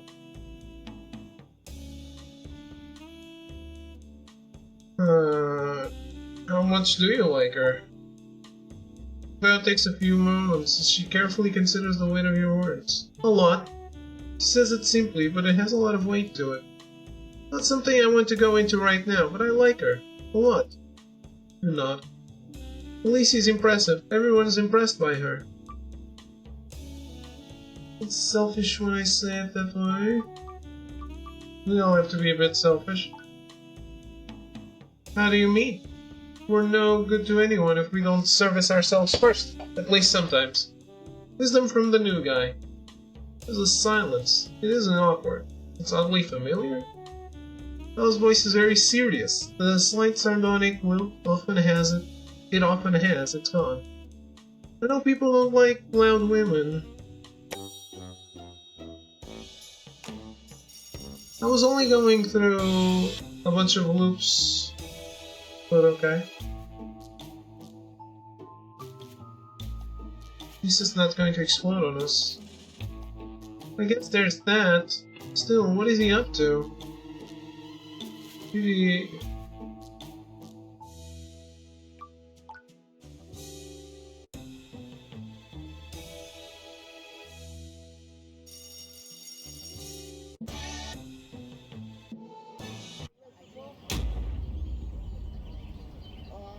Two days until the outbreak. You head over to Bao, who seems to be hassling one of the cops. Can you tell me the general age of the victim? Did he have any ID or anything like that on him? The cop utterly ignores her. Right, okay, how about time of death? The cop walks off, still not having reacted to her. Interesting. This is why no one likes cops, you know. She shouts after him. He still doesn't react. Her tax money at work. You pay taxes? Bao scoffs. Not yet, but at this rate, maybe never. I mean, the least he could do is give an interested member of the press the time of day. You hear about what happened yet? You shake your head no. Someone jumped off the tower. We both look up at the tower. Or they were pushed. Or they were murdered and then thrown off it to cover it up. But they died at the base of the tower and didn't bother jumping, being dead. Or she has about 6 other theories, but most of them are different versions of what you've already heard.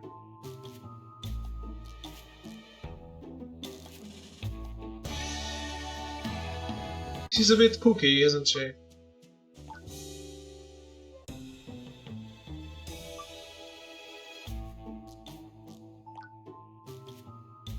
I didn't think so. If anyone says they've seen anything, send them my way. Now move along and stay away from the tower, alright? You got it. Spot Alicia in the metal and wood shop part of the school. I didn't want to start interacting with her midway. She seems to be working on something. She's cutting a large piece of metal with what seems to be a saw that's going straight through the metal. The sparks are pretty cool. She finishes up the cut and turns the saw off, setting her own safety equipment to the side and wiping some sweat off her brow. It's hard to deny that she looks good when she sweats.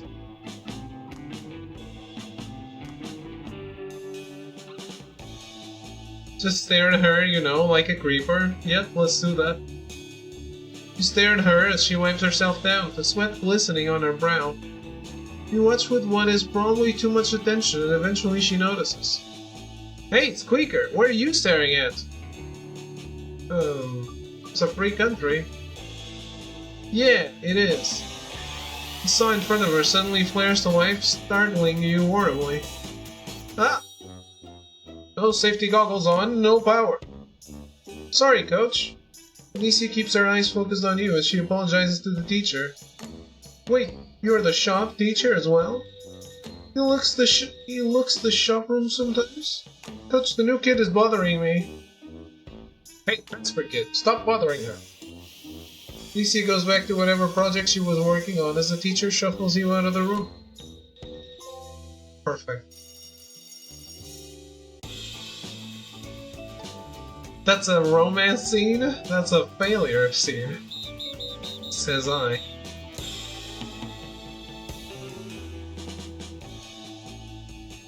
The meta joke is that they're too lazy to make new assets. Because the PE teacher? I don't know. It feels like a good joke. There's characters that don't need to be in the game, like the bullies and the side people of the school. So I don't think that's the reason.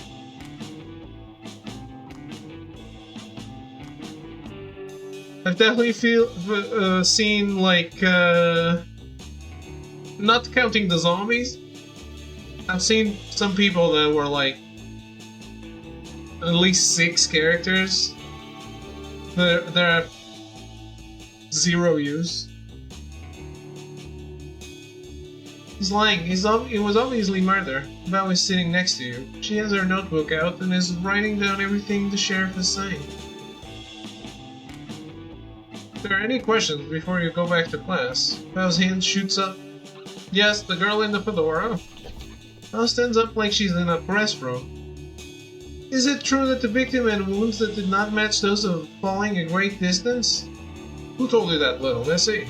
My sources suggest that a large number of the injuries on the victim were... I'm not going to respond to wild guesses. But we're done with this. Anyone else?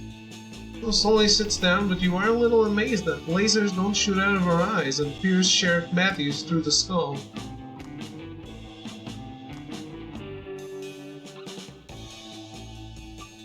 He's not going to tell the truth. Adults never do. Aren't we adults? Aren't we in college?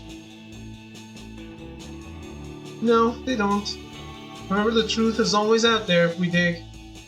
She bites the end of her pin and stares at Sheriff Matthews as if trying to read his mind. After a few more questions, the assembly ends and everyone heads back to class.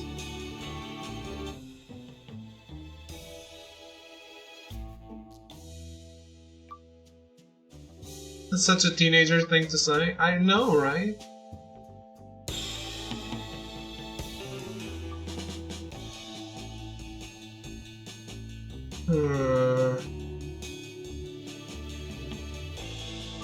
You try being nice? Don't be a backseat reporter. Just seems like the kind of thing that might work instead of getting in her face. I'm nice, I can be nice. I asked her nice a dozen times. She forced my hand. If you say so. I do. She narrows her eyes at you. You heard what she said? Some of it. You got him fired. He deserved it. He deserved worse. A slammer. He's lucky he got a slap on the wrist. Time served. What happened with his family wasn't the best, but his family. Yeah, one of his kids hurt themselves and his wife stabbed him. I didn't cause that. She did her own thing. I just gave the facts of what he was doing. I want to apologize for exposing someone's grime to the light. The light is the only disinfectant society has. You sound a bit self-important. You sound like someone who's afraid of the truth. Someone who would rather keep the cloth over their eyes than confront the dangers around them. She steps up right into your face. Also, you are entirely right. She jabs you in the chest with her hand. Being proud of doing what's right, though, isn't a vice. So I won't apologize. She raised her eyebrows at you before heading off. You have no idea what that facial expression meant. Think it was meant to be mysterious?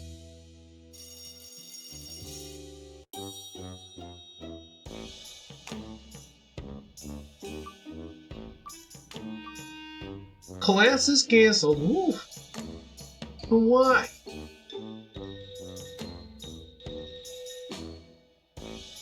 He's working on something very important. Mm-hmm. Jill Valentine. Sure.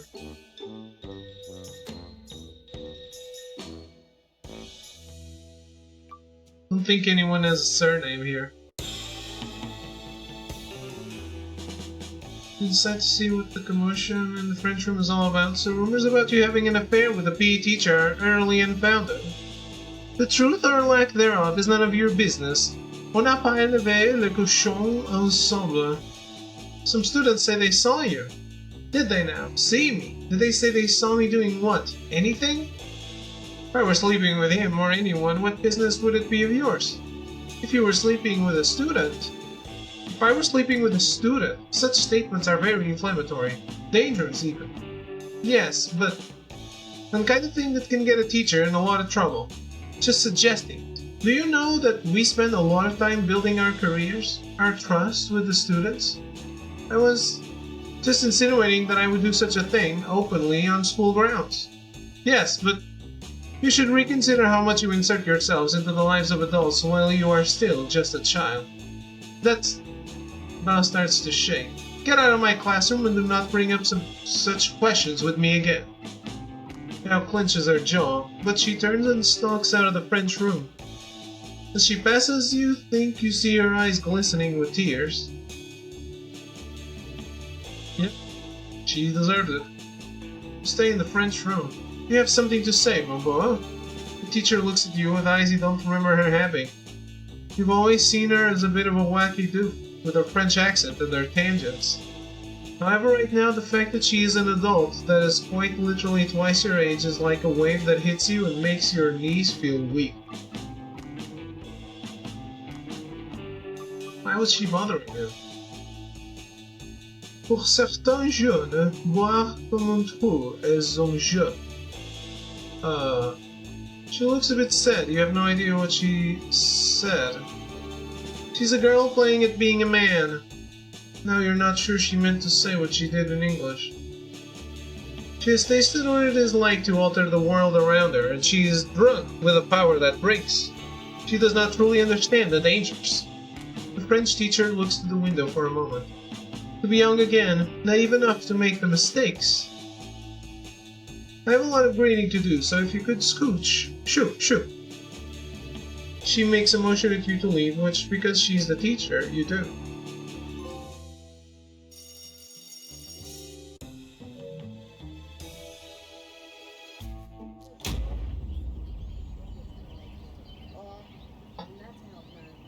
Making all the wrong choices, getting those out of the way. That's good.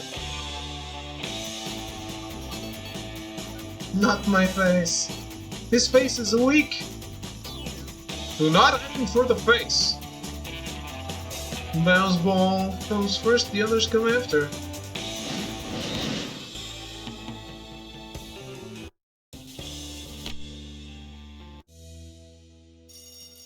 I still don't know why she's showering in the men's locker room.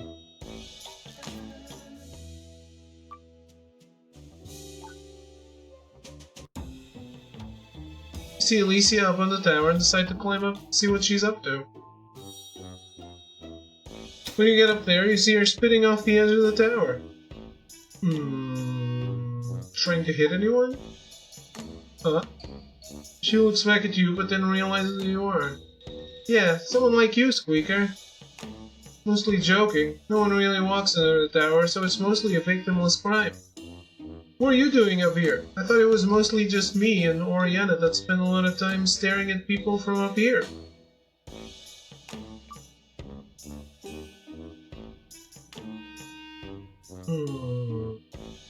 Like looking down at the people from up here? No, oh no, you know, thinking of spitting. Ah, then by all means. She motions at the railing and you walk over and spit off. Not bad. Not great range, but not bad. Maybe a 2 for viscosity. Now check this out. Alicia swishes her spit around in her mouth and then... It is fairly impressive. A thick stream of spit shoots out and flies through the air. Heh, don't feel emasculated. I've had a lot of practice. Some kids that see me up here complain. Surprised I didn't get in trouble. Probably didn't happen because of the volleyball team. Regardless, they said I had a real school shooter vibe. Or something stupid like that. She gets visibly angry, remember that. Visibly? Do I really strike people as someone who would do something like that? Alicia looks at your face. What she sees there obviously hurts her. She plays it off by spitting again. Yeah, okay, look, Squeaker. I like guns, I like leather jackets, I like shop class, I like winning, and I don't like people being jerks or acting like sexist broke monsters around me. I have a temper, a bad one, maybe. I'm maybe too ready to get physical, but I wouldn't. Unless I'm really angry, I don't want to hurt anyone. Not like that. Generally, even when I'm angry, it's just for a few moments. She puts her hand on your shoulder. You know what I mean? Before you can answer, she pushes you. For a moment, you feel the raw terror of falling off the tower. But she grabs your shoulder firmly, making sure you can't actually go over. Ah, come on! Sorry, Squeaker. She's got a cocky grin on her face as she punches you in the shoulder once you settle down. I guess I kinda like people being scared of me. With that, she heads to the ladder and climbs down off the tower. You take a few moments to slow your heart down and look out at the campus like she was doing. It is hard to see why she comes up here. Spit on her head while she's down there.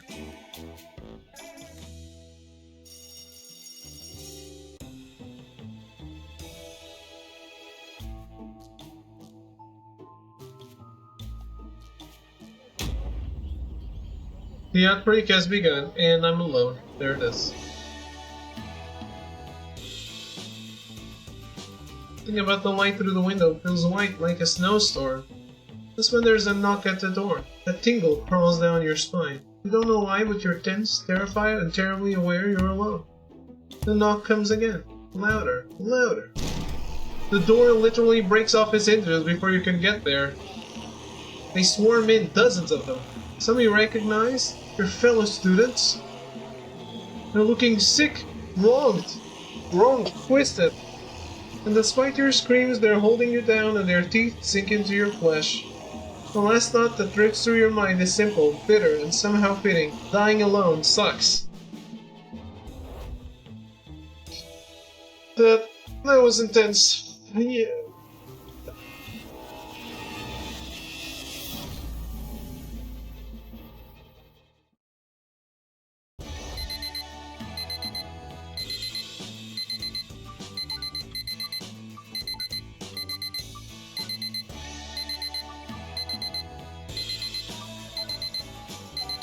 Isn't it Sunday? Unfortunately not, for I am here speaking to a delinquent, instead of reading a good romance novel by a fire. The teacher does smile though, so maybe she isn't mad? Come along now. Her grip is firm. It's clear you're not the first student she's physically dragged to class.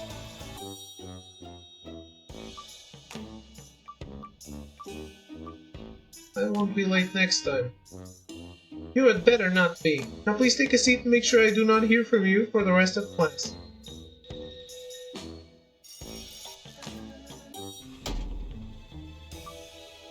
Won't be any later to gym than you have to be. Oh, that's what they all say. You think you can feel her checking out your ass as you run off. Okay.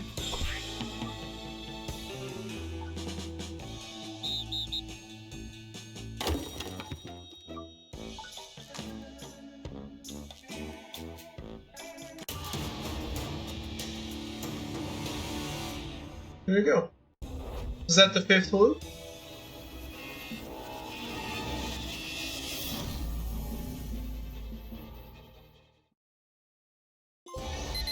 Yep, it is.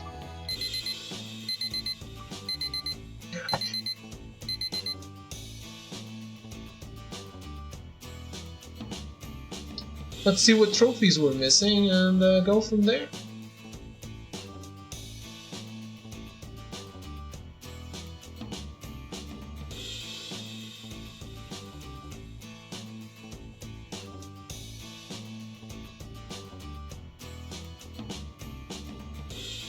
We're 84% on the main game.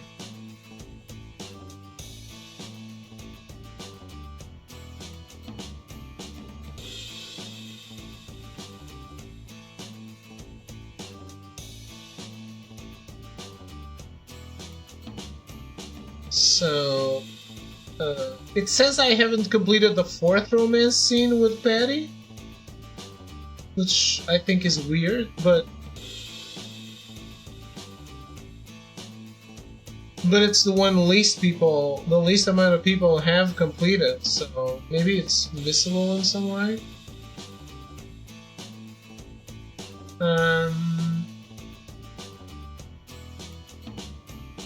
Let's find out.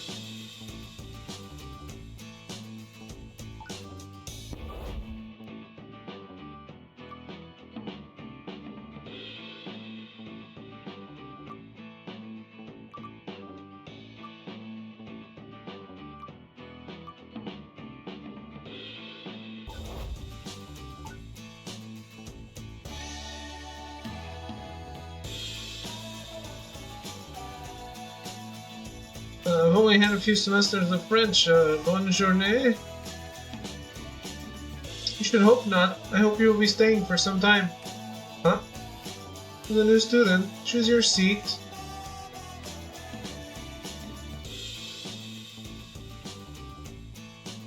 Keep the glasses on. I meant Patty, not Vivica. Teacher is kind of weird, isn't she? I don't know the half of it. She did a whole class on belly dancing, outfit and all, claiming it was a cultural right of hers thanks to some kind of racist mumbo-jumbo about a World's Fair. That was not my favorite thing. I thought it was rad. I think she's sleeping with the gene teacher. Huh, he wishes.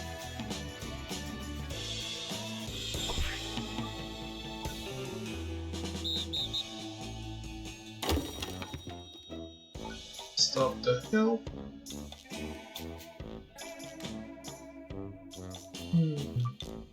I want to try to say different things, but I don't want her to be mad. Do people really say things like a true gentleman? No. She look like she might be blushing as she looks away from you. But they should. At least I think they should. I mean, what's wrong with being nice to people and helping them and looking out for them and protecting them and making them feel safe and all that sort of kind of stuff? Like, just because they don't doesn't mean they shouldn't. She takes a deep breath and stares at the broken wreckage of her work. This is horrible. As the two of you stack debris up, your hands bump. She looks away. Yeah. Smell I get from Patty. Oh, Autumn. I meant Skip.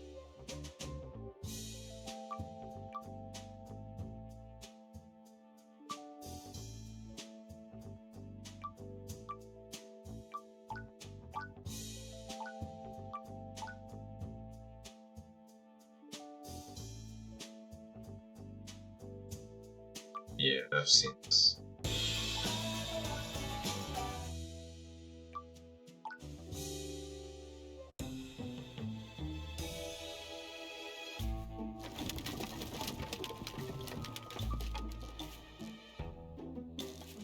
You've broken it more. I'm on a mission. A mission for proof. Proof?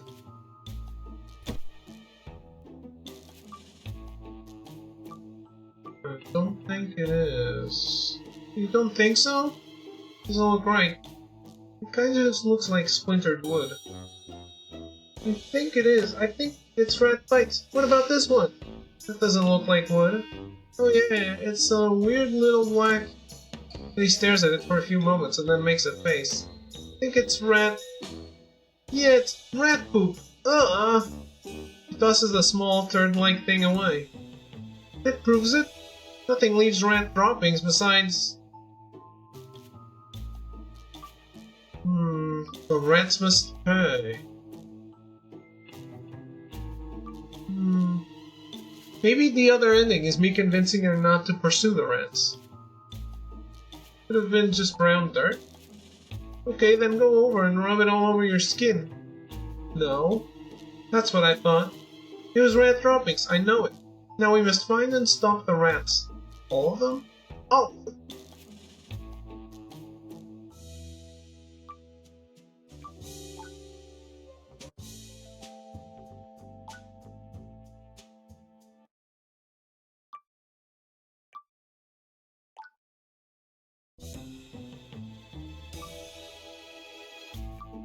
How much eavesdropping does your work take?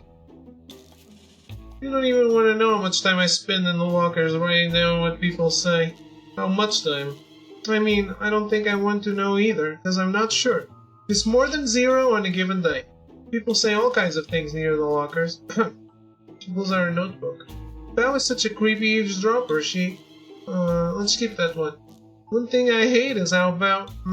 okay, skipping that one. Evans is up to something big. I honestly think this could have a dramatic change on just about every kind of medical research to do with degenerative conditions. That was Jill on...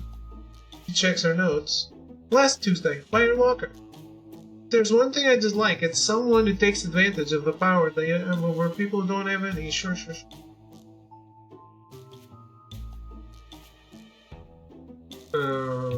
Not along like what she said was cool.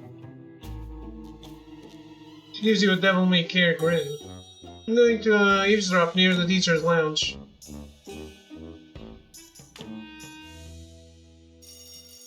Good. Have fun.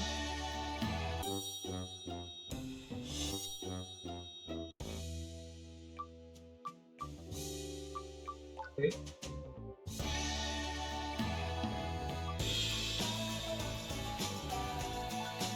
She's a cook. She is legitimately insane. I know, right? She's a space cadet. She laughs a bit too hard then. Madame Bouvier is legitimately the worst.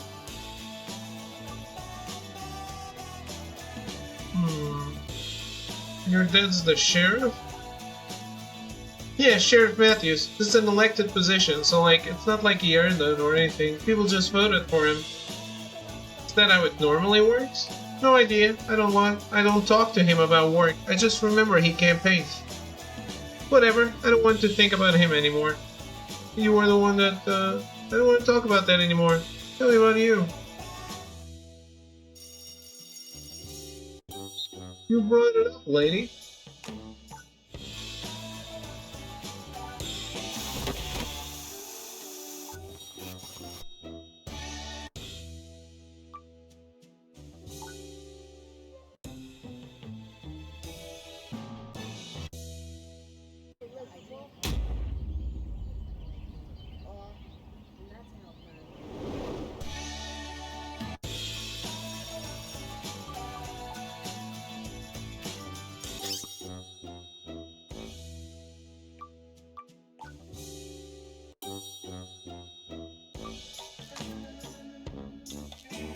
Yeah, grades are stupid. Sorta. I mean, I wish they really didn't matter. They're just this annoying way for adults to judge us kids. My dad is not going to be happy, though. Not that grades matter that much to me or anything. School not your thing? School's fine. I like learning things and I like hanging out with people. I just don't really care that much about grades, you know. Like they don't really matter much. I guess I do want to go to college. Seems like something I should do. Not looking for someone? I'm looking for someone. I just want to find someone that's not a weird pod person. Someone that I have more in common with than we go to the same church. Someone who makes me feel rather than just someone I settle with. I just don't want to end up defined by the person I end up with. Sure. A girl who knows how to cook. Ha! This is gonna set her off, though. Of course, what's the point of getting married or all that junk if you can't get fat? Exactly, who doesn't want to be fat? Oh, lots of people. I've always kind of wanted to get matronly a bit. Not fat, but curvy, soft, motherly. Then he makes motions over her body as if wishing she could hug her own full curves that she doesn't really have. She doesn't have them? That will make a fool of me yet, don't you worry. That's what my dad would say, at least. Gives you a look that you think is supposed to be cute. You're a good listener. Thanks. I guess she likes whatever I say here.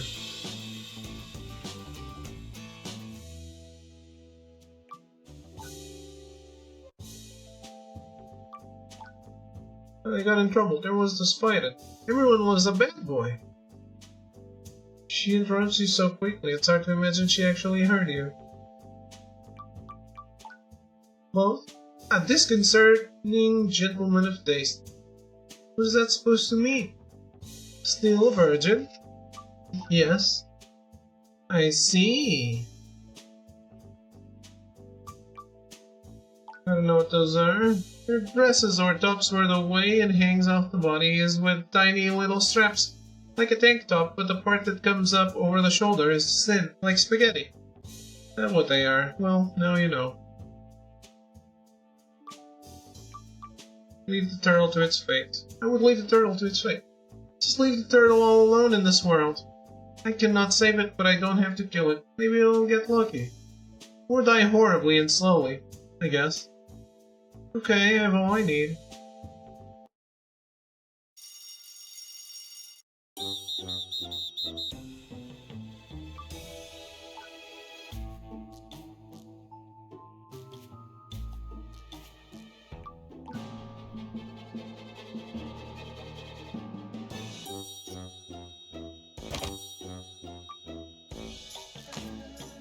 Clumsy, clumsy Patty.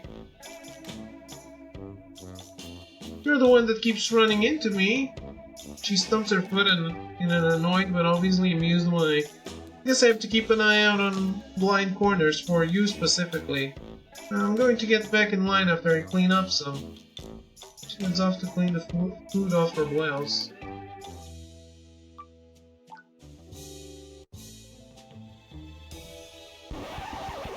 Here you go. You hindered the notebook back. Uh-oh. How about this? You shake your head trying to pretend you didn't see. It's... She takes a heavy seat beside you and a slow deep breath. I certainly don't hate you. You don't even know me. I know you a little. Don't hate you. Give it time. There's a lot more to know. My own parents think I'm going through a phase and have lost my mind. She makes air quotes around the two phrases. No, mother. No, father. I simply realize that this world requires more than just sitting around doing what is asked of us. Those aren't the kind of nuggets you'll get to learn if you try to get to know me. Seems fun. I think so. I think I'm a lot of fun to know. This is all moot though. A strong person doesn't let small-minded people make them feel small. I wish you were more like her. More like Alicia every day. She's got a noble spirit and the soul of a warrior who is always willing to fight for those she cares about. I just pretend to have those. Mostly I'm just nosy. Alicia's impressive. I don't think it's selfish. How is that not selfish? Wanting to make an impact on others isn't selfish. It sure isn't selfless. Depends on what you're doing with it. Touché. There's a silence. This isn't awkward. Alright. Well, it'll be easier to get through some of these scenes later, because we already have a concept of what they like or don't like. Do you think it's dangerous? Jump back from the kids. I mean, no, probably not. Just don't drink it and keep your goggles on.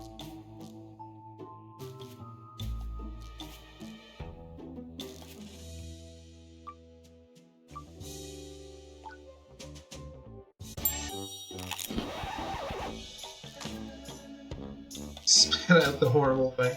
You spit out the horrible thing, salted chunk on instinct. You can't help it. Oh, come on, they're not that bad.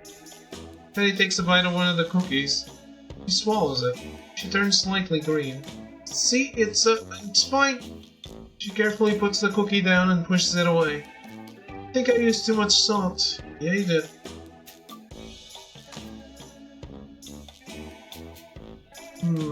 Maybe don't cook? Patty gives you a long, slow look. I want to cook, okay? I want to be good at all of this stuff. Making cookies, cleaning things, ironing, sewing. Next time make it, not poison. I'm trying!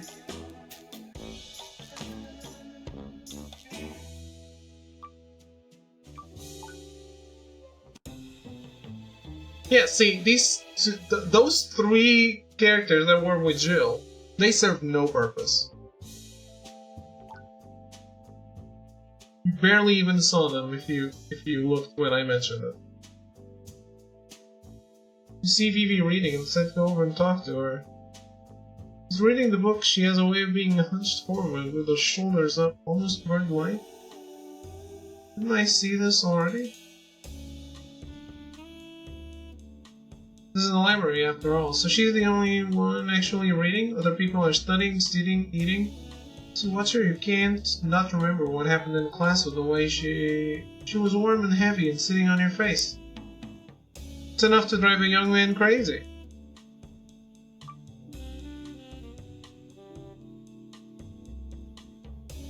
Mentions that she seems good at French. You speak really good French. Gracias.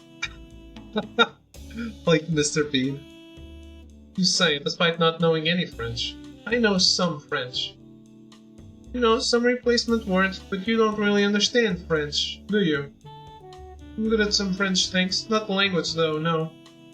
Vivi looks away from you at that. She gets a small little smile as she does. Obviously, she thought that was cute.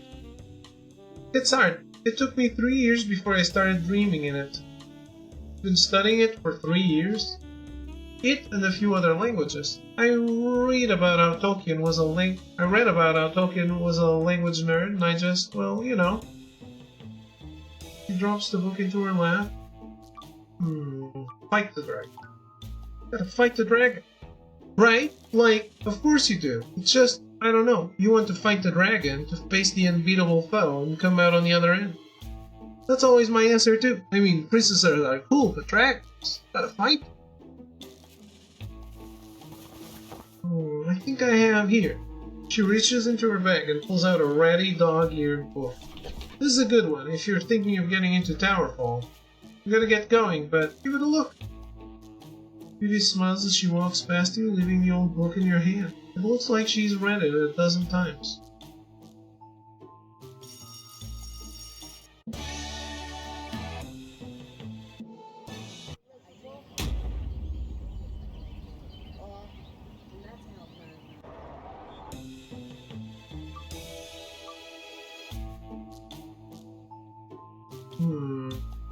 I don't know if harassing the cops is useful. Can't catch any words without a little rain. Is that how that goes? Yes, it is. Old Persian saying, I think. Are you Persian? No, why? No reason, I guess. You hear about what happened yet? No.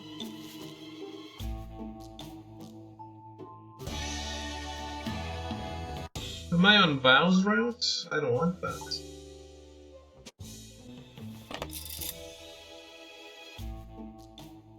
You know the rat will die, right?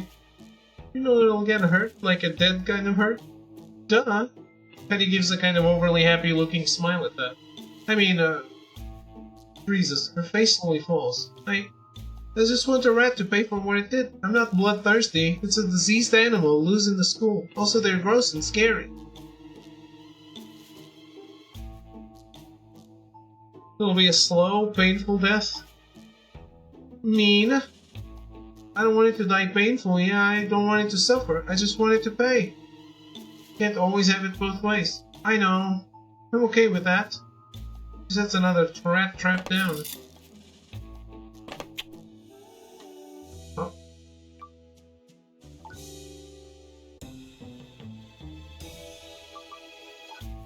What actually happened? Oh well, don't worry about it too much. I'll be telling everyone a bit later. Now move along and stay away from the tower, alright? Shoos you off.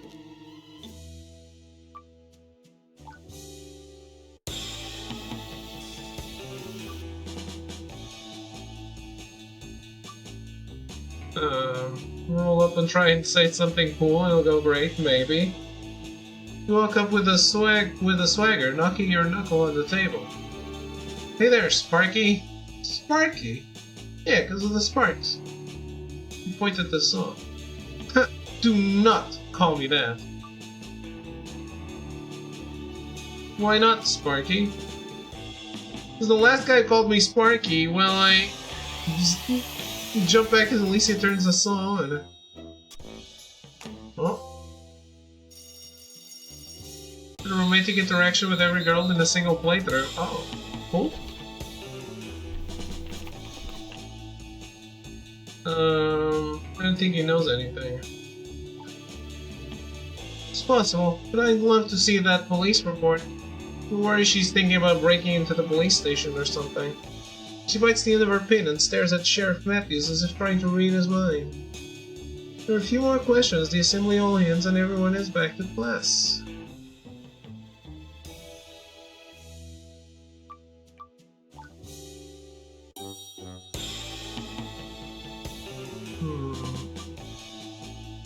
Are we allowed to talk about this at school?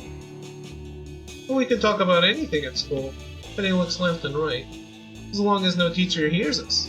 Don't tell her this, but I'm really jealous of Alicia, playing with rifles all the time.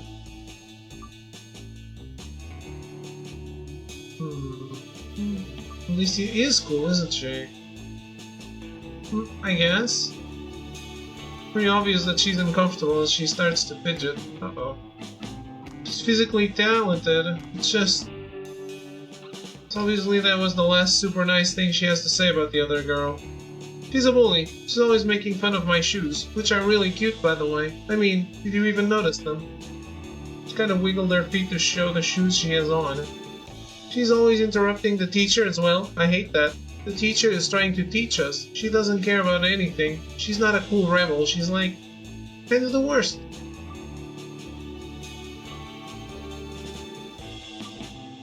Want to put something gross in her bag?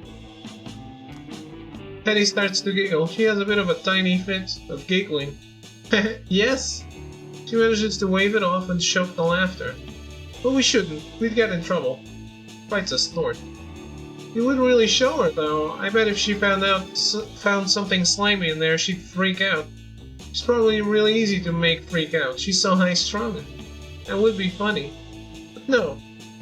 No. I want to, but no.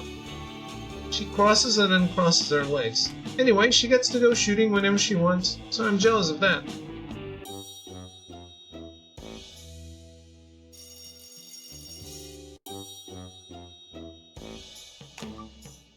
Maybe we should go in anyways? The door's locked. First thing we try. It actually took a few minutes for someone to try. We could break the door down. No.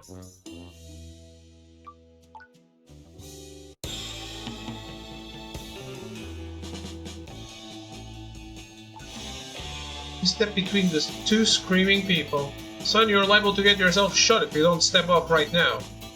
He's my friend, Dad. Don't threaten to shoot him. Not everyone responds well to aggression, you know. You should.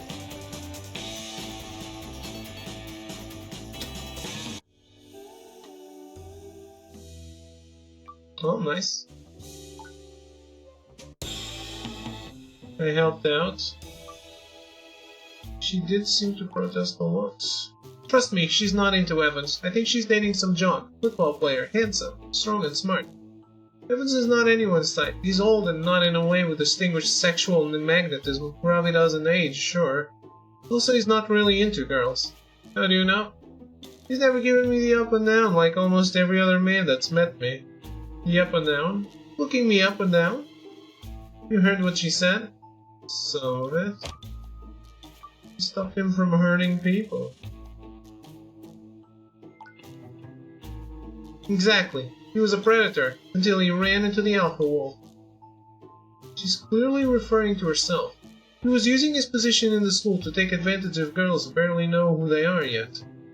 It's easy to become something if someone tells you that's what you are with enough confidence. I wish they'd thrown the book at him, but losing his job was better than nothing. I want to apologize for exposing someone's crime to the light. You sound like a hero. I'm no hero. Takes her hat off, polishing it in a way she probably thinks is heroic before putting it back on. I just refuse to be silent. Hear no evil, see no evil, speak no evil. The phrases of cowards and those who would prefer to hide from this world. It must be confronted at all costs. Sometimes there are costs, but it's a small price. After a few awkward moments, she excused herself to the bathroom, obviously annoyed. There are no jump cuts in real life. I have too much of a good relationship with her.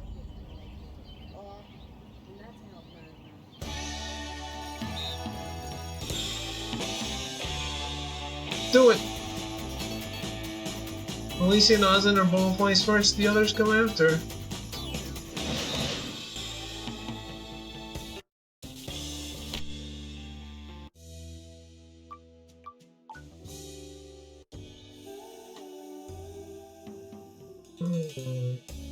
Oh, is this the one I found?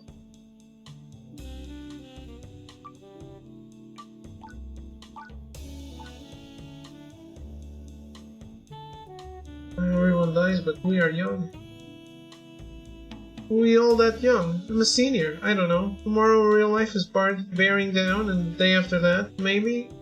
You being alone and afraid and hurt and falling, and you're not like that now. Right now you're young, healthy, and you know. I know, I guess. I'm afraid. I mean, on the one hand, you're right. Life is something you just have to take as it comes and enjoy it when it's good, but Patty rubs her arm and goes quiet.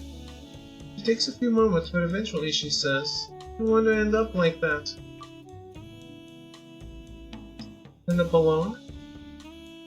No, I don't want that. I'm very scared of that. Soul's heart taking a slow, deep breath. I think I'm more scared of that than I am of death. I just keep thinking about... Okay, look, don't think I'm self-centered, at least not... You're cute, you'll be fine. You think I'm cute? Yeah? Well, I mean, I don't know if being cute means I won't be alone later in life. I wouldn't be surprised if it helps a little bit, though. She gives you a look. You don't know what it means, but you feel like it means something. You're cute too, in your own way. She waves a hand around in front of you as she says that. Your own special way. After that, the conversation drifts from such serious topics. I think she's on top again. Yep.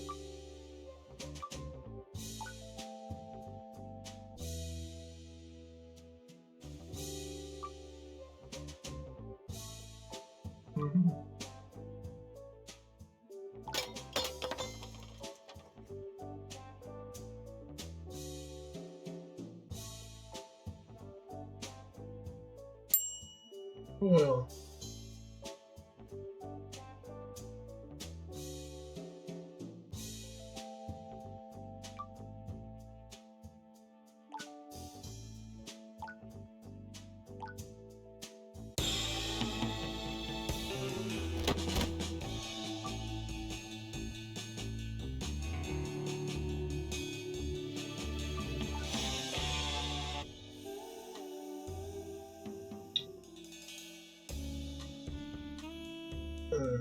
Just quietly help her with the books. Squat down next to her and start helping her pick her books and papers and things. Vivi looks over at you for a moment, but she doesn't say anything. She does smile though.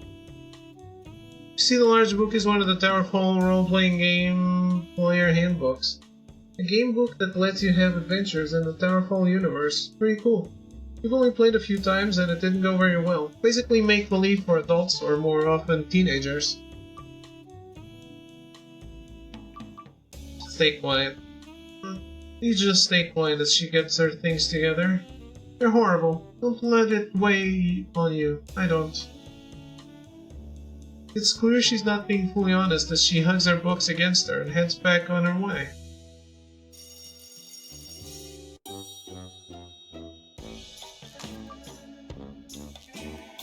I do not feel supervised. I don't either. It's not safe to just let us kids run around unsupervised.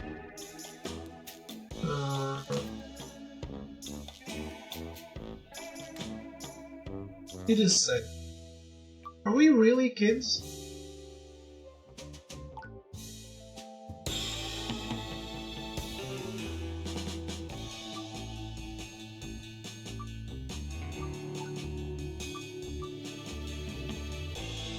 slink out of the room silently.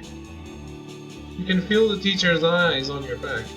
Mumbo, be careful with that one. She's a dandelion in a garden of sinners. You have no idea what that means, but it sounds ominous.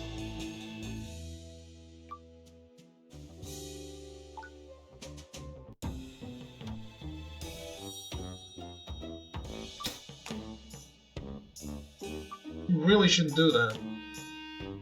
Alicia looks back at you, confused for a moment, but her face turns to registration soon enough. Shouldn't do what? Spit? Why not? It's gross and probably against the rules. Yeah, probably. She spits off the edge of the tower again.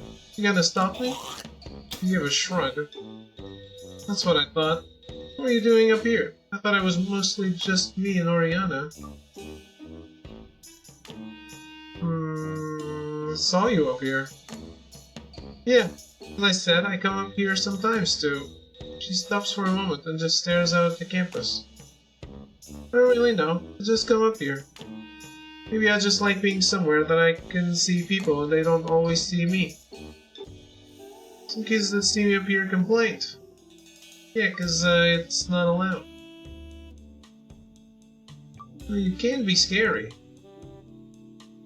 Alicia looks at you and makes a bit of a face. I guess that is fair. Just, I mean, I don't know. I like guns. Yeah. Sure.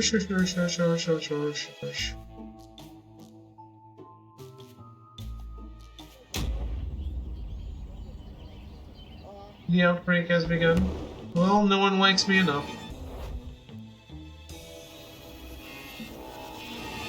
That's what I get from experimenting with the answers. Fuck. Do we have time for another one? I think so.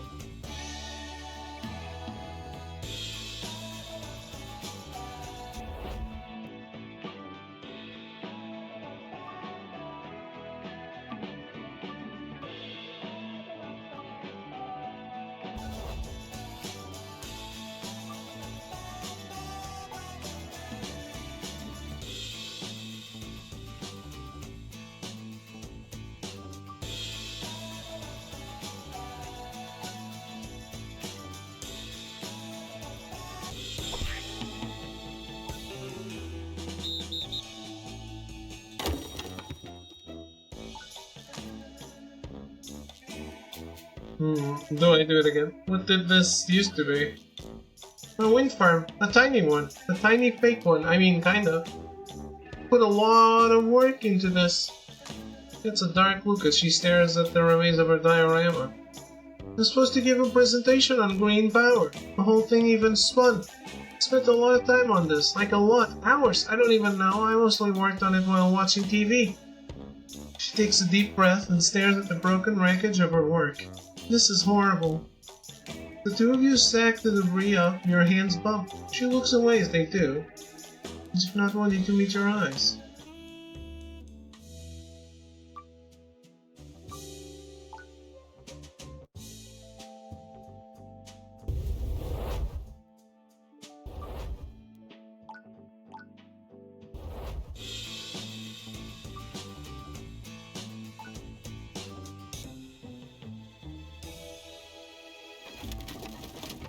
What are you looking for?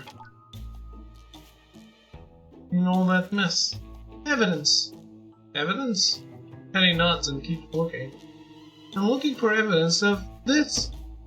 Penny slams a book down. Looks pretty close.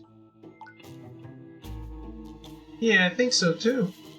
Tell me if you see any others. He looks through the pieces one by one. Mursega, thank you for the raid. How are you? How was your stream? Hello. Hello, Tide. How goes it in Mursega? How are you?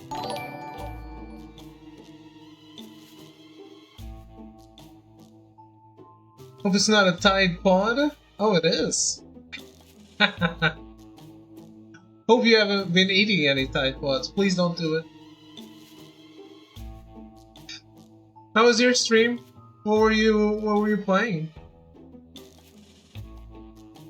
Put so much work into this. I can't believe it's destroyed.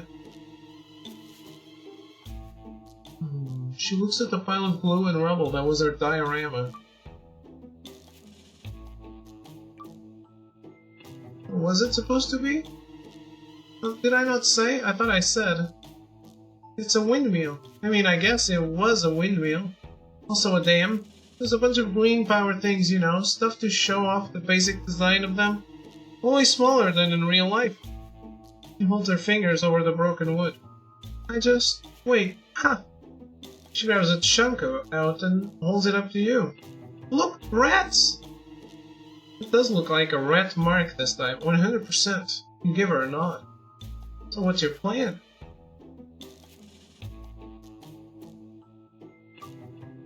Yeah, I'm good. What were you playing?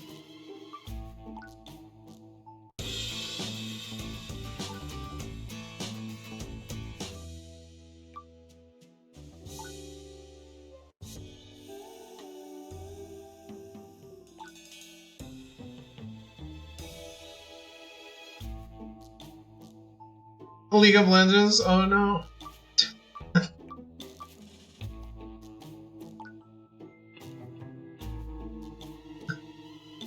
Was it fun?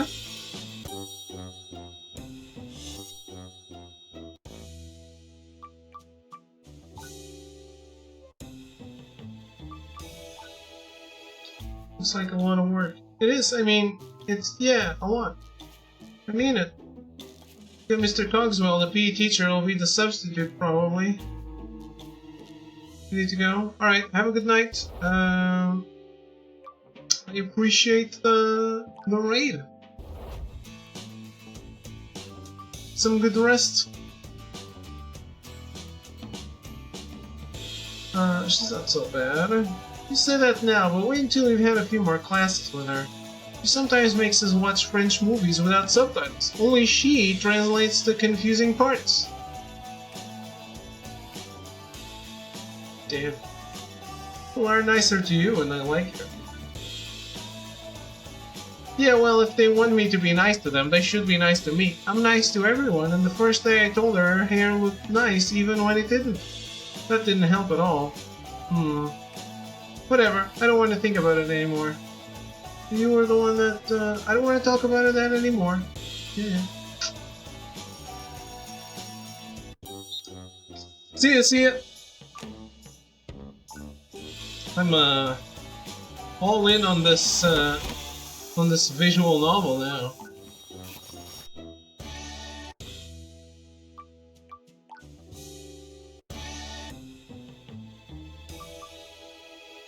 Maybe the professor is working on some kind of monster. No, it's nothing like that. He's trying to stop a degenerative disease. Mariana stares at you for much longer than is comfortable after you say that. So, what do you think of Evans as, a person? Damn, I got her to talk, like, immediately.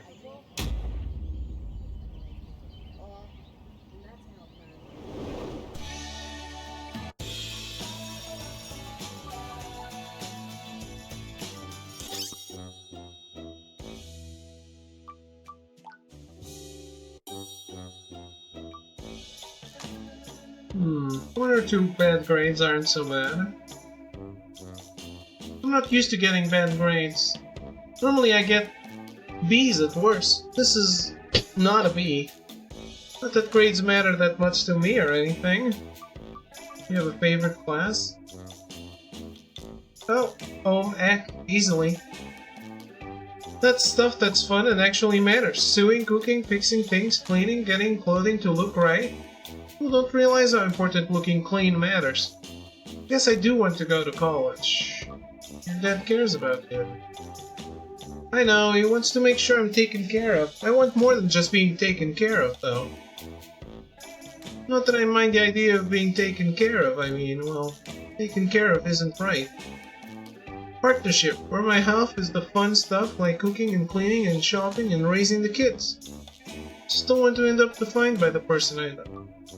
Sure. Who do you look for in that kind of partner? Oh, you know. No, I don't. Someone who's, just the right girl?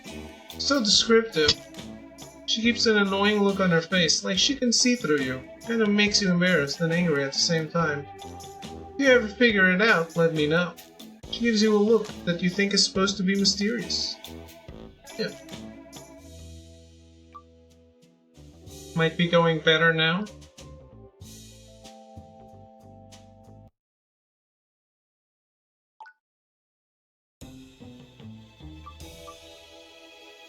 Any idea what Evans is actually up to? I think he's working on trying to cure not just one degenerative disease, but on a fundamental and potentially revolutionary system that might be able to target almost any degenerative disease. That sounds, world-changing, yes. Vivi says it in a way that suggests awe. This is exactly the kind of thing I wish I was working on. Why didn't Evans ask you to help? Vivi obviously looks frustrated. It's clear she wonders that herself. I don't know. I mean, Jill is a strong student. Perhaps they had a closer relationship. I had thought him and I had developed a bit of a rapport. I guess I was wrong about that. We felt like that she was a better candidate. He actually did do very well in debate club, however. I don't think auditory communication is the end-all be-all of communication. I could even argue that it's fairly unimportant in the long run. Jill's a talented mind. I just think that Evans might have been charmed when he should have been impressed. She looks down between her legs. At least, that's what I think. Maybe it's for the best. There could be issues. What kind of issues? There is a reason why this kind of research into the way... yeah.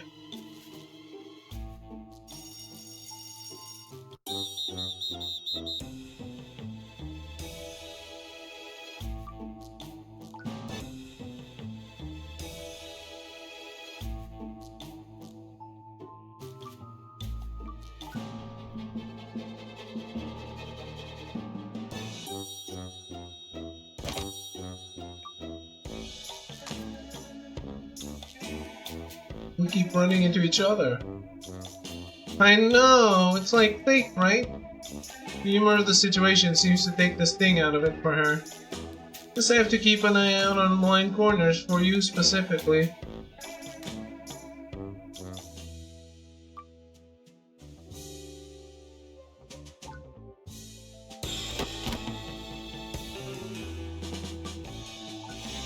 Leave her alone. Oh, why? You got a crush? New guy's got a crush on BBQ. Yeah, none of your business, frog face. The bully stumps her foot in a fairly petulant way, turning away from you and to the other girls. BBQ is so brainy she doesn't need a boyfriend anyways, she could make her own. All three of the girls laugh in unison again. Enjoy your boyfriend, BBQ. Bullies head off amused at their own antics. You expect to see Vivi looking at you thankfully, but she's just quietly squatted down and starts picking her things up. Shouldn't give them the attention, that's what they want. He says it with the dull sad tone of someone who clearly has just stopped fighting something that happens all the time. If you get film proof, it wouldn't be that hard. School is aware of what goes on. They get in trouble for it. Besides, I don't want to get them expelled. But they're cruel, but it isn't worth the hassle. I'm sick of teachers sitting me down with people like that and then things just getting worse. Adults can't stop what happens when they're not around. They try, but some things you just have to deal with yourself. Vivi gives another slow sigh and continues picking up her books. You're into role-playing? What? No, why? Are you? Vivi seemed interested in what you had to say, even as she starts to blush lightly. Role playing doesn't seem very interesting. I just am not into. Oh! She lets out a weird laugh that sounds like air shooting out of a balloon. It's kind of spindly and strange. You mean role-playing games? Yes, I am very into role-playing games. Lewd. Seems to find this really funny for some reason. No one around here is interested in them, though. Trust me. I've tried. I've tried really hard. I've even asked those girls if they wanted to play. Can you believe that? Pathetic, really. I need to go. Not because of a reason, but because I'm way more embarrassed right now than I was by the whole being bullied thing.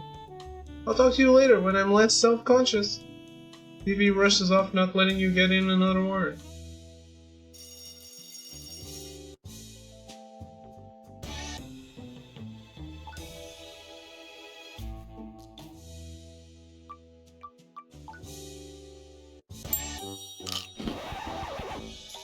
Swallow the poisonous. That bad, huh? Give your best smile, but it's pretty clear just how bad it was. I think I used too much salt. Did you just have to follow the recipe? I thought I did. Maybe I got some of the measurements mixed up. Also, I hate when they say things like a pinch or a cipher or whatever other magical made-up measurement. That doesn't mean anything. It just makes me make horrible tasting food. I want to be good at all of this stuff. Making cookies, cleaning things, ironing, sewing. Next time, no cookies. It's a deal.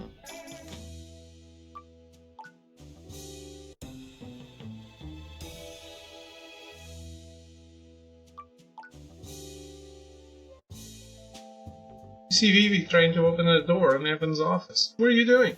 What? Nothing. I was just... Oh. Vivi's hand turns the knob. It's not locked.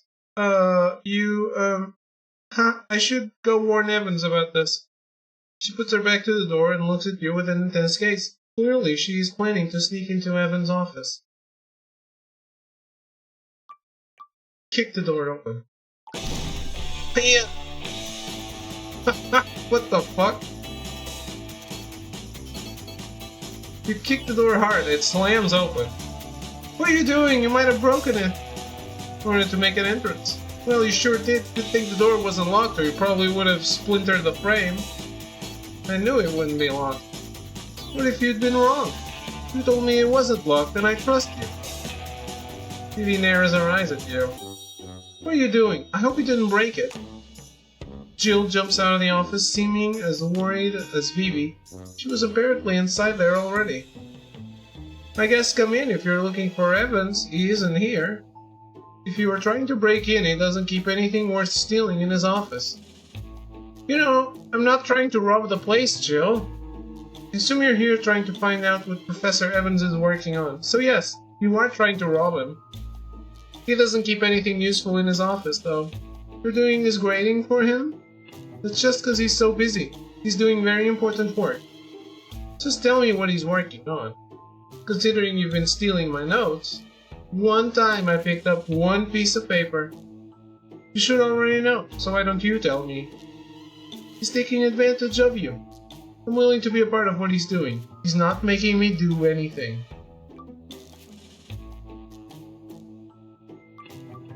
Point out to Vivi that Jill has some point. Vivi, you do seem to at least be a bit jealous of Jill. See? I am not, for the most part. I am somewhat, yes, but that isn't the main thing. At least you admit it. I'm worried about you. Honestly, Vivi, that's the part that's so insulting. Evans is not following the proper safety procedures. I read your notes. That you stole? About all the animal stuff? Rats? That can't be something the school or the city has okayed. Is he actually staying safe? Honestly, mostly I just help go through the notes after the experiments. I don't really focus on stuff like... Jill makes a motion with her hand to the whiteboard, which is covered in what seems to be a ton of complex-looking writings. It's the kind of stuff that looks vaguely like things you remember from science class. Vivi pulls her phone out and starts taking pictures of the whiteboard. What are you doing? Stop that! You can't just copy Professor Evans' work. Jill tries to grab at Vivi's phone. Hey, stop it! Stop taking photos! Get out right now! Jill starts to get physical, forcing you both to leave the office. Evans would probably be really upset if he knew you got those photos, Vivi. I assume you aren't going to give them up? I don't know what photos you're talking about. Vivi, Evans is not some villain. He's just a scientist and he really just wants to help people, like Spike. His life has been so hard. The road to hell. Look, I have to get all the rest of those papers done before the end of the break. I'm going back into the office and I'm not going to lock the door, okay? Jill shuts Evan's door and there's an obvious locking sound. Did she say she was not going to lock? She won't believe me. She seems to know what she's doing. She just thinks she knows what she's doing. She can't see what's really going on. I hope you don't think I'm just jealous like she does. I do find it annoying that Evans doesn't seem to notice me. My teachers tend to notice me. He never does. But he's taking advantage of her. She's looking over classes and doing his work for him. She's doing all the work he doesn't want to do, and she's not going to even get anything out of it. Even if she's not in danger, Evans is going to use her up. Take all her energy and creativity and just drain it and give back nothing. Adults do that to really smart kids a lot. I don't want to see Jill used like that. I don't really care if she's alright with it. Maybe that doesn't make me selfish, just someone has to save her, protect her. You see, adults do this to smart kids all the time. I've had it happen to me. It's never good. It doesn't matter. I need to see what was on that whiteboard. Vivi heads off looking at her phone as she does.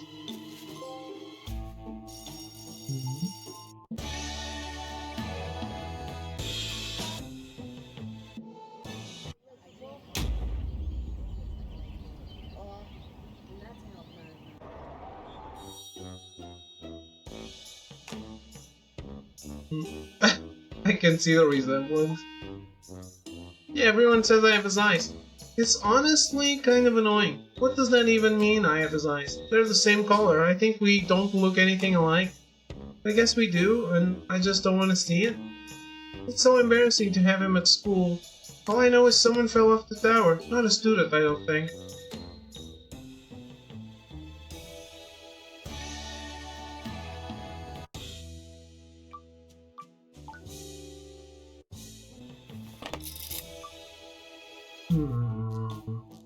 It's just a rat.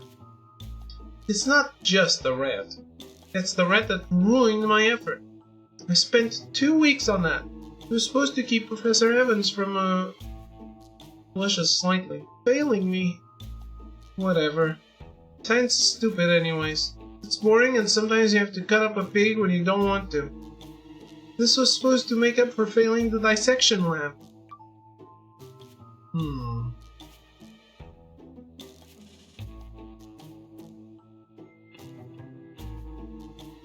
I couldn't have dissected the pig either. You don't have to say that. No, really, that kind of thing makes me Ralph. Ralph? Throw up? Ralph, I like that. I did, Ralph, in front of everyone. But who's laughing now? Hetty puts down the rat trap as if somehow the rat was responsible for her throwing up in class.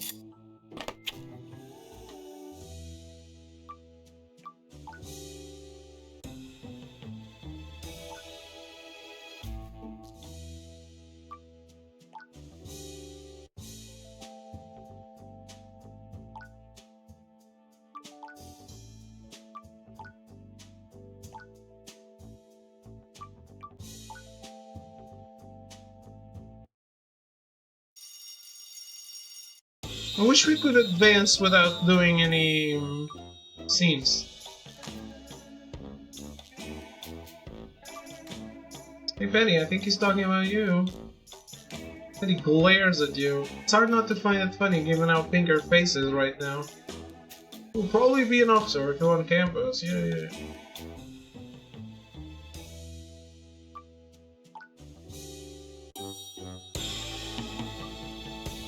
They're scary.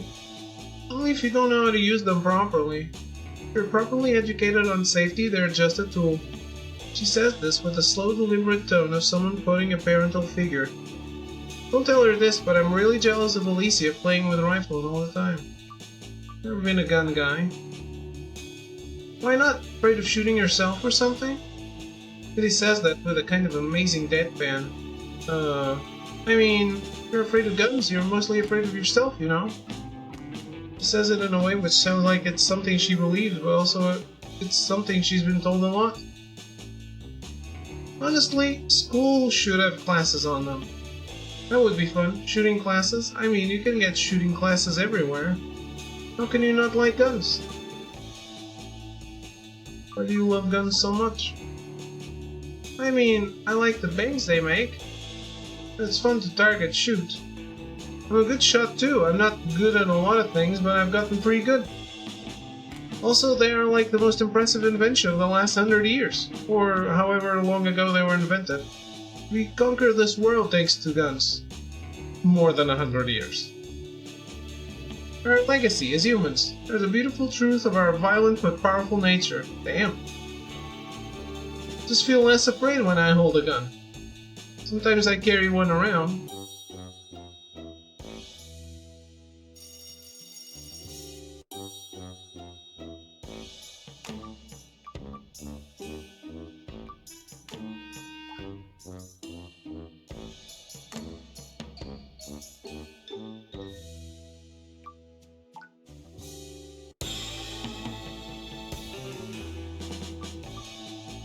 Oh man.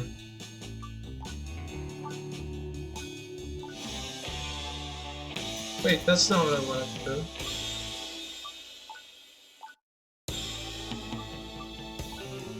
Stay out of it. Ooh. Yeah, I want to stay out of it.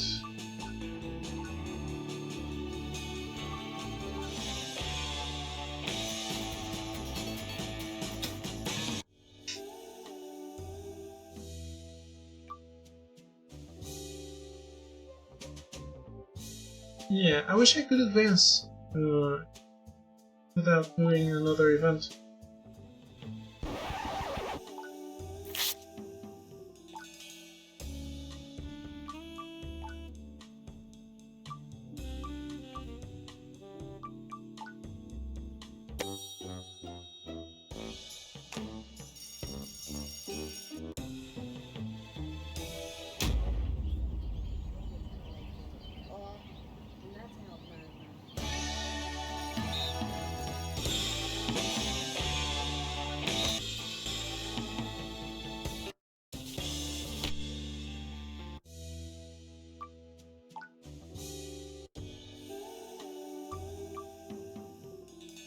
You can see why I might have done it. Yeah. Being old and hurt, nowhere to go, no one who cares about you. Maybe all delirious? Hetty rubs her arm and goes quiet. It takes a few moments, but eventually she says, I don't want to end up like that. End up suicidal? Sort of, I guess. I don't want to end up that way. Trapped in myself, like trapped in me, feeling so terrible about me that I want to hurt me. Need to get away from the pain of me. It sounds pretty bad, yeah. I don't want that. She shakes her head slowly. Just keep thinking about... Okay, look, don't think I'm self-centered. Don't fish for compliments. I'm not fishing for compliments. Oh, sounds just like my dad. She shoves you with both arms, though her expression has a smile on it. Wasn't fishing for a compliment. I was fishing for you to tell me something nice. It didn't have to be a compliment. Could have been something like, oh Patty, you'll end up with 60 kids and 6 husbands. Not that, because that's weird. But that isn't a compliment, it's just something you could have said. She purses her lips as she pushes two of her fingers together, watching them more than you. If you had wanted to say something that wasn't mean, gives you a serious look. At least the best one she can before she laughs it off.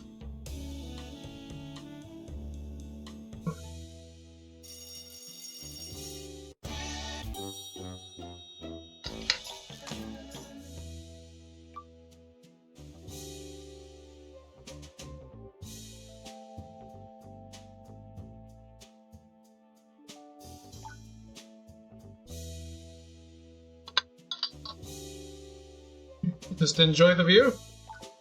Can't really say anything, you're just watching her. It is fun to watch, cooking and shifting, the apron somehow making her look older. More mature, motherly? In a way, that's, you don't know what it is. You like watching her cook. Cookies are baking. You got like 10 minutes where we just have to wait. She pulls off the oven mitts and comes to sit on the table next to you. Ah, so maybe this is what I failed before.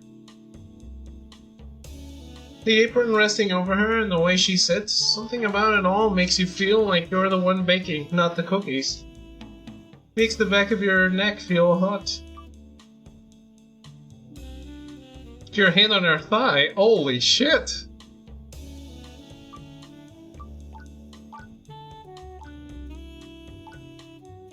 You move to put her hand on her thigh. Fast like a trap swinging shut, her hand grabs yours. She looks at you with a sudden intensity. She seems to want to say something, her face going bright pink. Then she pulls you into a kiss, hard and firm. It hurts. She's not great at kissing. You feel your teeth clink and it's all wrong. Oh. Then she's pushing you down, seemingly on instinct. Pushing you down as she sits on the table. Go with it. It's so warm down there, her thighs are softer than you expected. Pull her. You just want to bury your head between them. The cookies in the oven start to swell. You can feel the heat radiating off the oven. The smell of them is hard to miss. Soft, warm, heavy cookie dough spreading out and filling every space it can. Getting warmer, fluffier, fuller until her feet hit your chest, pushing you back even further as she looks down at you, sweaty, biting her lower lip, embarrassed. Did we, do things in school?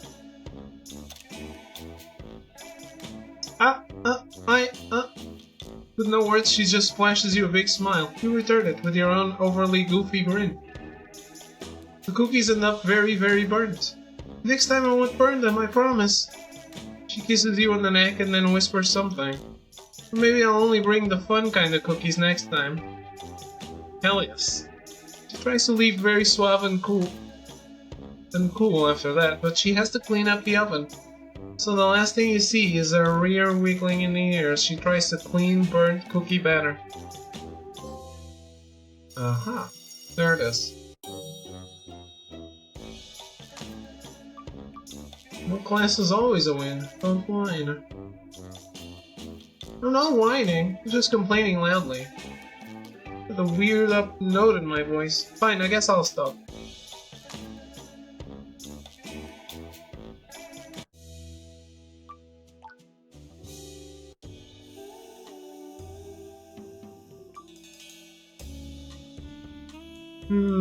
If she's rich, can't she just get a nanny? Penny looks at you for a few seconds without saying anything. She quietly folds up the magazine. I guess that's something she could do, yeah. I don't think she wants to though, she wants to spend her time with her family and their daughters. I don't think she wants a nanny. I understand that. I hope I can find the right person to start a family with someday. Someone who wants that too, who wants that sort of white picket fence life. And he gives a big sigh and looks off.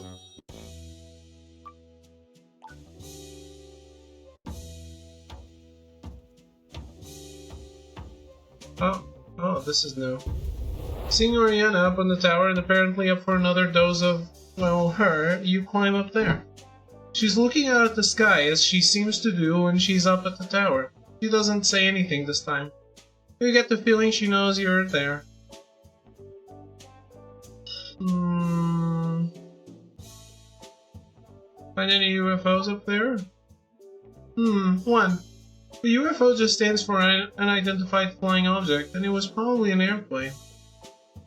She smiles at you as you come over. You can tell she's in a much more playful mood than the last few times you've spoken to her. What are you doing up here? Thinking about aliens? Today? Sort of. She brushes her hand across her face, looking back out at the sky. Mostly fourth-dimensional beings, if I'm being honest. Like ones that can move in a way we can't. You could call them aliens, though they might be living right here, where we are, though we'd never know. Even if you did know, they could probably make it so you didn't. We'd be to them like a drawing is to us. Flat, fake, malleable. Sometimes when I look at the clouds, they look flat, like someone drew them, and I think this entire world is fake. A cartoon for some other entity to enjoy, but to never really be real. Makes me feel kind of happy. A video game, perhaps.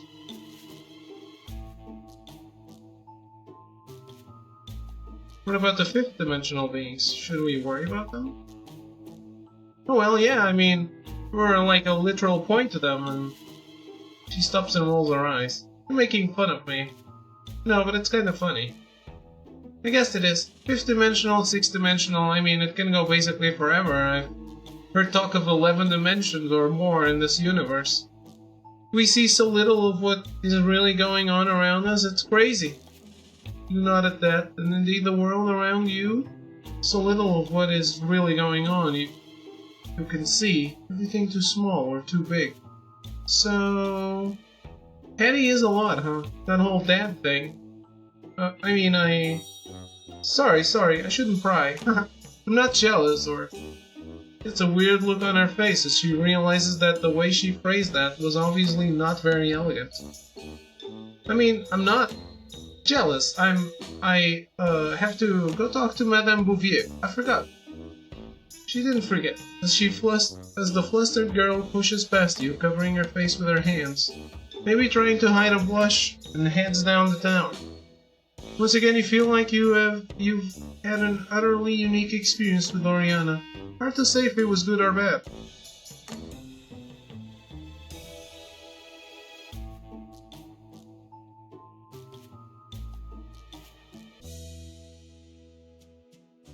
Near the end of a very long week, you're trying to decide if you should just go to bed early or get on some of your homework. There's a knock on the door. Oh. Can I come in? Alright, so... I want the other ending. Really, I'm not so sure.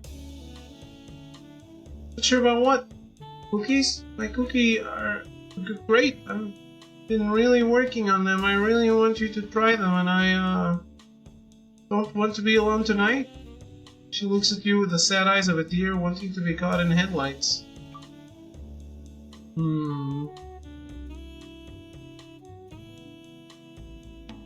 Why is she crying? You can come in, I guess? Oh man, but... The ending. The other ending. I don't want to lead you on. Right, I was joking. Oh, this was me joking. Betty, I know that... I said I was joking. She barks a few laughs at you, her eyes filled with tears. Don't expect me to ever make the same joke ever again. You shut the door as she marches off, still letting out the forced painful laughter. This might not be it. You can see her walk past your window, hunched over with a large coat around her body as she does. She glances in at you, but then looks away, as if looking at you literally burns her. All that's left after that is your empty room. Yeah, I don't think so.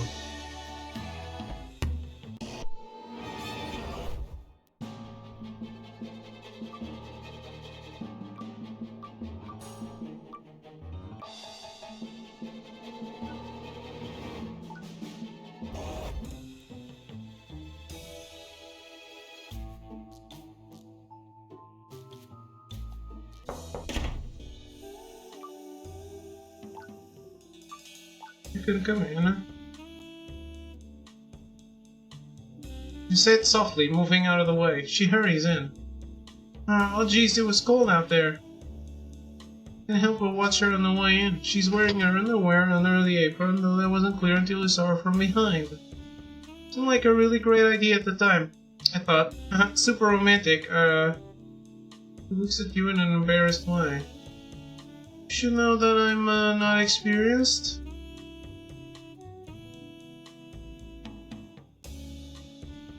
This doesn't skip, but the same thing. You can take it slow, okay? Yeah, okay. She sits on your bed and gets you to sit next to her. Her hand intertwines with you and she kisses you. I didn't know if I was ready, but she grabs you firmly and pulls you into a much deeper kiss. Powerful, needy, desperate. She finally breaks the kiss. I am. She lets it out with a desperate stutter, looking at you in a way where she's trying to look certain and intense. Kiss her back. For a moment you're afraid you're going to hurt her. And then it's the same, I guess? The outbreak has begun.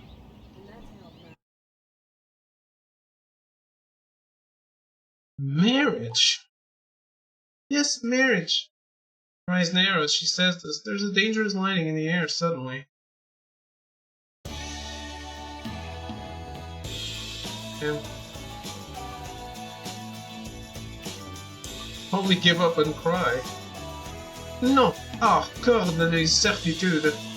Il y a toujours l'espoir, si fragile soit-il. The young man must be full of hope. So true. Thanks to the English bit at the end, there's a murmur of agreement from the other students. You don't think any of them had any idea what she said.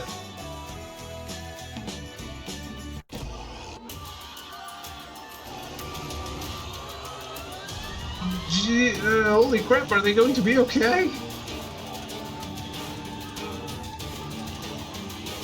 Really? You knew that wasn't the right choice. No, they're not going to be okay. There's a zombie outbreak at your school. And they're coming for you.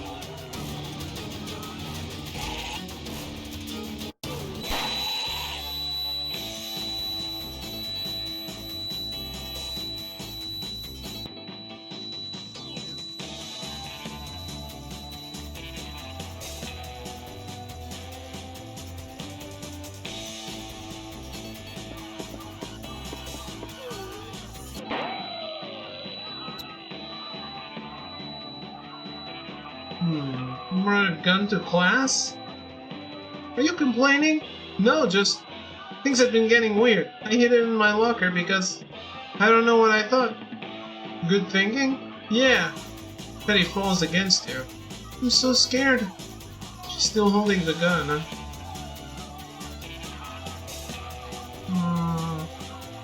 I think this is a different ending because it's not skipping. We need to call my dad and we need to find someplace safe. Ah, we have different choices because she didn't get all the information.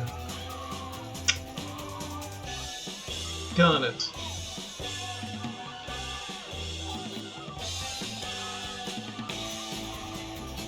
The teacher's bathroom. Are students even allowed in? Who cares? The zombie slumps to the ground lifeless, a hole between its eyes. Patty lowers her gun, panting. Well, 3 bullets left, so no one better try and stop us. 2 of you rush to the teacher's bathroom. You bar the door as Patty gets out herself. Come on, go through! Patty shakes her cell phone like a magical charm. There's a voice on the other line. Dad, shut up and listen. Are you listening, Dad? You need to bring everyone to school that you can. You need to call the National Guard. No, Dad, shut up! Dad, listen to me. You have to bring guns. You have to bring everyone. Something horrible is happening. Zombies or something. And no, I'm not joking. Dad, I'm going to die if you can't get people here. And I don't mean you. I mean we need as many guns as possible. Kids are dying. They're ripping each other apart. They're... She can't keep a hold of the phone. It slips out of her hand and hits the floor. Patty folds up with it, tears pouring down her face. The gun slipping to the floor as well. Daddy, The phone sputters. Patty's father, the sheriff, clearly calling out for her daughter to know what's going on.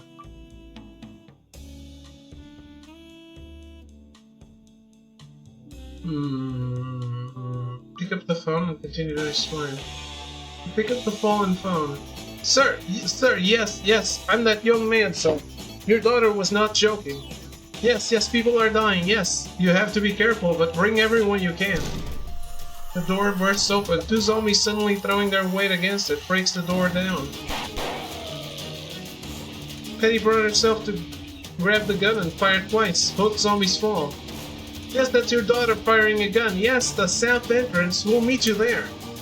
Penny pulls herself to her feet. One bullet left. The south entrance is a long way from here. I don't know if we'll make it. Penny gives you her best smile. I'm glad if I'm going to try this with anyone, it's you. On 3, we go and run as fast as we can until we make it or don't. You nod. Okay, on 3. 1, 2, 3. Two of you rush out of the bathroom and down the halls, not knowing if you'll make it.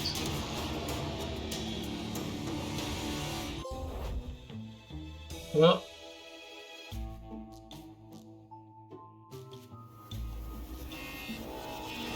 Is there a true ending? 'Cause that's both endings for Patty.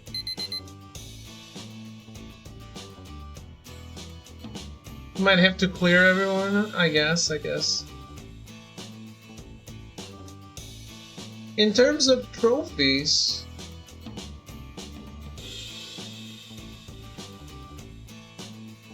I need 1000 romance points total, and to see all the main story paths. And that's it. I have 2 trophies left.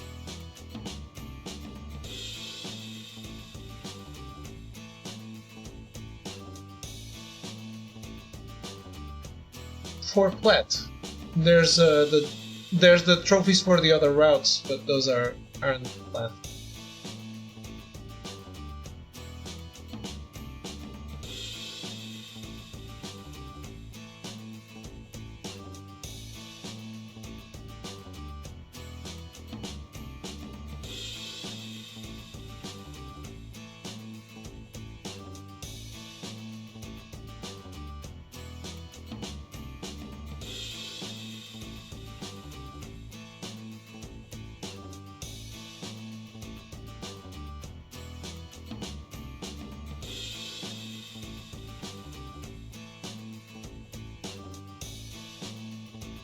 Oh yeah. Started the final loop.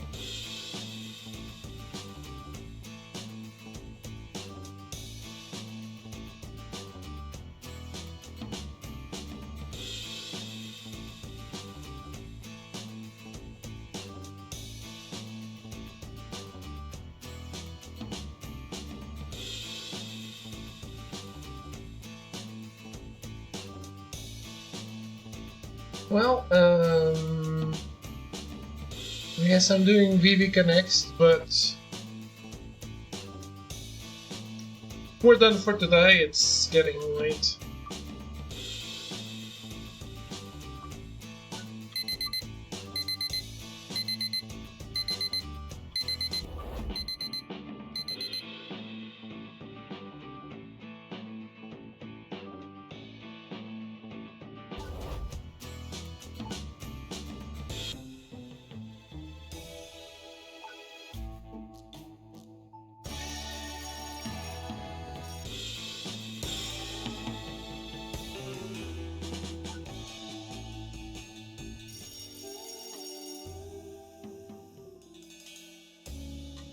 Alright.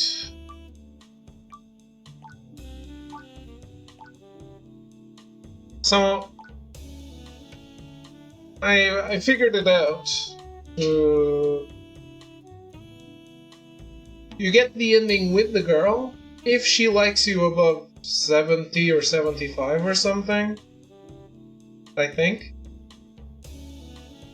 And you get the ending where they don't know shit if it's less than 15 knowledge. and you get the good ending, or the best ending for them specifically, if they hit the knowledge milestone, which I guess is not the same for all of them. I don't know. Because it has question marks. And then, I'm assuming, from the trophies and the trophy packs and stuff, that the last loop you romance Oriana? Or at least you can? And there's a 5th route. 5th girl. Yeah, I mean, I don't know, what do you guys think? Should I stream the rest of the routes, or does it get very repetitive doing them for streaming? I'm up for anything, because I am going to play it. I just don't want to bore you, I guess, because since we have to repeat some of them not on the route, it becomes longer than it should be, or it has to be.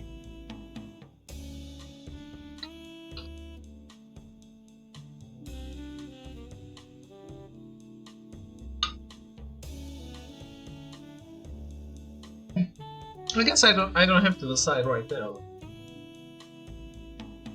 But